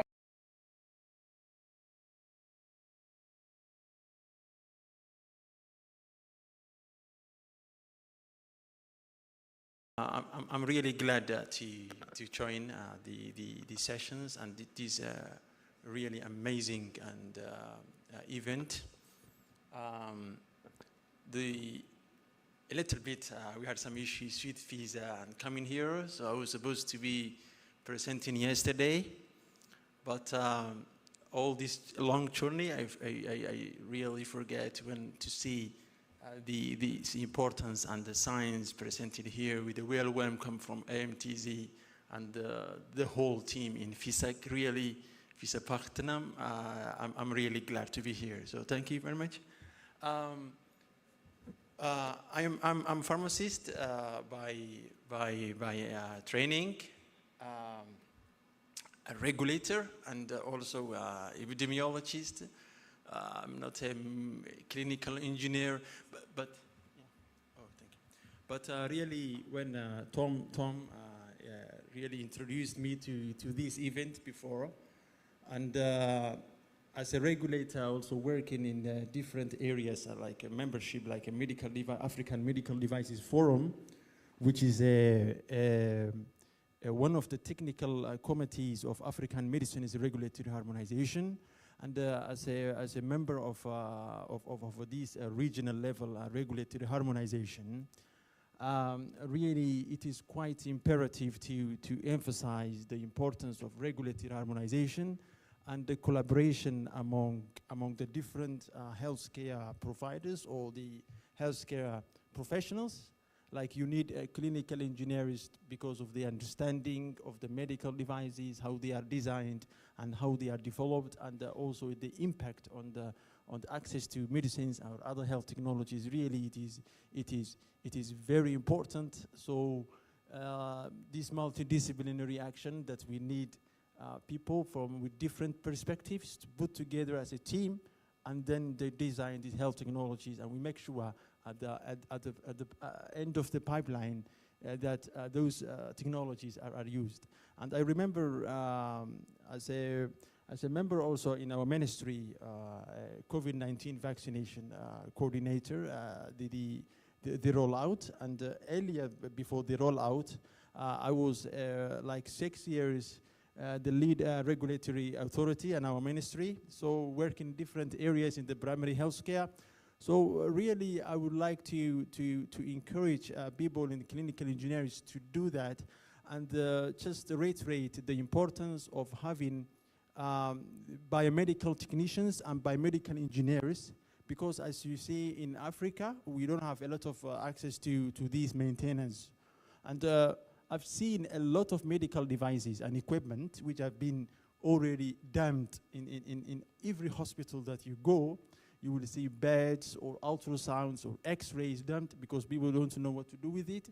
And also the problem of if the validation, correct validation, and also maintenance are not done, that the diagnostics, the IVDs, whatever we are doing to ensure the effective diagnostic capacity and also treatment for patients, we cannot make sure unless people have access to this biomedical service training. So this is just, I'm sorry to take all this time, but just I wanted to emphasize our story and encourage all of you to do what you do here. It's very amazing.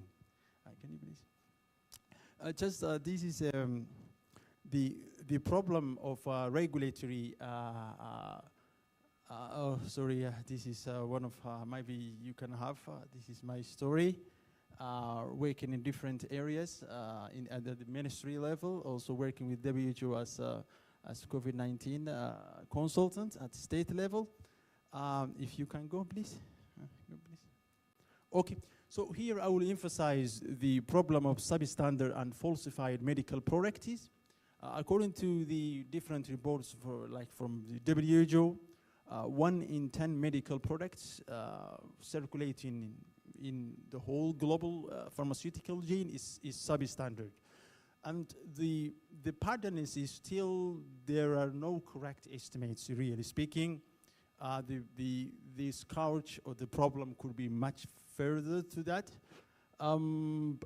Not only so, this is general to medical devices or other health technologies, the laboratory products, particularly the COVID-19 IVDs and assays.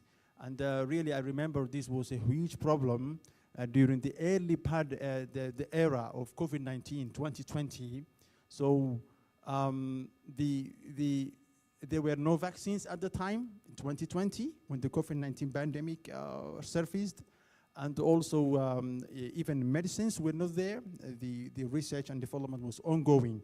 So the problem is because of, if you don't have strong regulatory systems, with the strong medicines regulatory authorities, which have the capacity to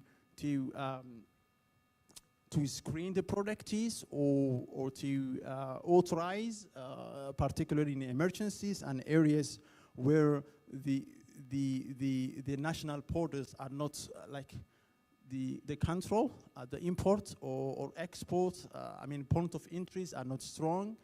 Where you have a weak post-marketing surveillance, so it creates the risk of circulation of substandard medical products, with its implications on health and also social or other economical, including failure for treatments, the drug resistance. It is really a big problem. So these are countries in which you have countries which reported substandard or falsified medical products to the WHO global surveillance and medical surveillance for substandard and falsified medical products. So next one, please. This is our regulatory system. Just as our Somali story.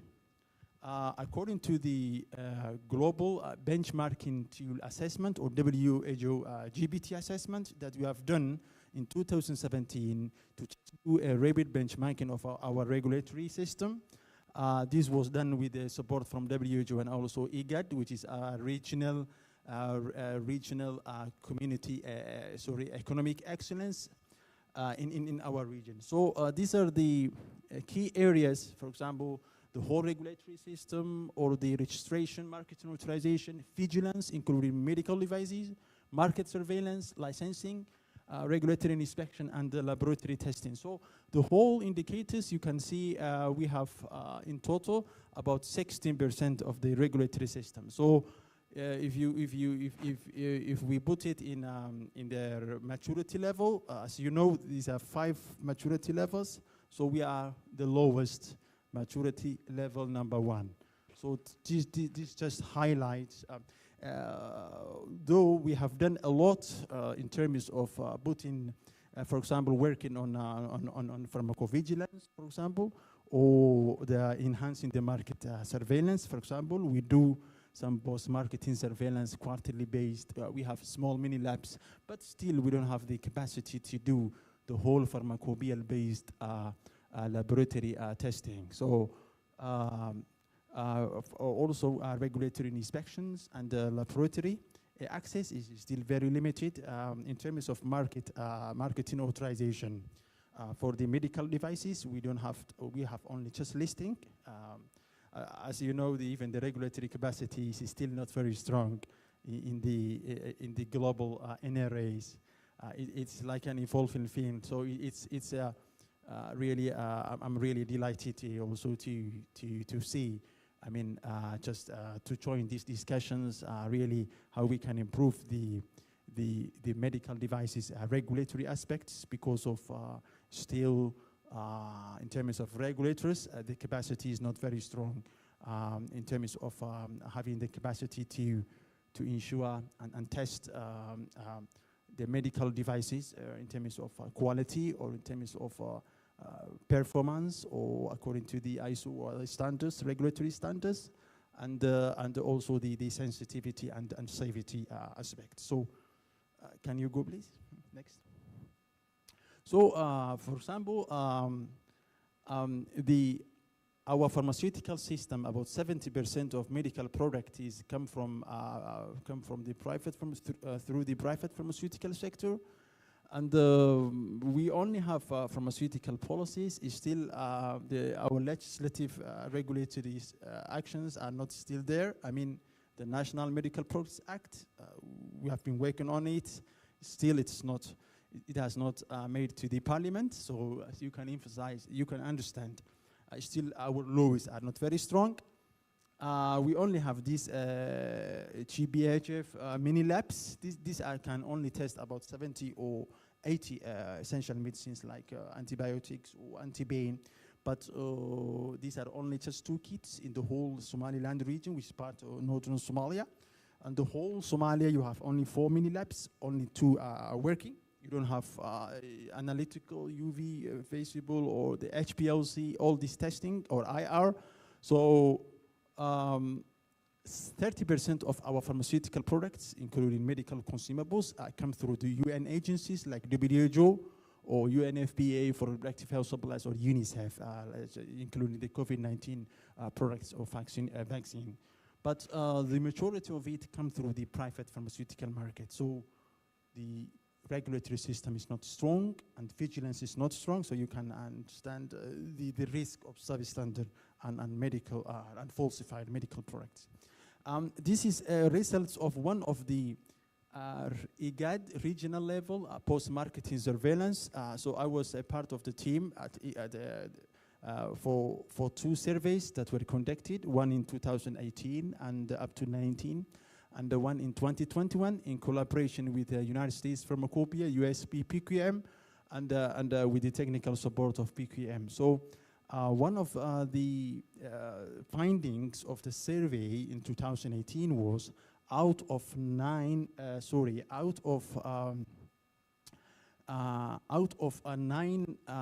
samples of oxytocin, which was here selected based on risk-based PMS protocol developed at the regional level, 8 of the products were substandard. So it was not falsified, just to emphasize, because all the 9 products collected from at cross-border sites, they passed the identity test, which is the qualitative tests. So this means that oxytocin is in the ampoule, but the problem is 8 out of the 9 failed the quantitative or the TLC tests. Yes, the quantitative, tests. So you can understand that this could be due to the storage conditions, because some of those products are stored in any areas without refrigeration, or so. Here, because of our regulatory system is not strong, so ensuring the GSP, the good storage and the good distribution practices are not still strong in the healthcare system. So this was really 86 samples of oxytocin were collected, and 20% of the total oxytocin, which are 18 out of the 86 total samples of oxytocin collected in the region, 18 were substandard. And these 18, 8 were from Somalia. So you can see the highest pattern of low substandard were from Somali region. So this is because of the weak regulatory system. Can you please, next? Okay, so just the conclusion is that we need a strong collaboration, because tackling the problem of substandard and falsified products is not only the responsibility of the ministries of health. It just needs a collaboration among the academia, among the pharmaceutical industry, the regulatory agencies, the professional associations like the clinical engineers or medical device or pharmacists, healthcare providers. We need all these multi-stakeholder collaboration and partnerships so that we build the capacity. And I will just emphasize important aspect, which is regulatory harmonization. As a member of different regulatory harmonization initiatives at Africa and the Eastern Mediterranean level, with the experience in the COVID-19 pandemic, really the regulatory harmonization and reliance played a key role. So we don't even need to test every product if it's medical device, because of even the cost that it will take and the capacity it needs. So just making sure that technical collaboration is key here. So we rely, for example, if I procure IVDs or other medical devices like PCR from here in India or from any other place, just we need to have the valid certificates like the registration or safety and the quality GMB certificates from the Indian and FDA or any other maturity level 3. So really collaborative registration procedures or other facilitated procedures will really help much in medical devices or in total substandard, tackling the problem of substandard and falsified medicines. It will also increase, enhance efficiency. It will save time and resources, and it will enhance at the end access to safe and effective medical products. So these multiple actions and also collaboration and enhancing the post-marketing surveillance, particularly the risk-based post-marketing surveillance, as well as enhancing the information sharing among the different stakeholders would help tackling the problem. So I'm sorry I've took a lot of time, so thank you very much for your attention, and I will take any questions.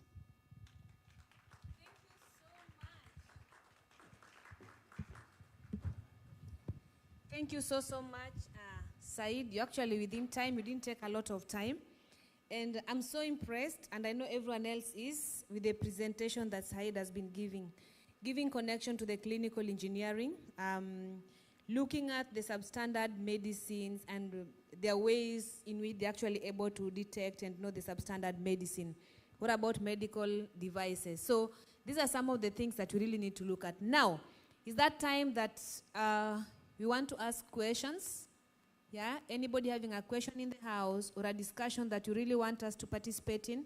We have about 10 minutes to go, so we can utilize that time very well. And then we are going to have a group photo for this track. And so Tom Jad will request you to come back after you are done. Thank you so much. So anybody having a question? I know Dr. Anua had a raised hand. Anybody else, please feel free to ask.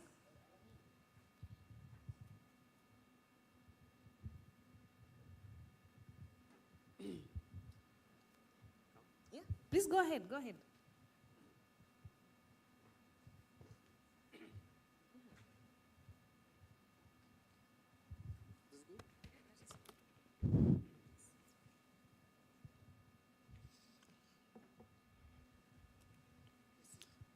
Thank you very much. Nice presentation from many countries. I have seen and observed with peace and sometimes saddened it, because every slides we have seen that lack of preventive maintenance, corrective maintenance, lack of human resources in the health technology field. So my question is that we need set a controller like that. We wish to see the outcome, performance. So expected input and actual outcome need to measurement. So health technology is the system. And we wish to see the safe outcome from the devices or from medicine to implement the human body or patient in order to optimum satisfaction of the patient as well as their relatives. It is our goal, nothing else, for the best of my knowledge. Thus, what is the health technology platform?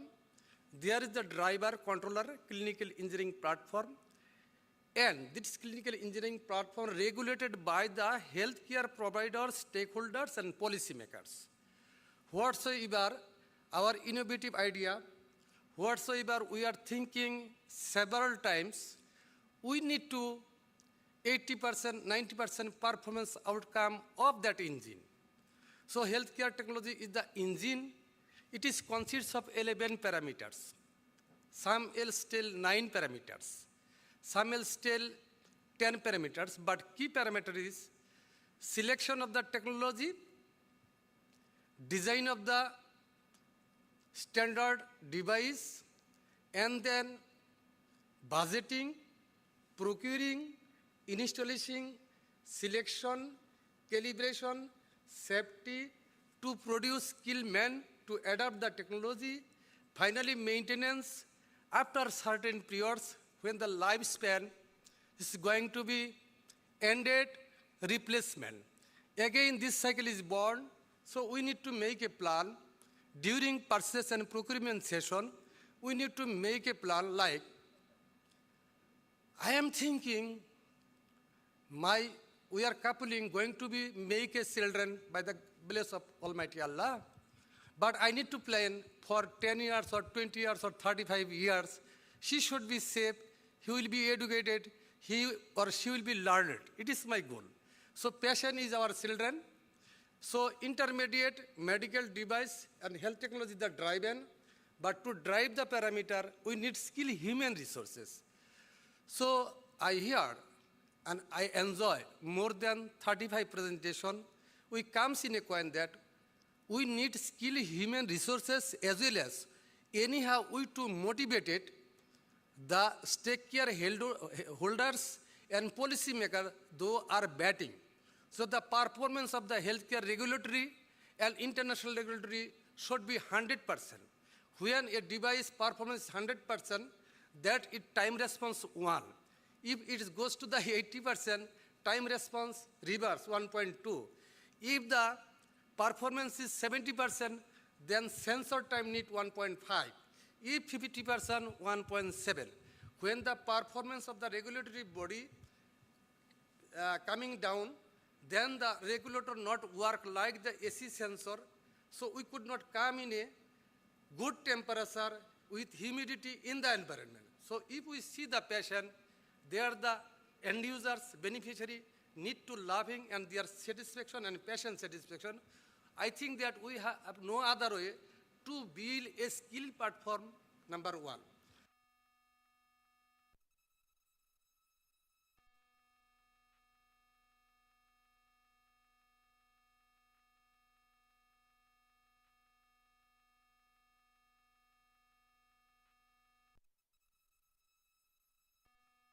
Biomedical technician is required to standardize this machine. Accordingly, nationally inventory, we need to employ or deploy skilled clinical engineer, biomedical equipment technician to adapt the technology. It is not so enough. At the same time, we need to motivate it to our regulatory agency how to understand, grip, and adapt the technology timely. I am facing a lot of problem. I am bombing, I am sharing, I am giving the message as a controller to our system. But, okay, healthcare's platform is okay, controller is okay, but the regulator do not give the feedback. That's why the outcome of the healthcare platform is seen unpleasant all over the world. Okay, of course, I believed, I trust, I confirm. Many countries developed their platform by applying clinical biomedical engineering platform. Even study case informs us that more than 57 countries has established in-house clinical engineering department. Despite the unending necessity, globally we have motivated some countries, so we need to work to closer with our healthcare policy makers. Most of the countries, like developing, underdeveloping countries, the policymakers, those who are betting the healthcare regulatory system, they need to standardize. Necessity of the human resource in this subject, clinical or biomedical technician, what is necessity? The outcome of the hospital with engineering team or without engineering team need to differentiate. Thanks to all sharing and hearing my message. I convey my heartiest thanks to Tomjud because Tomjud is my supervisor, he is my guider. I am so much impressed to attend this meeting. May Lord shower his blessings, peace globally in the world. Thank you so much. Thank you so much. A round of applause to Dr. Anwar. Yeah, I know he's very passionate about regulation of biomedical and health technology management. And so it's a prayer and a work that I know one day it will come to pass. Now, I don't want to keep us for long. Going by, I know we've really gone through a lot today, and I don't want to be the barrier between you and lunch. And so I'm going to have just a quick summary of what you've gone through. And thank you, Dr. Anwar, for actually, summarizing some of it.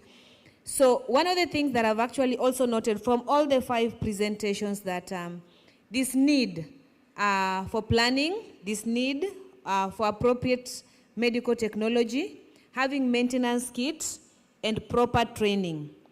Yeah, this need for proper training. What one of the presenters was saying here, an impactful training is required across. So wherever we are seated, in our positions, we are supposed to look at what kind of training are we giving to clinical engineers. Are they impactful trainings? Are they not? Those are the things that I can actually take out from today. Of course, the staffing issues has been mentioned over and over and over. We've talked about lack of spare parts. We've talked about PPMs not being done. I like what Mary also presented early, lack of, teamwork. And when she was summarizing, she was talking about, having a teamwork, networking, adaptation and critical analysis. These are things that we are supposed to note at our levels. Thank you so much. Unless there's a very burning question, I would want us to come in front here for group photo for this track E2. Is somebody having a burning question? You're burning like you can't go. If nobody's burning, please. 1 minute. One question, 1 minute. I am wishing and waiting to convey my thanks. I have developed the module to train certified engineer concerning biomedical technician, clinical engineers. So any country kick me or click me, then I will share all sorts of platform open, because being an clinical engineering authorized person, I am supposed to do and I am bound to deliver my knowledge and share over all the world. If any interested guy, any interested country wish to complete their course, then I developed course according to our country standard as well as lower resources countries. So any module is needed, then I will send to door. And I am wishing to develop human resources and try to motivate the healthcare policy makers. Thanks to all. Thank you so much. And I think you can be very helpful to our Haiti team, Dr. Anwar, the people who don't have any institution offering clinical engineering education. Please, everyone else, kindly, can we have a group photo for this track E2? Then we can wrap up and just proceed for lunch. Please, cheer up. We are strong. We are, see, the youngest boy in the house. See now. Yeah.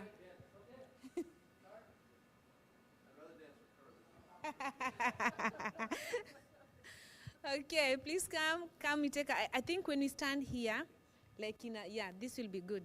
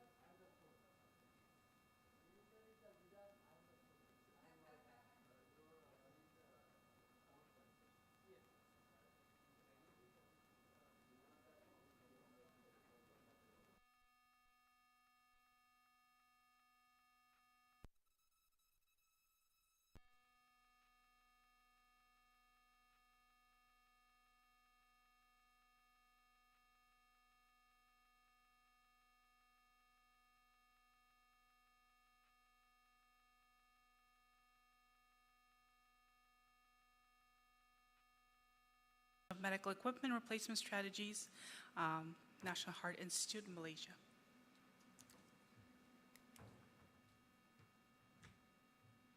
Hey everyone,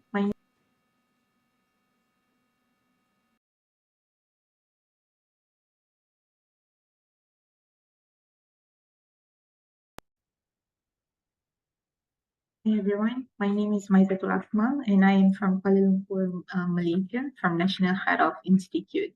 So the topic that I am going to discuss today is about optimization of medical equipment replacement strategies. So as we all know, medical equipment serves as the enabler of efficient and effective healthcare services provided by the healthcare system. It is also the indeed the cornerstone of the optimum quality of healthcare service alongside with the other healthcare technologies by playing significant roles in the diagnostic, therapeutic treatment, and also rehabilitation of the patient. So what we clearly know that the advancement of the technology entails optimal use and also management of the medical equipment. Therefore, effective management of medical equipment within the scope of healthcare technology management is very important to serve as a guiding strategy for medical equipment to deliver its function and enhance its competitive advantage throughout its life cycle. The diversity of medical equipment used in healthcare facility certainly requires a proper application of healthcare technology management throughout its life cycle, from the planning, purchase, usage of the medical equipment, maintenance of the medical equipment, disposal, and up until the replacement of the medical equipment itself. So when it comes to medical equipment replacement, there's always a big question posed about when is the right time for the hospital organization to replace the medical equipment. So medical equipment often comes together with a recommended lifespan, which is in between 4 to 10 years, depending on its function, the complexity of the equipment itself. But then in a real life situation, especially in my current hospital now, some of the equipment are even used up until 25 years in service. So the replacement always been made on a reactive approach, or when there is a situation where the equipment has already reached obsolescence and of support beyond economic repair, or the equipment function has deteriorated, it has reached like major downtime that can't be utilized anymore, or depending on the budget availability that the organization can provide in order for the user or the department to replace the equipment. Hence, there is a need of having ideal replacement planning in any organization, where it has to be a systematic plan with evidence base related to multi-criteria, comprises of economical factor, safety, support, and clinical benefits. So what are the struggles that the hospital or the organization is facing right now is mainly in terms of that there are various areas or struggles that is faced by the hospital. So one of it is, of course, the capital restriction, because any investment of medical equipment will require a high value of money or high value of investment, since the cost of acquisition will not be cheap, especially for a very high-end equipment. Another struggle that is faced by the hospital is that they have a very long list of medical equipment due for replacement. And with this long list of medical equipment, definitely any organization can't make a total replacement at one go, as it goes back to the first issues mentioned earlier on, which is a capital restriction. Therefore, there is a reactive replacement approach being practiced in the hospital, where only when certain condition or situation happen, the replacement will occur that leads to the equipment to be stretched beyond its recommended lifespan. All these things are basically lead to premature decision to purchase that will definitely impact the organization, not just in terms of clinical operation, but also in terms of the financial or business, the financial impact to the business itself.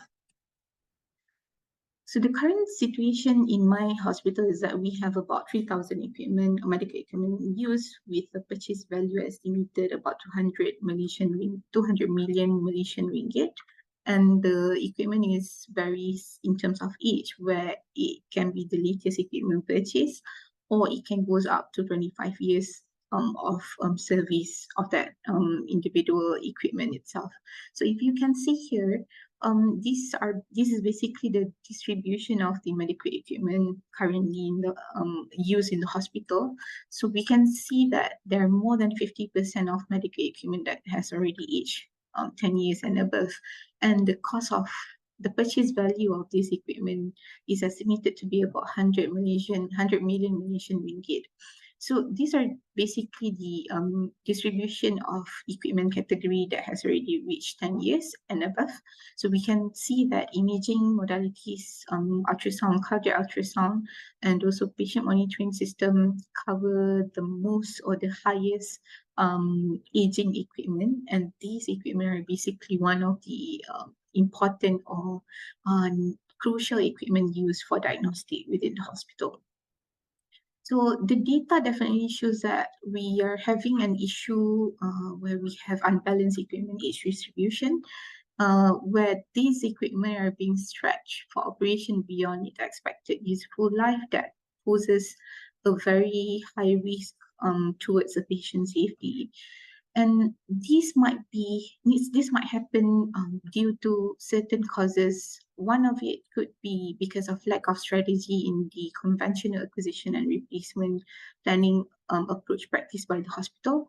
And also the replacement decision might be made based on the subjective justification, like for example, how strong or convincing the user or the department can present the justification to the management, or what are the current financial situation of the organization that allows the organization to put up certain amount of budget for the replacement. And of course, all these can impact the hospital, the organization in various ways. For example, the clinical operation interruption can happen that can cause or lead to loss of revenue. For example, any failure of angiographic system under imaging modalities can potentially cause the hospital to lose about 200,000 Malaysian ringgit every day, because basically in my hospital, angiographic system is one of the revenue generating equipment, major revenue generating equipment. Another impact that we identified is it can cause the organization to be drowned into a huge amount of capital every year due to immediate unplanned and unbudgeted replacement, considering the premature, unnecessary, ill-suited, or even dilatory acquisition made within the organization itself.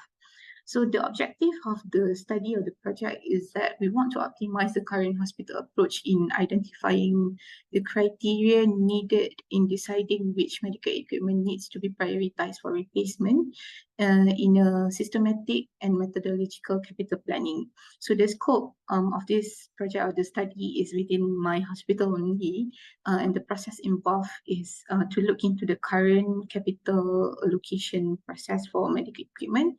An area of improvement is, of course, the present medical equipment replacement approach, and the category of equipment identified is all the equipment that has already aged 10 years and above.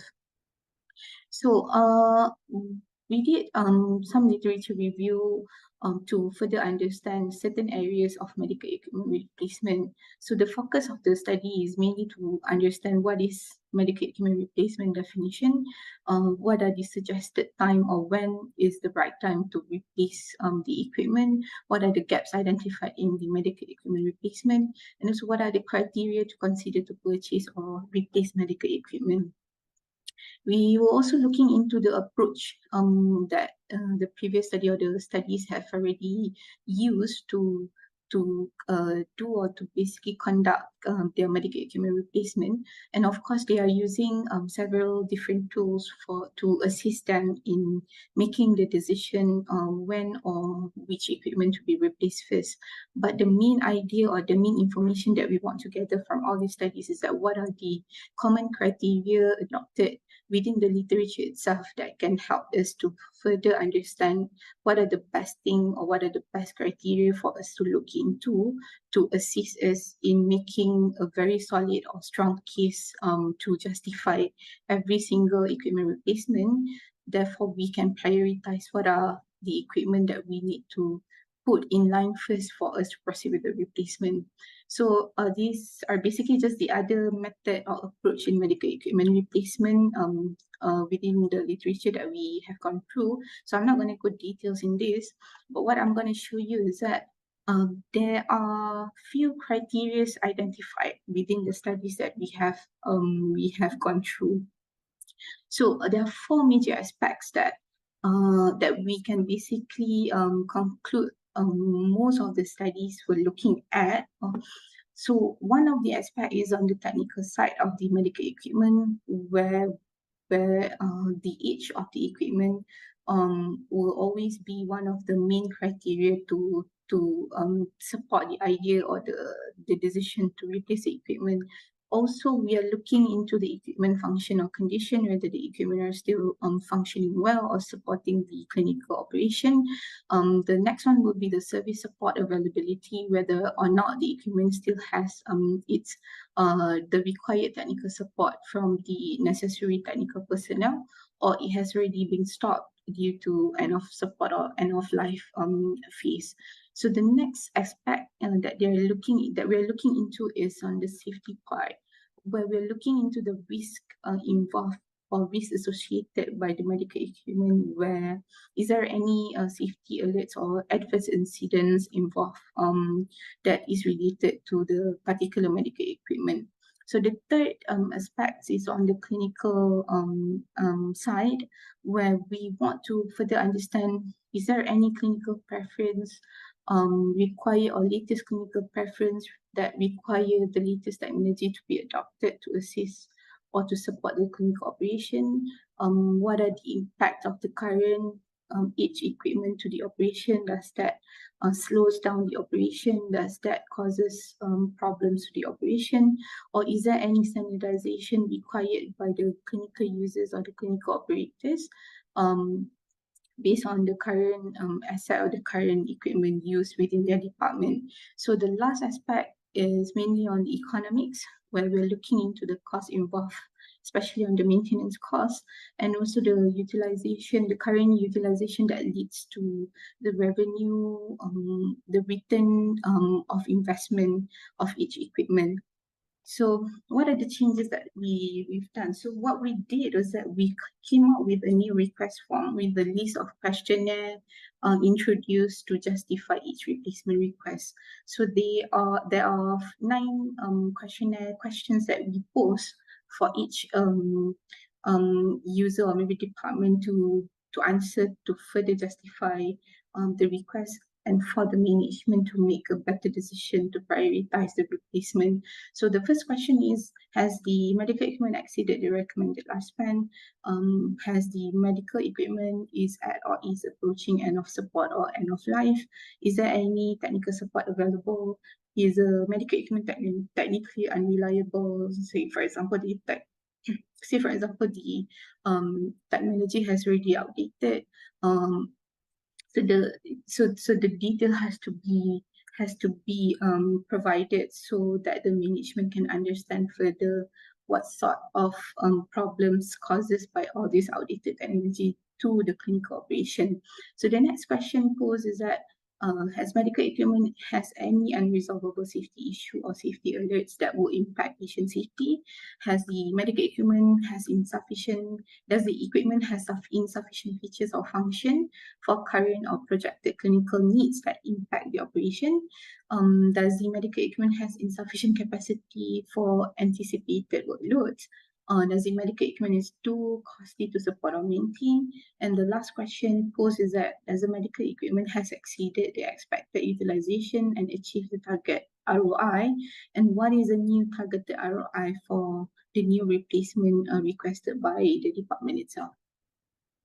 So in terms of impact and significance, so we noticed that a more detailed information will gather to justify the needs of equipment replacement were provided to assist the decision-making process. And that leads to a creation of a rational capital allocation plan and a more structured replacement planning that can help the organization to properly plan their financial or the budget to be allocated mainly for medical equipment. In terms of the significance of the study, it has served as an objective tool in medical equipment management to support and prioritize the capital allocation decision, which leads to providing input for better decision-making process. Also, it basically leads to cost optimization because it helps to reduce maintenance costs for aging equipment on the operational expenses, since we have already identified which category of equipment to be replaced. And in terms of capital expenses, we assist the management to decide the right equipment is going to be selected for purchase, so there will be no unnecessary purchase or unwanted purchase happen in the future. In terms of the improvement of works, we identified that it's best, it will be better for us to formulate a scoring mechanism based on the questionnaire that we have already generated earlier on. So the score will be the guidance to the hospital to make the replacement decision with an easier approach for the management to understand, rather than going through the whole list of questions and go through the details of answers given by each department. So I think that's all that I am going to share from this topic. So I do hope that it can help all the organization out there to at least improve, or maybe to start doing something when it comes to medical equipment replacement. And hopefully I can get a lot more studies or a lot more project or improvement works that I can refer to, so that it can be implemented within my current organization as well. So thank you so much.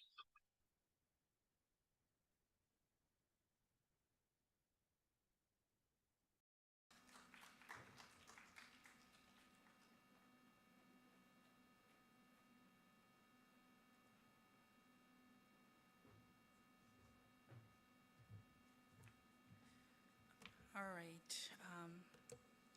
That was a great presentation.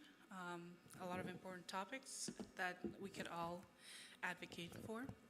The next presentation, can you pull up 248? Mine.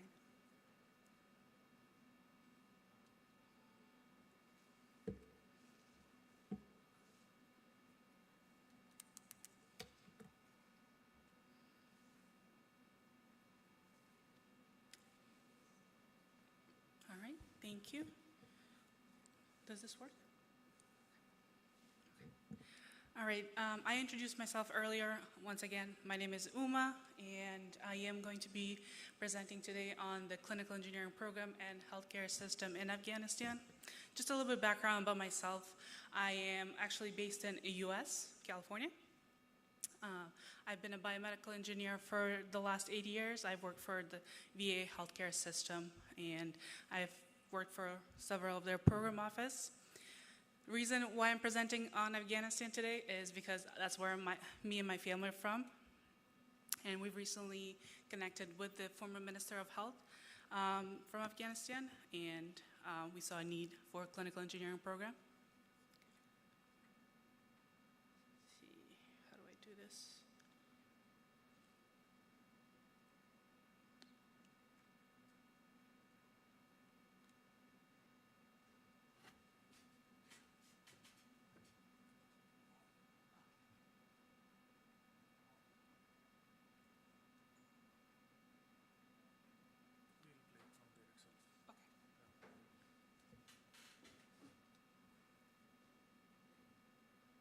You can go next.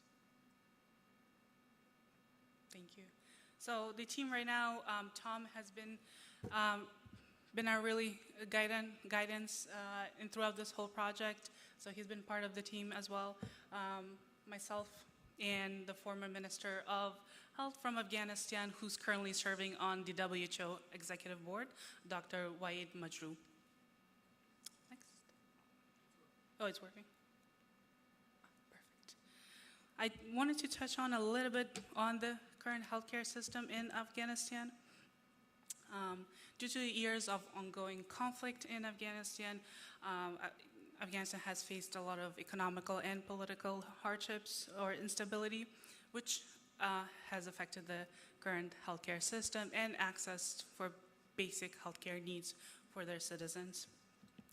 And despite all of these conflicts and challenges, we do see a significant improvement in their healthcare system in the last 2 decades, mainly between 2004 and 2021. There was reports in 2004 about there was 117 private and public government hospitals in Afghanistan. Since then, until 2021, there was an increase of hospital facilities across the nation. We are able to see over 3,000 of healthcare systems, with each district having at least one hospital running. I have a listed here, some of the more advanced and leading hospitals in Afghanistan. They are spread out throughout the country. They're covering from south, north, and one of the main ones is the French Medical Institute for Children and the Indira Gandhi Children's Hospital, which are based in Kabul. One of the other programs that has been very essential and the backbone of the healthcare system in Afghanistan, it's a program called ICEHTMC. It's a program that has provided services to over 2,000 hospitals across the nation. With the political instability that came after 2021, this program has been on pause due to lack of funding. In January 2022, WHO had reported that Afghanistan's healthcare system was on the brink of collapse. This is mainly due to a lot of donors pulling back and basically lack of funding, which has put a tremendous pressure on the healthcare system, especially with shortage of medicine, equipment, and staff shortages. Essentially, what we're trying to do here is not fix the healthcare system, but bring the awareness to the global community here and reach out to policymakers and see how we can assist in their healthcare needs, more looking at from a clinical engineering perspective. Our goal has been so far in the last 6 months to collaborate with other organizations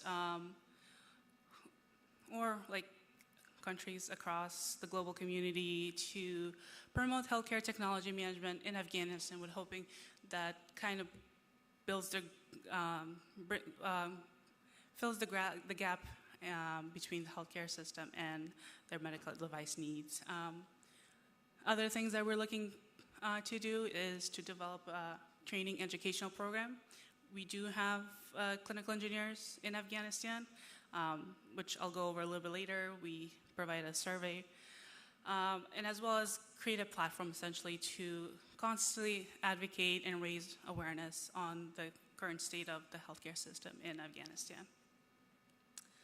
And some other goals that we have for the next couple of years is to be able to conduct capacity development through online platforms and provide access to the global clinical engineering network for networking, education, and collaboration.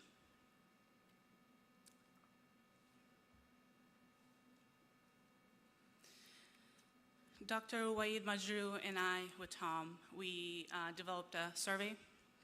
We wanted to see what was out there in Afghanistan. We wanted to get information from the people that are there, mainly healthcare workers. It was a 15 to 20 survey question. I didn't list everything here due to restriction on time, but I wanted to point out some of the important items from that survey. So we received a total of 85 responses as of October 2023. One of the things we saw is there was a great need, obviously, in medical devices for a lot of these hospitals. Mainly we see in the survey a need in just the general medical devices like infusion pumps, syringe pumps. There was a great need of ECGs, EEGs, and as you can see, imaging modalities. So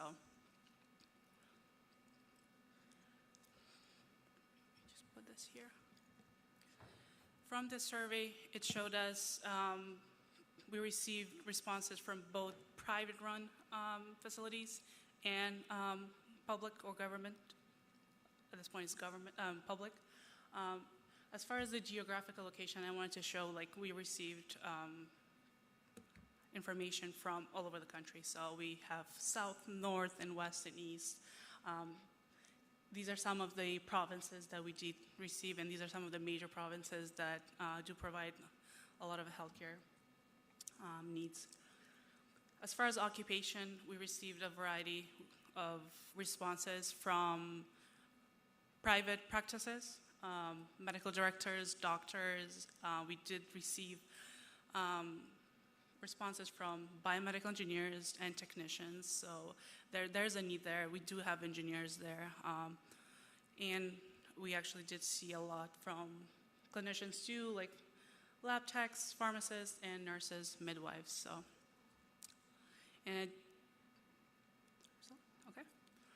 So essentially, the goal of this project is to raise awareness on the existing healthcare system, use this information to build our relationship and see how we can use our clinical engineering practices, clinical engineering program to help the healthcare or address some of the at least basic healthcare needs, and also be able to provide education on a lot of these medical devices that they've put out here.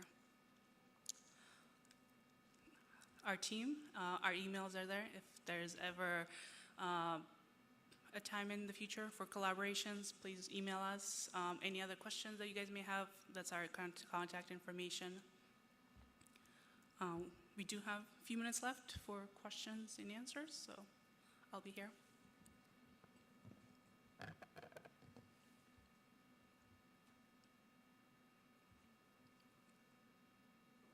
Okay.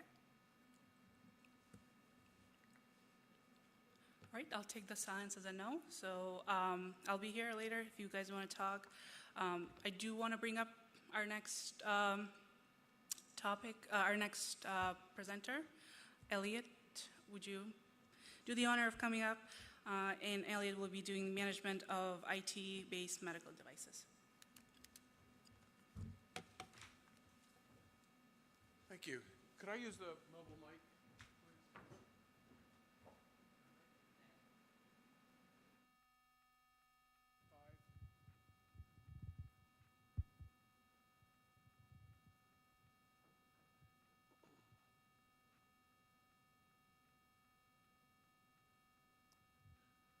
So the management of technologies for digital health, e-health, m-health, digital technologies creates a unique challenge for us because we use the word transformation. The transformation is in many dimensions. One is technologies that go with the patient, maybe to their home, maybe traveling to their work.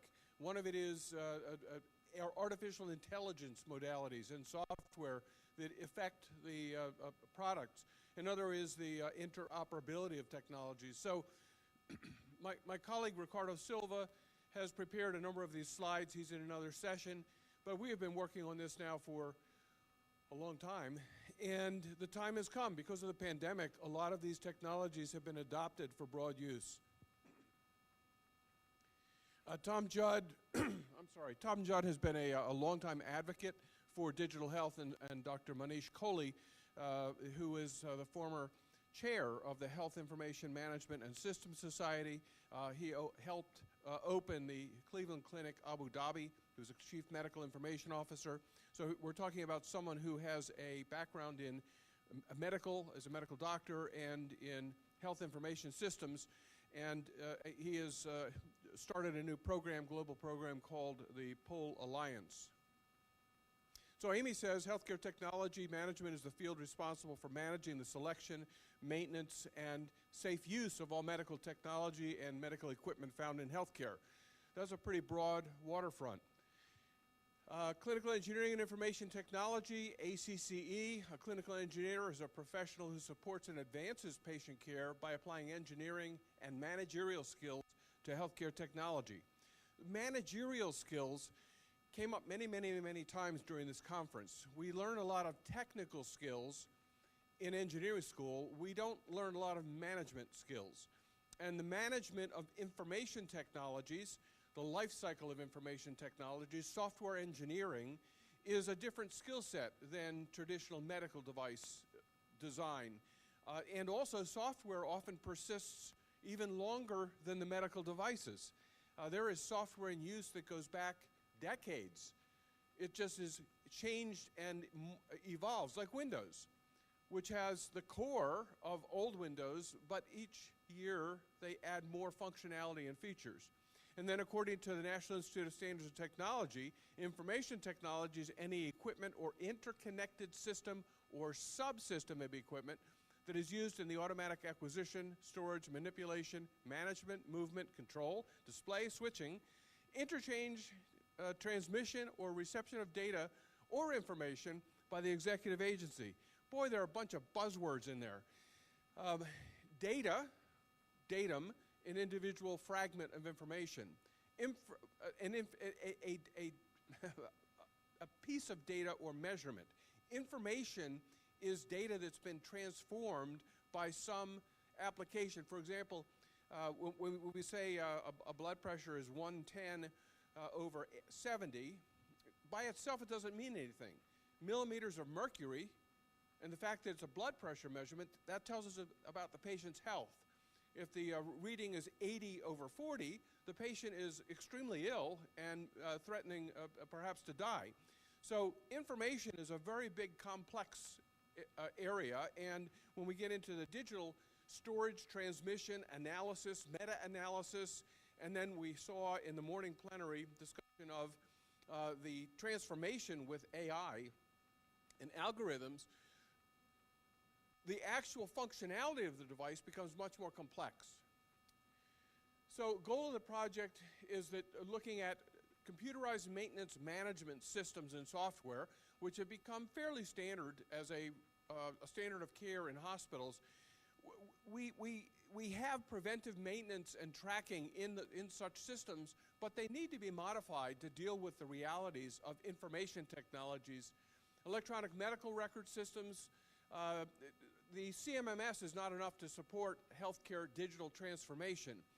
We need new tools to support digital transformation, and how do we identify those opportunities to support the technologies?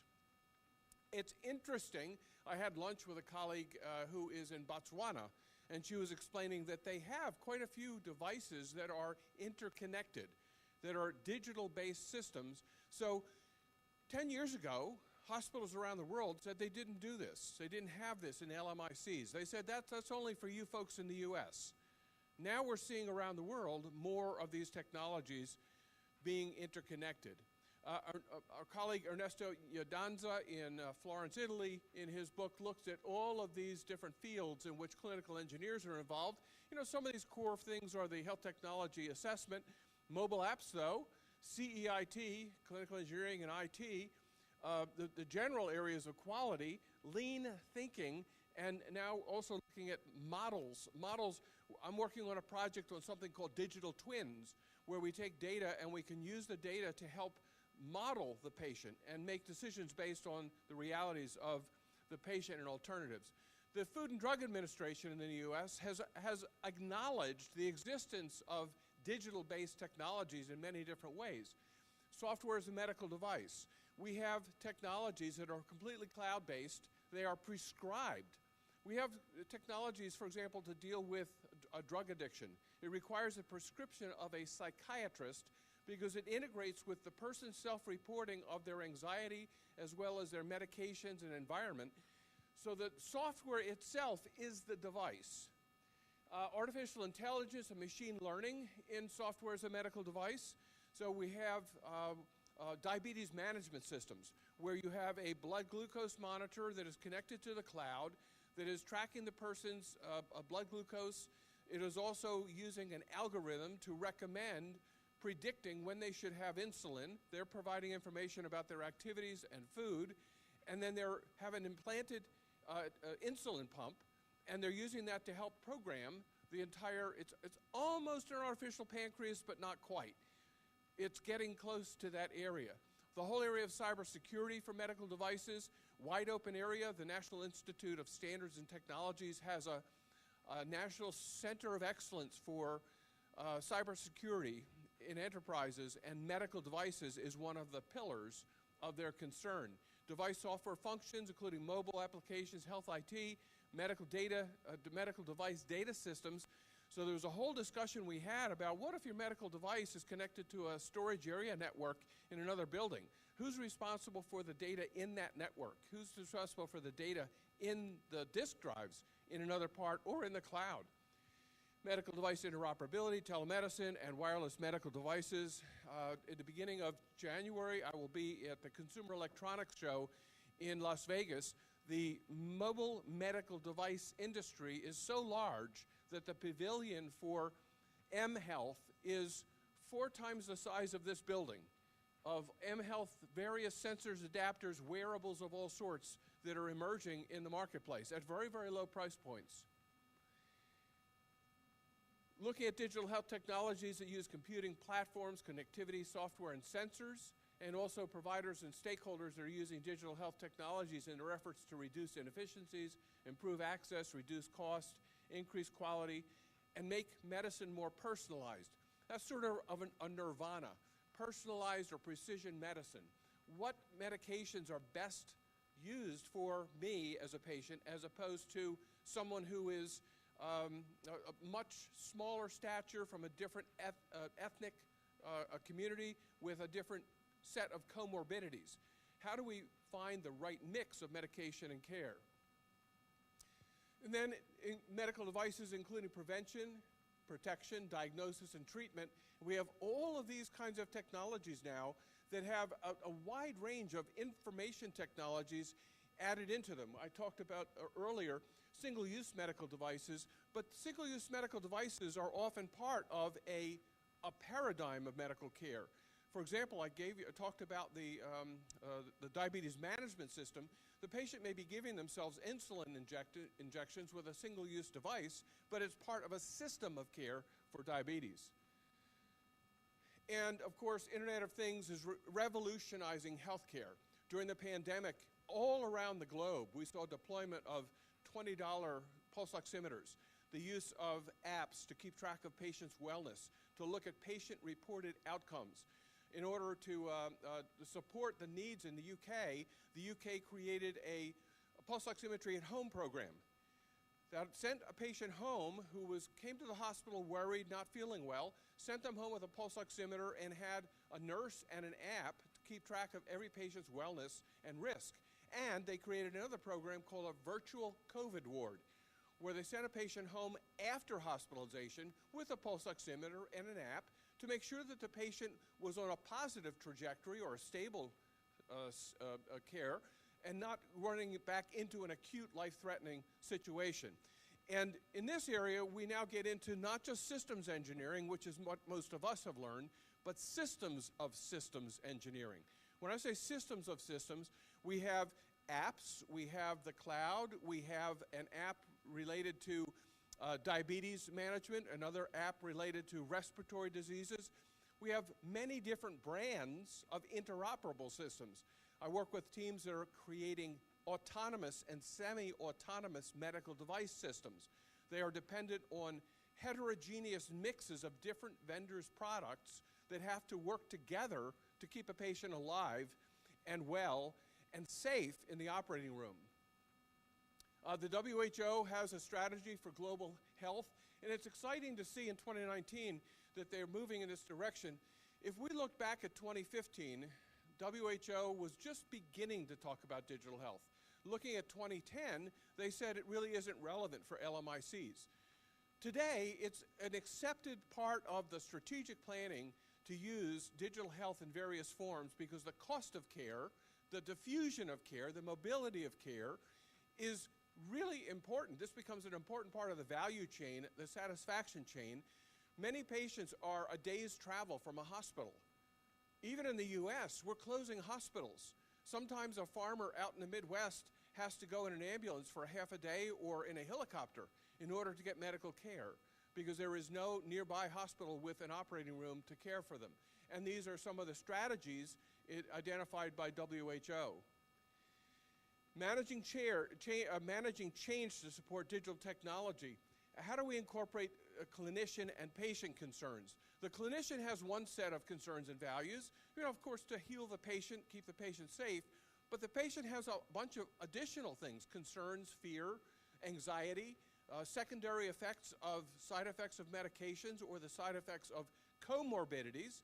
The patient may have more a heart condition, a lung condition, diabetes, anxiety. All of those things combine into a collage of medical needs that are not easy to attend to without identifying the uniqueness of each patient. How do we implement the innovations without disrupting normal operations? We don't want to shut down 100 patients or 200 patients' care because we have to do an update on the apps and this is a big issue in my mind, and I've talked with the US FDA about this for several years. Okay, I like this software as a medical device. This app is useful for managing my diabetes.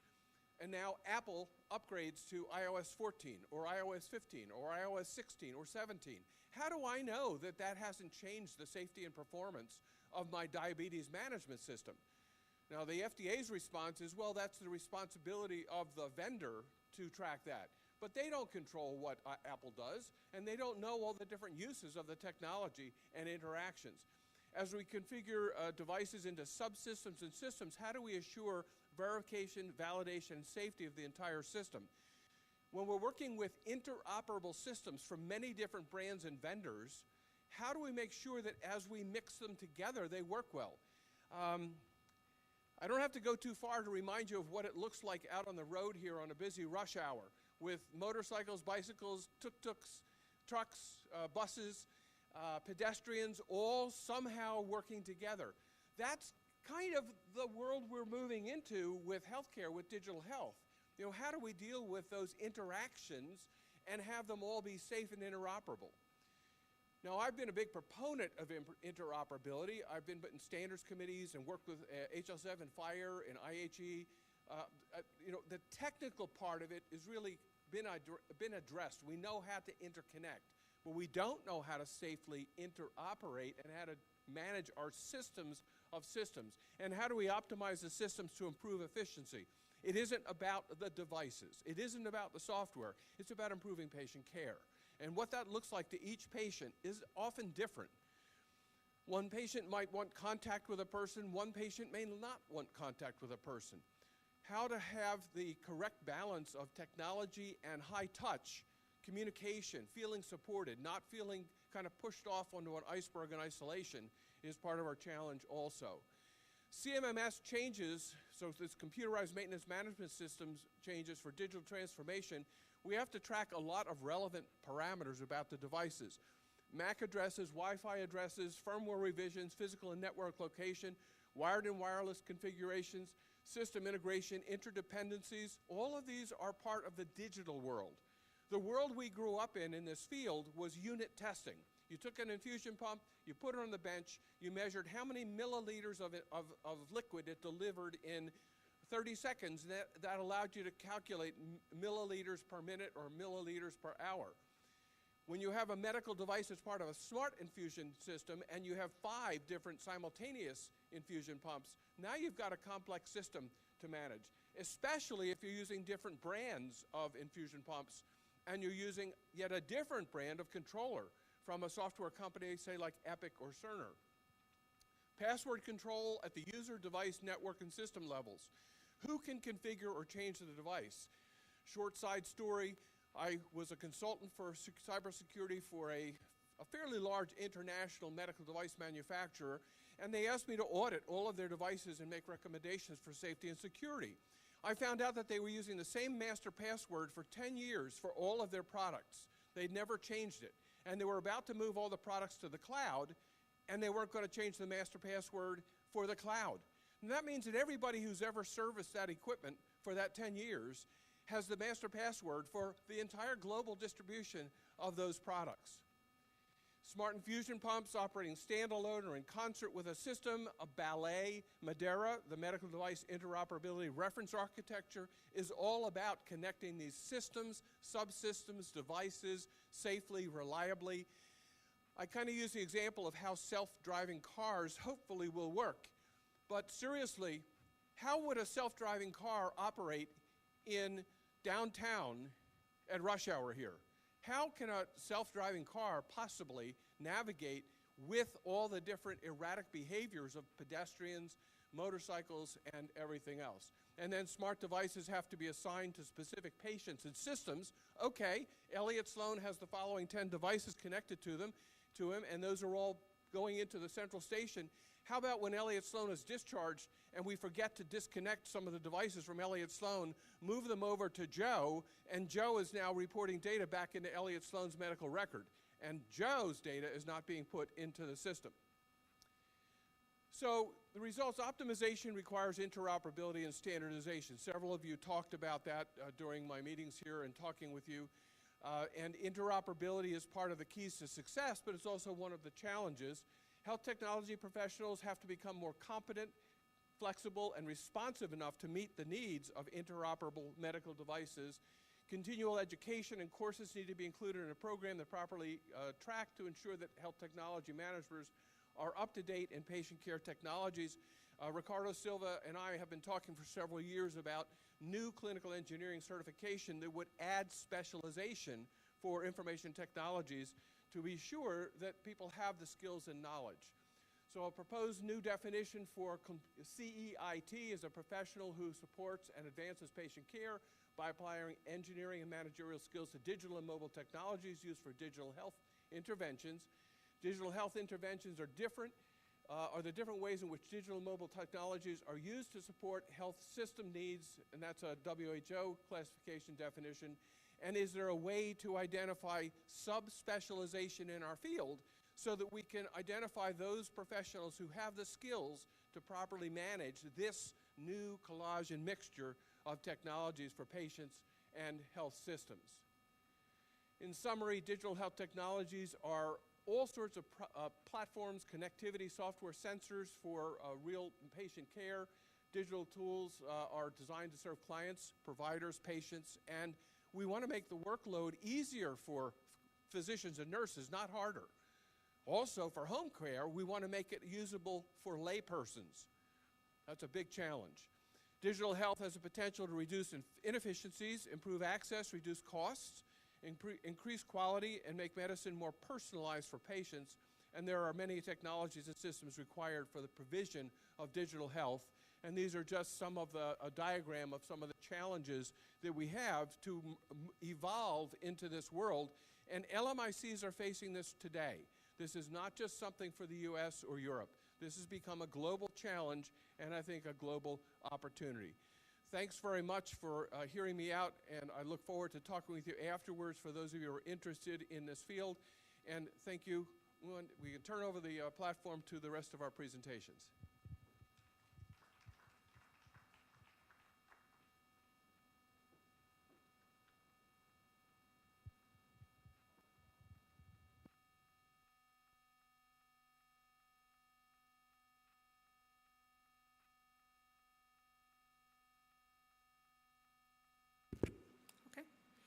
All right, our next, thank you, Elliot, for the presentation. Our next presentation is going to be Adriana De Cosmo and Andrea Pezzillo. They're presenting on use of business intelligence software for monitoring key performance indicators for computerized maintenance management system evaluation. Thank you.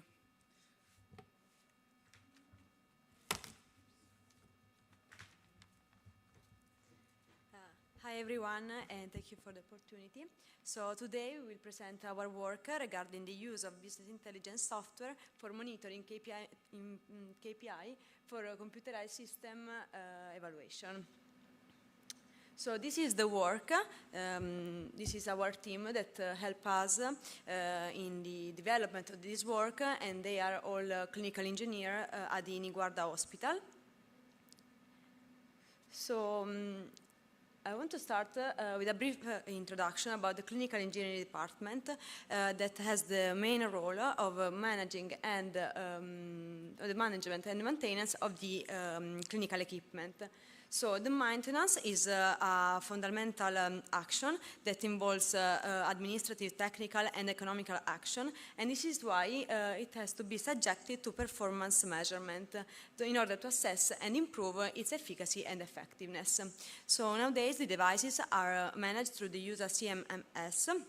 That is a software that, leveraging on the connection with databases containing data on the action done on the devices, allow to scheduling the maintenance and track the orders.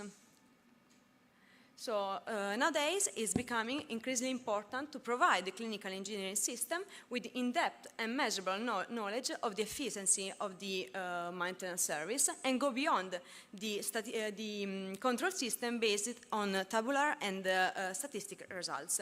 So this is why we identified a pool of indicators that allow to analyze the entire devices that are in the hospital and also to understand the problem that came from different operating units. Moreover, we have decided to exploit the potential of the business intelligence in order to develop an interactive dashboard to observe the graphical trend of the indices indicated. Then, at the end, we have paid a particular attention to the obsolescence of the criticality of the medical devices. So our work started with the study of the key performance indicators. The indicators are variables with a high information content that allow to do a synthetic evaluation of complex phenomena, providing the necessary element to guide the decisions. So the European norm 15341 provide a set of indicators that regarding the economic, technical and organizational aspect that are divided in three hierarchical levels that should cover all the aspects of the maintenance. The norm suggests that these levels has to be dimensioned on the basis of the needs of each structure. Moreover, the norm refers to the internal and external maintenance. Moreover, for what concerns the individuation of the indices, two approaches are available. The first one consists in the selection of the indices from an existing list of indices on the basis of the needs of the facility. The second one consists in the evaluation of the maintenance process and, after a functional analysis, the development of indices for the specific hospital. Moreover, for what concerns the frequency of calculation of the indices, it can be periodic or punctual. As said before, the norm suggests the classification in these three classes that are technical, organizational, and financial that should cover all the aspects of the maintenance. Moreover, the literature provides a second type of classification that is based on the ISTAT in which the indices are calculated. The first one are the leading indicators, and the second the lagging indicator. Even if the norm suggests this type of classification, he highlights the importance to adapt the indicators to the hospital.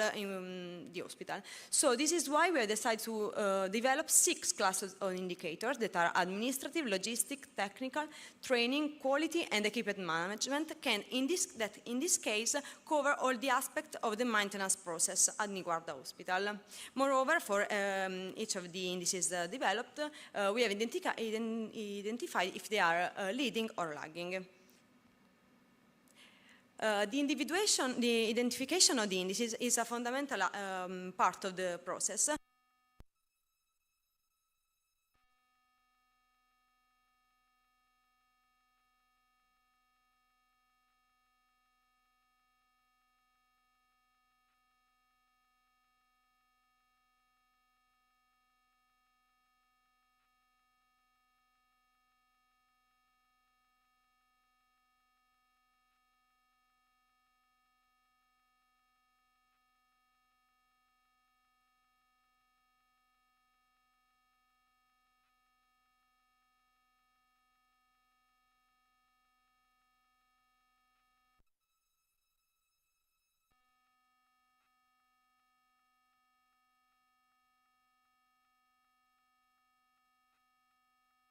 important to define a specific structure for each indices and to identify the information that we need. So we identified this type of structure that could be used in the future.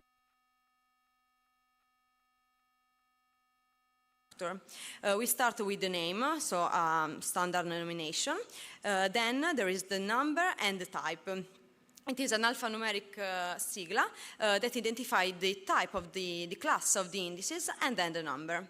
Then there is the definition, so a brief definition that describes which is the objective of the indices. Then the formula, the numerator and the denominator with their description and inclusion-exclusion criteria. The unit of measurement, that could be hour, minutes, or percentile, and the benchmark. Here we show one of the indices that have been implemented. It is the mean time to repair. It is a technical indicator that describes the average time that technical require to completely restore the devices.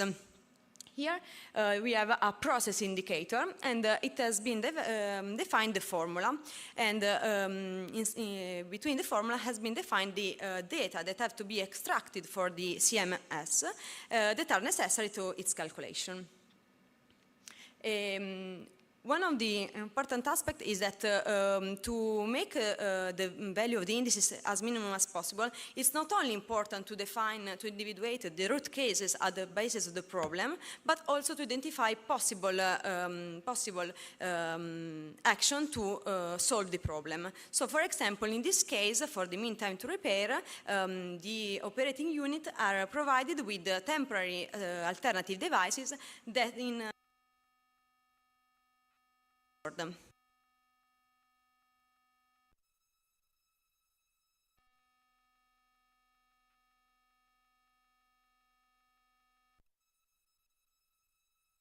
To develop this dashboard.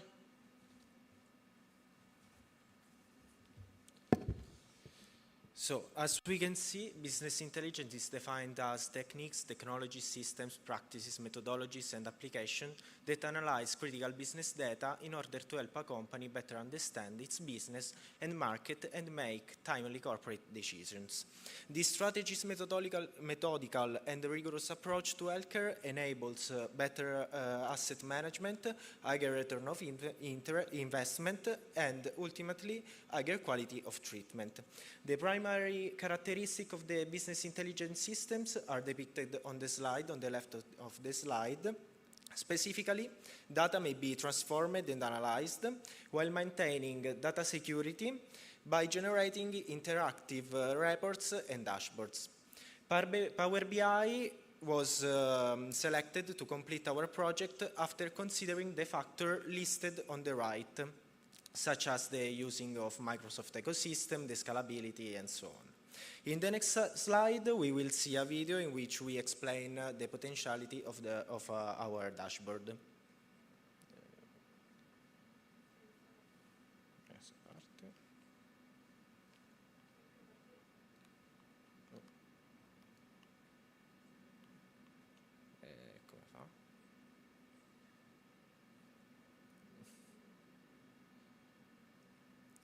Can you play the video?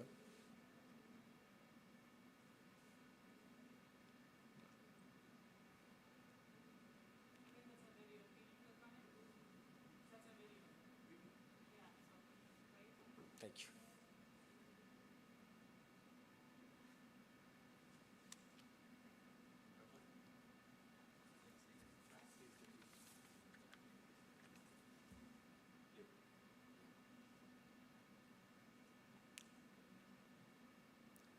The dashboard will be created. This may be imported into Power BI, and then the transfer of data feature can be utilized. This gives us the ability to swap out values, delete rows, and alter the data type. We can see the imported tables here.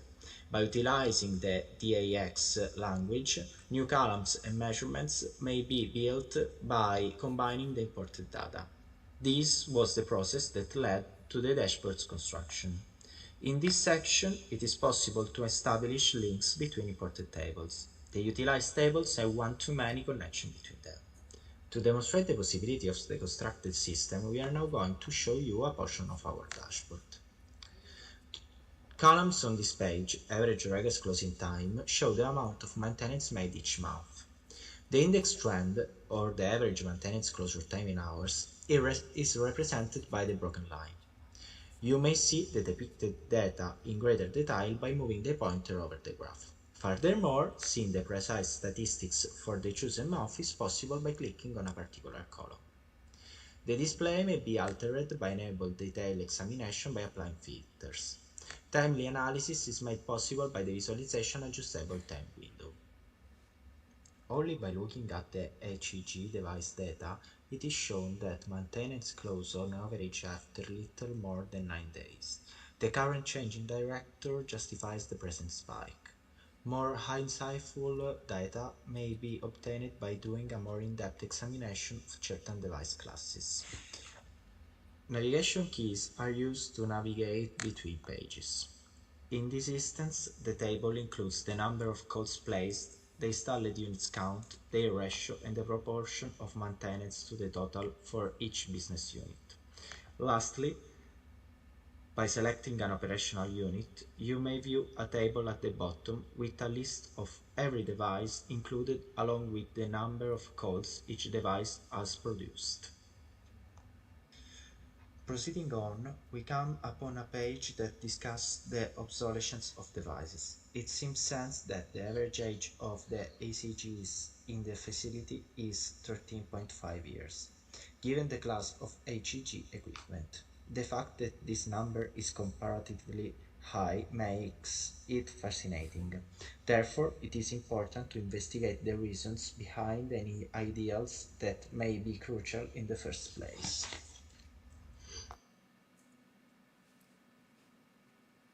Free Excel files are... Okay, so in conclusion, the real-time view of the 18 indexes developed and manipulation of data through filters made immediately clear the potential of the solution. Moreover, it was possible to identify in detail the critical issue within the workflow. So the structure of the indexes is defined, and it provides a model upon which an additional indexes can be constructed. The monitoring system will also become comprehensive and workable with the inclusion of a future benchmark definition.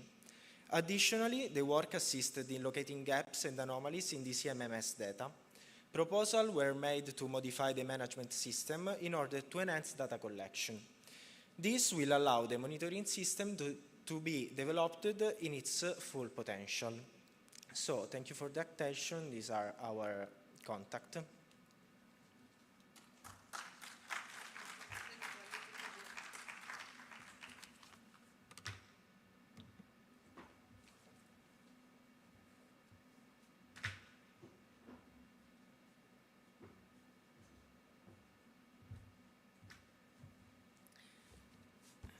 All right, the remaining presentations will be pre-recorded. So can you pull up to 46? The presenter is Bruno Roma, and his presentation is on monitoring the rate of decay of the level of liquid helium in MRI. Hello, my name is Bruno Roma. I'm from Brazil, and I will present the study of the monitoring the rate of decay of the level of liquid helium in an MRI. So this is my email if you want to send me a message, and this is the description of this study. Okay, I'm sorry. So the equipment has a max rate of decay of level of liquid helium defined by the manufacturer in minus 1% every 15 days. So this is what we were looking for. The equipment was installed in 2015. The data analyzed include 2018, 19, 20, 21, and 22. the helium level was measured by the equipment of MRI, and the calculation now of the decay level was done by this clinical engineer that is speaking right now. So the goals of the project was present this case study of monitoring the rate of decay of the level of the liquid helium of an MRI equipment installed in Brazil, in a hospital in Brazil, right? So let's see the data. I know that it's a lot of information in one graphic, so just us to understand. So this X is about time. So we have January 16th, February 1st, February 10th is the day that we collect the measure of the liquid helium inside the MRI. So in January 26th, 79.9%. And we calculate between two measures the rate of decay. So this line and dots, it's showing us the rate of decay. This black line informs us the average of the year. So the average, the decay average, okay? And this red line is the maximum decay that the manufacturer informed, 1% every 15 days. Okay, so we measure, we had 26 measurements this year with an average of 0.65% decay every 15 days. It's good. It's better than 1% decay. And we had a conclusion here that we noticed 7 points below the red line, that it's not good. However, 5 of the 7 measurements were performed with an interval of less than 7 days.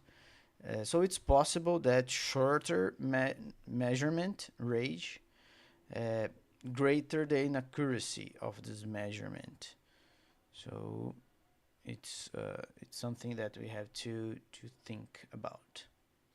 So this is 2018. So next year. Okay, what we have here? We have 19 measurements and only 1 point below the maximum. We had an average decay rate of 0.71%. It was a good year, and here you can see replacement of liquid helium. Okay, and everything's fine this year. So 2020 we also measure, and we had a little bit more points below the red line. Another replacement of liquid helium, and nothing to care about because all those measurements were very spaced in time, so it's okay. The next year, 2021, is the one that is very important here, because we start to see more points below the red line, which made us call the manufacturer, actually the service contract of this equipment, in order to evaluate the code head situation, and we got the code head replacement in January of next year. So, but it was very important here to see that these two measurements below 1% made us call the service to analyze what was happening, and we replaced the code head very fast. So we noticed in October actually, and January the code head was replaced. So it's very quick time, and we lost few liquid helium in this equipment because of this method of monitoring the helium liquid rate decay. So after the replacement of the code head in January 22, we noticed that the decay rate became much more stable around the average that was 0.28% every 15 days. And only one measurement below 1%. That is great, very great. So the conclusions is that, okay, it's possible to verify that the monitoring rate of the decay level of the liquid helium was effective and ensured the rapid detection and consequent resolution of the failure was verified in 2021 data. Without correct monitoring of rate of decay, level of liquid helium, it's not possible to certify whether the loss of liquid helium is in accordance with the manufacturer's recommendations. Of course, that we know that some equipments already have this kind of monitoring of the decay rate, but not every equipment has. So it's important for the clinical engineer start to monitor the decay level, not only the level of liquid helium, but the decay rate. It's very important to calculate and to monitor. Then for next studies, it's interesting to evaluate how clinical engineering services are monitoring the level, the helium level, and whether the method is being effective. Okay, thank you very much. I hope you have a great Congress. Bye-bye, see you.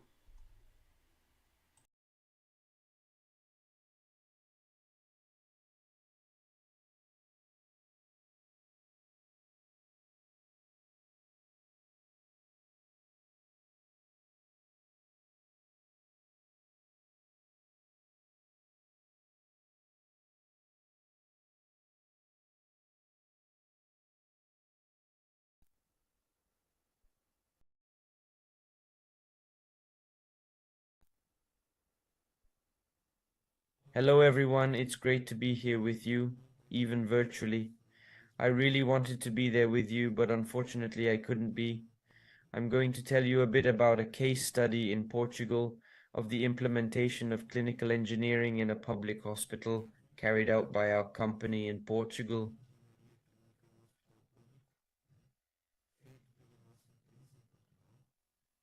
I'm Pedro Moreira. I'm a clinical engineer. I currently work on 3 continents, here in Portugal, some things in Spain, Brazil, and some projects in Africa. Most of the time I stay in Portugal today, but I work on these 3 fronts, on these 3 continents.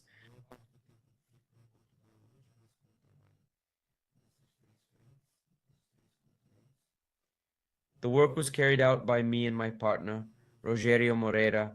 We are clinical engineers trained in Brazil, and we have our company called ICEHTMC in Portugal.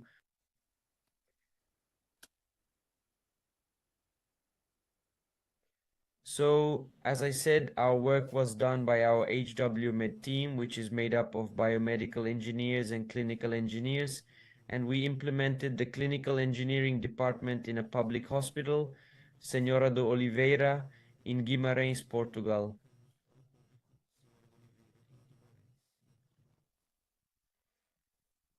So our article describes the whole issue of the methodology of the case study of the implementation of the clinical engineering department with all the technical, quantitative and qualitative analyses, focusing on the implementation of clinical engineering in a hospital that had never had this service.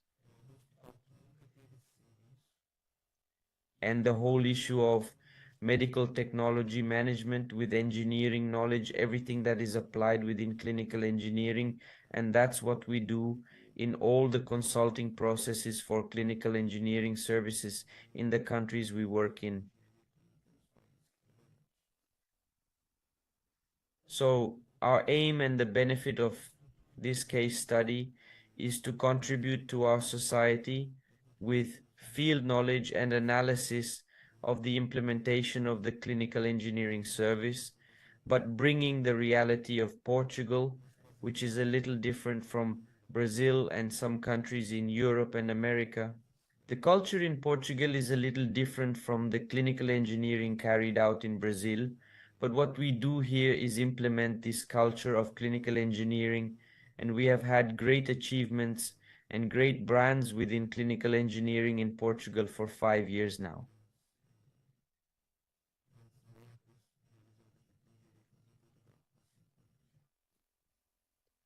So the whole process of implementing clinical engineering at Hospital Senhora de Oliveira was divided into 5 stages, and the 6th stage is all about the reporter. And phase 1, I'm going to comment on all the phases. Phase 1 is the beginning of getting to know the hospital, making an inventory, registering all the technology, assessing all the medical technology in the hospital, assessing whether the hospital had a system, a maintenance management software, and it did.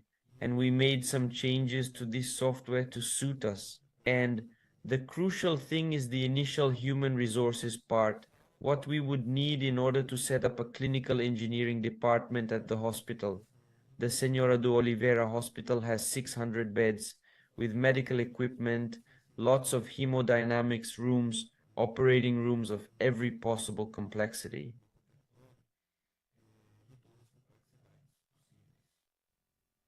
Phase 2, all the definition of infrastructure material.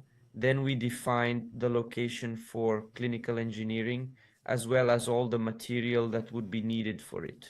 The whole issue of maintenance, what we wanted to do in-house or have done by an external company, organizing the whole issue of implementation and maintenance costs, so the hospital also had no idea of maintenance costs, how much was spent, and analyzing and monitoring existing maintenance contracts.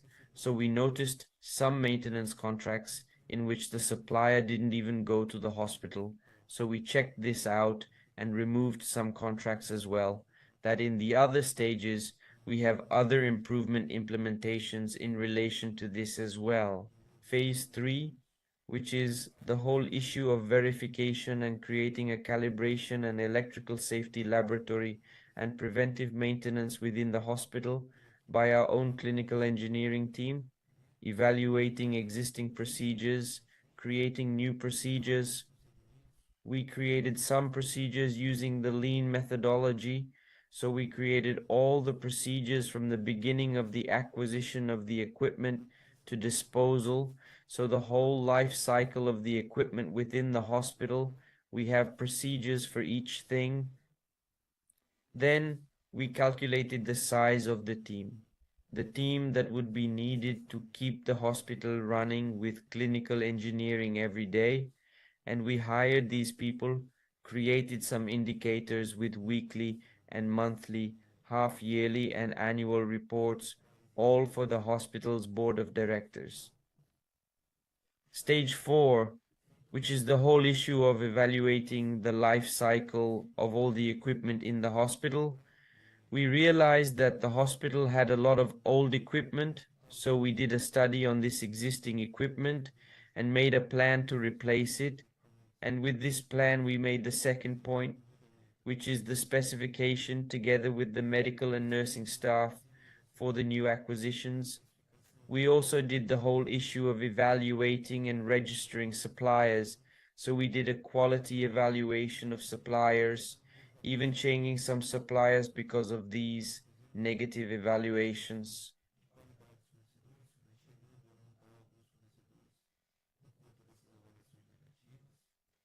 The whole issue of training for medical staff, nursing staff, cleaning staff. We also created a clinical engineering education program, not just for the workers within clinical engineering, but for everyone in the hospital. And so we managed to reduce some errors in the use of equipment and errors in breakdowns as well. Stage 5 was the whole issue of CapEx and OpEx planning, so we had already implemented the department well. Each stage of this took a while. It will depend on each hospital, but I say that on average each stage took 3 to 4 months, and stage 6 is just the report that we pass on to the hospital's board. I'm going to give you some results, which are that in 10,021 we had a direct cost reduction of 333,000 euros, 333,000 euros in the first year. The graph on the left shows the amount of corrective maintenance carried out per semester from 2021 to 2023, and the cost reduction also from 2021 to 2023 per semester.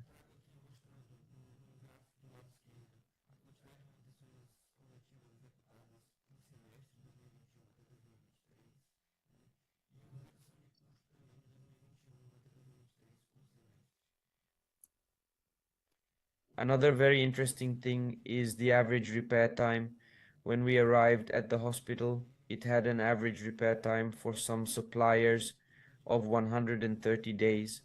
And today, in the first semester of 2023, it has gone down to 6 days.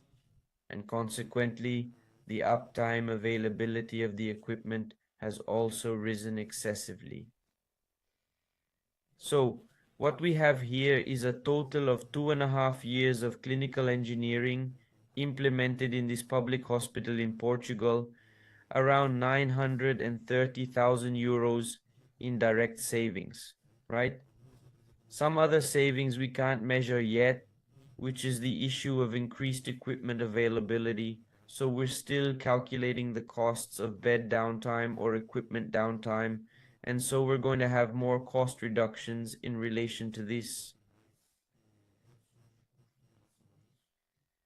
But that's basically it. To show you how much clinical engineering brings in terms of cost reduction, I don't think I've seen many articles talking about cost reduction in clinical engineering, direct or indirect cost reduction. So here we have some direct cost reductions and some data on indirect cost reductions, with a reduction in average repair time and an increase in equipment availability. I'm here to thank you all. I'd like to be with you all. Send a hug to all my friends who are here. Thank the FME, the GCE, the AME, everyone who organized it, and everyone who took part in the scientific committee as well.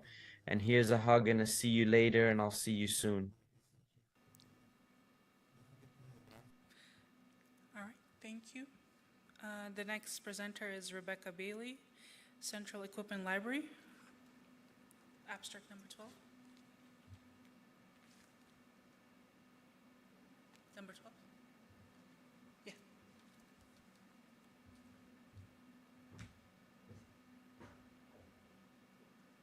Hello from Australia.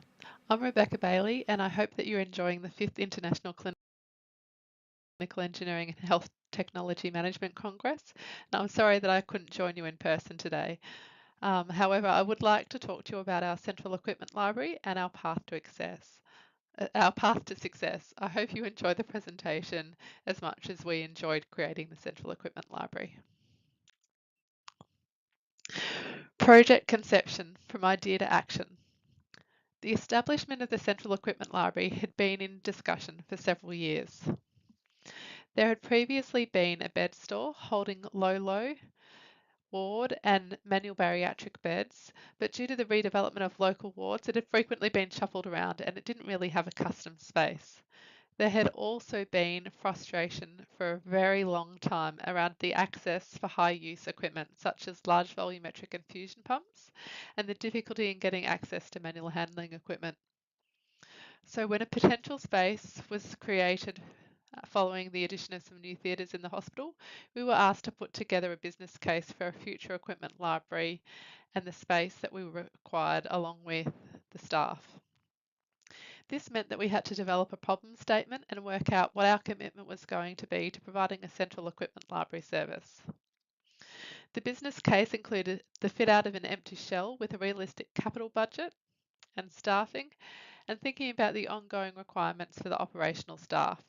To work through the business case, we made sure that we used SMART goals, which are specific, measurable, achievable, realistic and timely goals. And here you can see a picture of one of our storage solutions beforehand, which was for some side rails for beds, also some COVID physiological monitoring and ventilation hoods. And because of the state of this space, it was required that they were all wrapped up in plastic to keep them clean and ready for use. And below you can see a very small portion of our central equipment library when it was finished.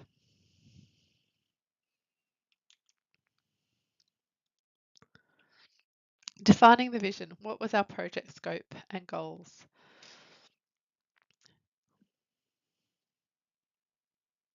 As I said, the establishment of the Central Equipment Library had been in the pipeline for a while, and after seeing the success in several hospitals across Australia and internationally, and after we received the go-ahead following a successful business case, we commenced with our consultation of staff and a wide range of stakeholders, from clinical staff, health and safety team, to help us understand what our requirements were. We also spoke to other Australian health services and reviewed international literature to understand the challenges and the success of established libraries. We discussed this with nurse unit managers, equipment nurses, biomedical engineers on our team, the occupational health and safety team, and clinical assistants. We continued to collect information throughout the project at different stages. This included targeted interviews, analysing risk report data to identify any unavailable equipment that might be useful to include in our central equipment library. And then we used surveys to work out what realistic equipment levels were. And we discussed with our clinical assistant team when we discovered that the availability of urgent loan equipment was required 24 hours and it wasn't limited just to changing beds in and out. Through listening to these staff, we came to understand that the biggest challenges we had to overcome were not ensuring that we had functioning in-date equipment with the right software revision. Rather, it was making sure that our clinical staff had trust in our ability to deliver our service so that they had equipment available without needing to hoard it. We also needed to be able to have small local equipment areas available and a large central space to hold the majority of equipment to run a daily impress service, and that daily impress service was used to maintain equipment levels for that high use, low cost capital equipment, and this was supplemented by a loan or library service for extra equipment and also for equipment that didn't form part of our daily impress service. The scope was the city campus of the hospital, which included most wards with the exception of our intensive care unit and theatres. Building the blueprint and project planning. There are two aspects of this project which we really worked through simultaneously, but I'm going to discuss them in two sections because that's a little bit simpler. To start with the service, we wanted to know the equipment location and we decided that in the short term at least we wouldn't invest in a real-time tracking system. Instead, we updated equipment locations based on where the equipment was delivered to, either during our equipment rounds or who had requested the short-term loan equipment. We also decided it wasn't just the equipment location that was necessary, but we also needed visibility of the equipment status. So we could route service requests in a different way if we didn't have the equipment in-house to service a loan request. This was particularly important for bariatric beds. And for that equipment status, we looked at if equipment was available, which meant it was available in the central equipment library, if it was offline for repair, which either meant it was in our clinical engineering department or off-site with a service agent, or if it had been assigned to a clinical area or a person. We needed our daily impressed central equipment library to run 365 days a year and to provide that service. We decided that we would staff the central equipment library with biomedical technicians between 7 a.m. and 3 p.m. every day of the year, with the option of getting urgent out-of-hours loans, which was coordinated by routing our after-hours request to the clinical assistant team, who had staff available and on-site after hours. We also knew that we wouldn't always have suitable bariatric beds available, so we took ownership of the bariatric hire process with external providers so that we could make sure that we used the hospital stock when it was available first. It was also essential that we had an easy-to-use request system that integrated with our current service and asset management system. So what we did was we worked with our computer-assisted facilities management team just to make sure that the request classes were suitable for what we required. And now let's talk about the building space. So on the right, you can see a sign to our central equipment library. So we were really lucky that we had some fantastic signage made up, which was another way of advertising the space. But what do we need in the actual spaces? Well, for our central location, it was important that it was easily accessible to all wards on the city campus, and then it had great powered storage solutions for shelf-based equipment, standing equipment, and beds. We also wanted local equipment areas in wards, and they needed to have adequate power, but more importantly, they needed an organised storage system so staff, both clinical and our central equipment library, could locate that equipment easily. Putting the pieces together. Here you can see the project starting to come together. On the top left, you can see the shelving before our vertical power rails were installed. And in the bottom, you can see some of our standing equipment, including bed movers and vital signs machines. We also had the opportunity to test out some of our software solutions early as a way of requesting and tracking COVID stock, including high flow heated humidifiers and individual patient isolation hoods. And on the right, you can see our how-to document for using our request system, which required staff to nominate a requester, a contact number, and indicate the requested or planned duration of the loan. This really allowed us to test out the system and iron out any bugs before we went go live with a wider range of equipment. It also made providing COVID stockpile equipment much simpler for our teams. The project was a really collaborative effort. We had lots of staff involved during the project phases of the project who took time out of their day-to-day activities to ensure we had a successfully developed central equipment library through participation in our steering committee. We also had a dedicated part-time project manager who was solely responsible for the central equipment library and was also fantastic at building those links and having the communication with a large range of different stakeholders. In this image, you can see two of the staff that were on our steering committee, our asset services manager and also the director of people and culture. We also had representatives from nursing, operations, occupational health and safety, and clinical engineering, as well as the support of subject matter experts during different phases, including the engineering and biomedical engineering teams, the computer assisted facilities management or CAFM team, which was, as I said before, integral in assisting with the software workflows in our facilities wide asset management system, and of course the capital works team. We also employed some of our biomedical technicians who would go on to staff the central equipment library to assist with the setup of the space, collecting surplus equipment and doing test impress runs to determine the timing and where there might be problems with our current plans. Now to talk about the operational team. Our central equipment library team was a dedicated team that fitted into our larger clinical engineering or biomedical engineering department. This consisted of an engineer who was based within the team but was also involved in other department-wide activities, for instance, projects and service contracts. And they managed 4 part-time biomedical engineering technicians who worked on a rotating roster to cover weekends, a mechanical technician who assisted with beds and hoists and worked full-time, and we also had the support of the after-hours clinical assistance team and their managers. Execution phase and making it happen. Here we can see 2 of our central equipment library technicians just working through the system, and at the very back you can see the head of our mechanical technician. Now I can't overemphasize here the importance of having the right team, as these staff are the ones that really made our central equipment library a success by being the daily face as a whole clinical engineering department, not just the central equipment library. These staff were the business as usual champions for our service. They were always very quick to identify any troublesome areas and offer potential solutions before they ever escalated.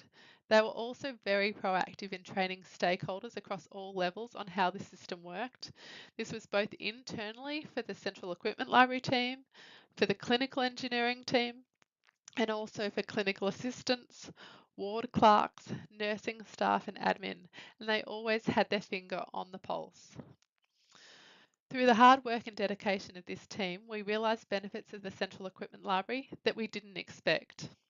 This included the ability to demonstrate the value of purchasing additional motorised driven bariatric beds in reducing bariatric hire costs, assistance in collecting and moving large volumetric infusion and syringe drivers during preventative maintenance activities so that we could service all pumps, and to assist in checking with Wi-Fi connections and ensuring that equipment had the latest software updates and the drug libraries installed.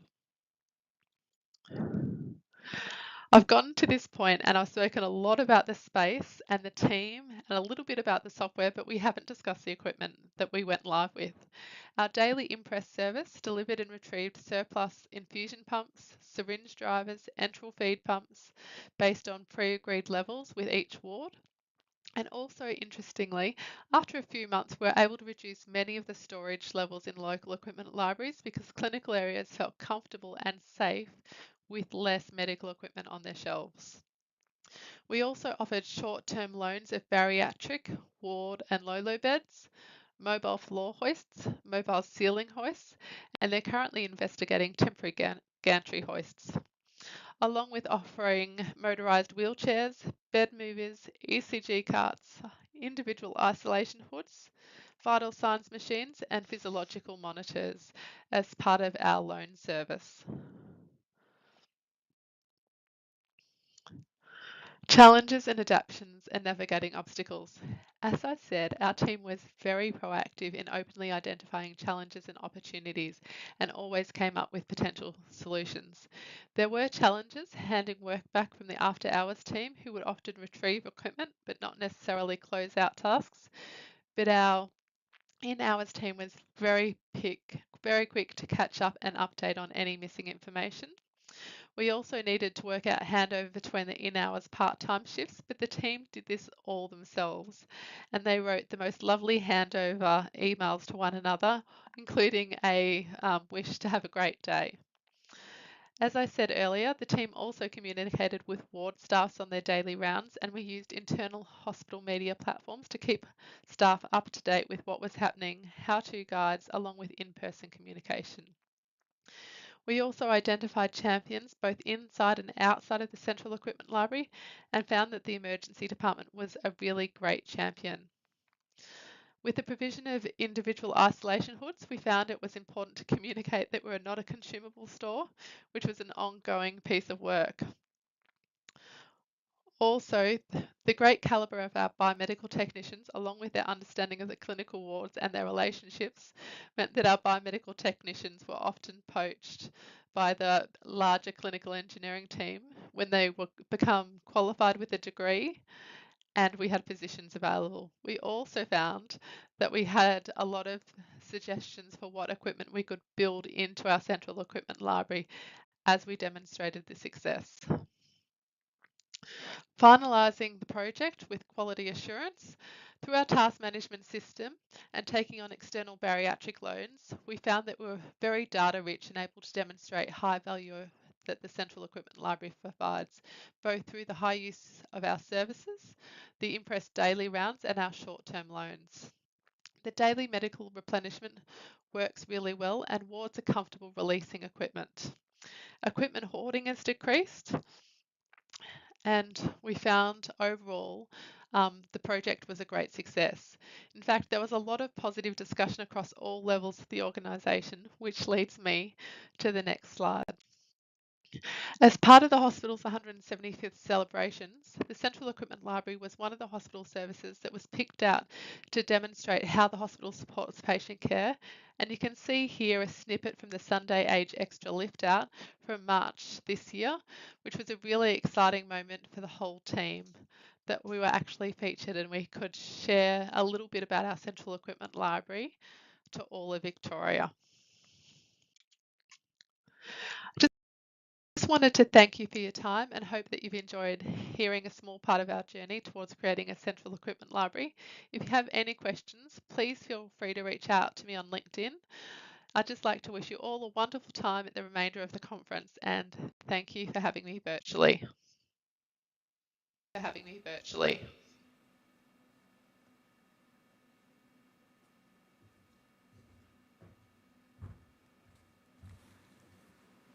All right, our last presentation for the day is going to be from France. We have a group of presenters: Cathy Blanc, Gone, Emily Duran, Benoit Pierre Ligo, and Clarice Delesper. And I'm sorry if I butchered the names. The presentation is on Survey on the Biomedical Cooperation Practices of French International Hospital, Cooperation Actors and their partners and their needs for support.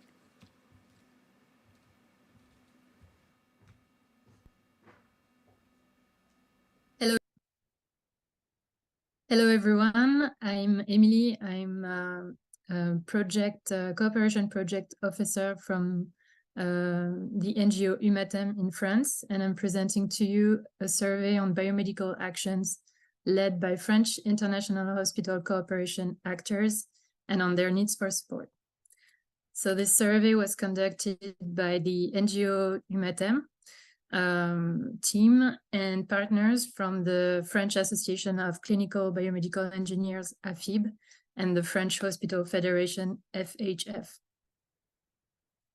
So to reset the context of the survey, in 2020, the Ebola epidemics and the COVID-19 pandemics have successively revealed weaknesses in the healthcare systems of low and middle income countries regarding the number of qualitative essential medical devices and of clinical engineering workforce, which were insufficient. In France, many hospitals are engaged into international hospital cooperation partnerships, which could be an asset to contribute to solving the problem. Today, these partnerships mainly revolve around medical fellowships and international exchanges. There is few biomedical clinical engineering activities yet. So that's a paradox because so the absence of biomedical cooperation activities can considerably reduce the impact of medical cooperation projects. Furthermore, health decision makers in many LMICs are still insufficiently aware of the challenges of clinical engineering, and they still fail to invest in dedicated resources. So there's an opportunity here for international hospital cooperation partners because there is a clear need for cooperation in the CE sector. So the objectives of the survey was to better understand this gap and better advise international hospital cooperation actors. So the French NGO ICEHTMC, in partnership with the French Association of Biomedical Engineers and the French Hospital Federation, have conducted a survey in 2022 among French international hospital cooperation actors and their partners in LMICs with 3 goals. First, take stock of current practices regarding clinical engineering activities in IHC projects. 2, assess their potential needs for support while raising their awareness on the area of CE cooperation and on related best practices. So the survey was conducted between February and October 2022 through an interactive online questionnaire that was sent to 34 French IHC focal points representing 46 partnerships with the support of the 2 heads of project of the 2 IHC French financial backers, the Ministry of Health and the FHF. The French focal points were asked to forward the survey to their partners in the South. So the return rate of the survey was 58%, 20 respondents representing 19 different projects, of whom 16 respondents from French hospitals, 2 respondents from French associations involved in the partnerships, and 2 respondents from partner healthcare facilities located in the Global South. Respondents were divided into 2 categories, 12 projects that already included clinical engineering cooperation activities, and 7 projects that did not. So the proportions here are not representative of all IHC actors. What we can infer from this is that projects with clinical engineering components seem more interested in taking part in the survey than others. The second result has to do with professional categories involved in the project teams. So we can see that doctors were involved in 100% of the projects without clinical engineering activities. As it is, doctors are historically at the heart of IHC projects, and against 92% of the projects with clinical engineering activities. Some of these projects actually were only focusing on clinical engineering cooperation. Regarding clinical biomedical engineers or technicians, there is a gap here. So 14% of the projects without clinical engineering activities had involved these clinical engineering or engineers or technicians. So it's very few medical focused cooperation projects actually involved CE staff. Whereas 83% of the projects with CE activities involved either technicians or engineers in their project teams. So there's no CE cooperation without CE workers. And the last number that's interesting is the associations. So we can see that 42% of the project with clinical engineering activities actually involved associations. So it can show more integrated projects or older cooperations. The main difficulties that were encountered by South Partners healthcare facilities were first acquisition of medical devices. So it's actually the first difficulty that's mentioned by actors without clinical engineering cooperation. It's indeed easier to identify even without specific knowledge in clinical engineering. The 2 next difficulties that were quoted were the training of clinical engineering professionals and the management of medical devices that were mentioned by 12 out of 19 respondents, and of whom 100% of actors with clinical engineering cooperation projects. So on average, actors that were leading clinical engineering cooperation projects have cited 2.3 times more difficulties than actors without clinical engineering cooperation. Logically, the types of clinical engineering activities that were led by IHC partners included first the procurement of medical devices, which arrived early on in the projects, 2, the training of medical or nursing staff on best practices of use of medical devices, and 3, the training of clinical engineering technicians and engineers, which were carried out by the longest running projects or were programmed later on in the course of the project. As it is, IHC actors have reported difficulty finding either in-house or external experts to implement those training. We then questioned the respondents about the information they had on the clinical engineering department of the South Partner Healthcare Facility. As it is, 55% of the respondents did not have any information on this. And all those who had information were respondents that were leading projects with CE component. So there is a clear need to improve knowledge from all actors, international cooperation, hospital cooperation actors. There is a clear need to improve knowledge by carrying out diagnostics on the clinical engineering departments or workshops and on the equipment fleets of these facilities. In short, IEHT actors with clinical engineering activities did witness positive changes from their project, but also faced many obstacles. The human resources with turnover, insufficient staffing or competencies, obstacles in infrastructures or means, the limits of faced with partition or small-scale projects, but they also were able to share solution and advice. 19% of the respondents find relevant to develop the clinical engineering component of their IHC projects, with a stress on the need of training for clinical engineering professionals. And of those 90%, 100% of them expressed a wish for support. So what we can draw from this, hospital partnerships involving clinical engineering cooperation are on average longer standing partnerships, but the implementation of a clinical engineering component does not seem to depend solely on the duration of the partnership. Indeed, some hospital partnerships actually started with a cooperation in this area. Then actors conducting CE cooperation activities have on average a better knowledge of the hospital environment of the partner facility in the South, facilities, donation practices, resources, etc.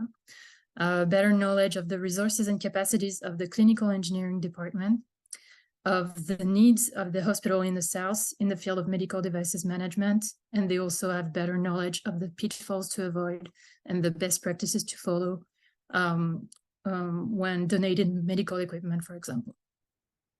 The supply of medical equipment, which is often a more visible and easily identifiable issue, appears to be more of a priority for actors without CE cooperation than for those already involved in biomedical cooperation. And finally, 90% of the respondents consider that it is or might be relevant to add or strengthen the clinical engineering component of their cooperation project. Of this, 100% expressed a need for or a possible need for external support from experts in developing these activities. To conclude, to sustainably improve the quality of care in LMICs, partner hospitals, international hospital cooperation projects carried out by hospital staff in a long-term partnership seems like a great opportunity. To be even more valuable, these projects should adopt an integrated approach, involve clinical engineering, biomedical professional in both partner hospitals, take stock of the current situation through an on-site diagnostics in the South Partners facility that necessarily includes a visit of the CE department, office, workshop, etc. It also needs to be supported by financial backers, as this project involves some investments. And finally, they should use all external resources available, for example, from specialized actors such as the NGO you mentioned. Thank you very much for your attention.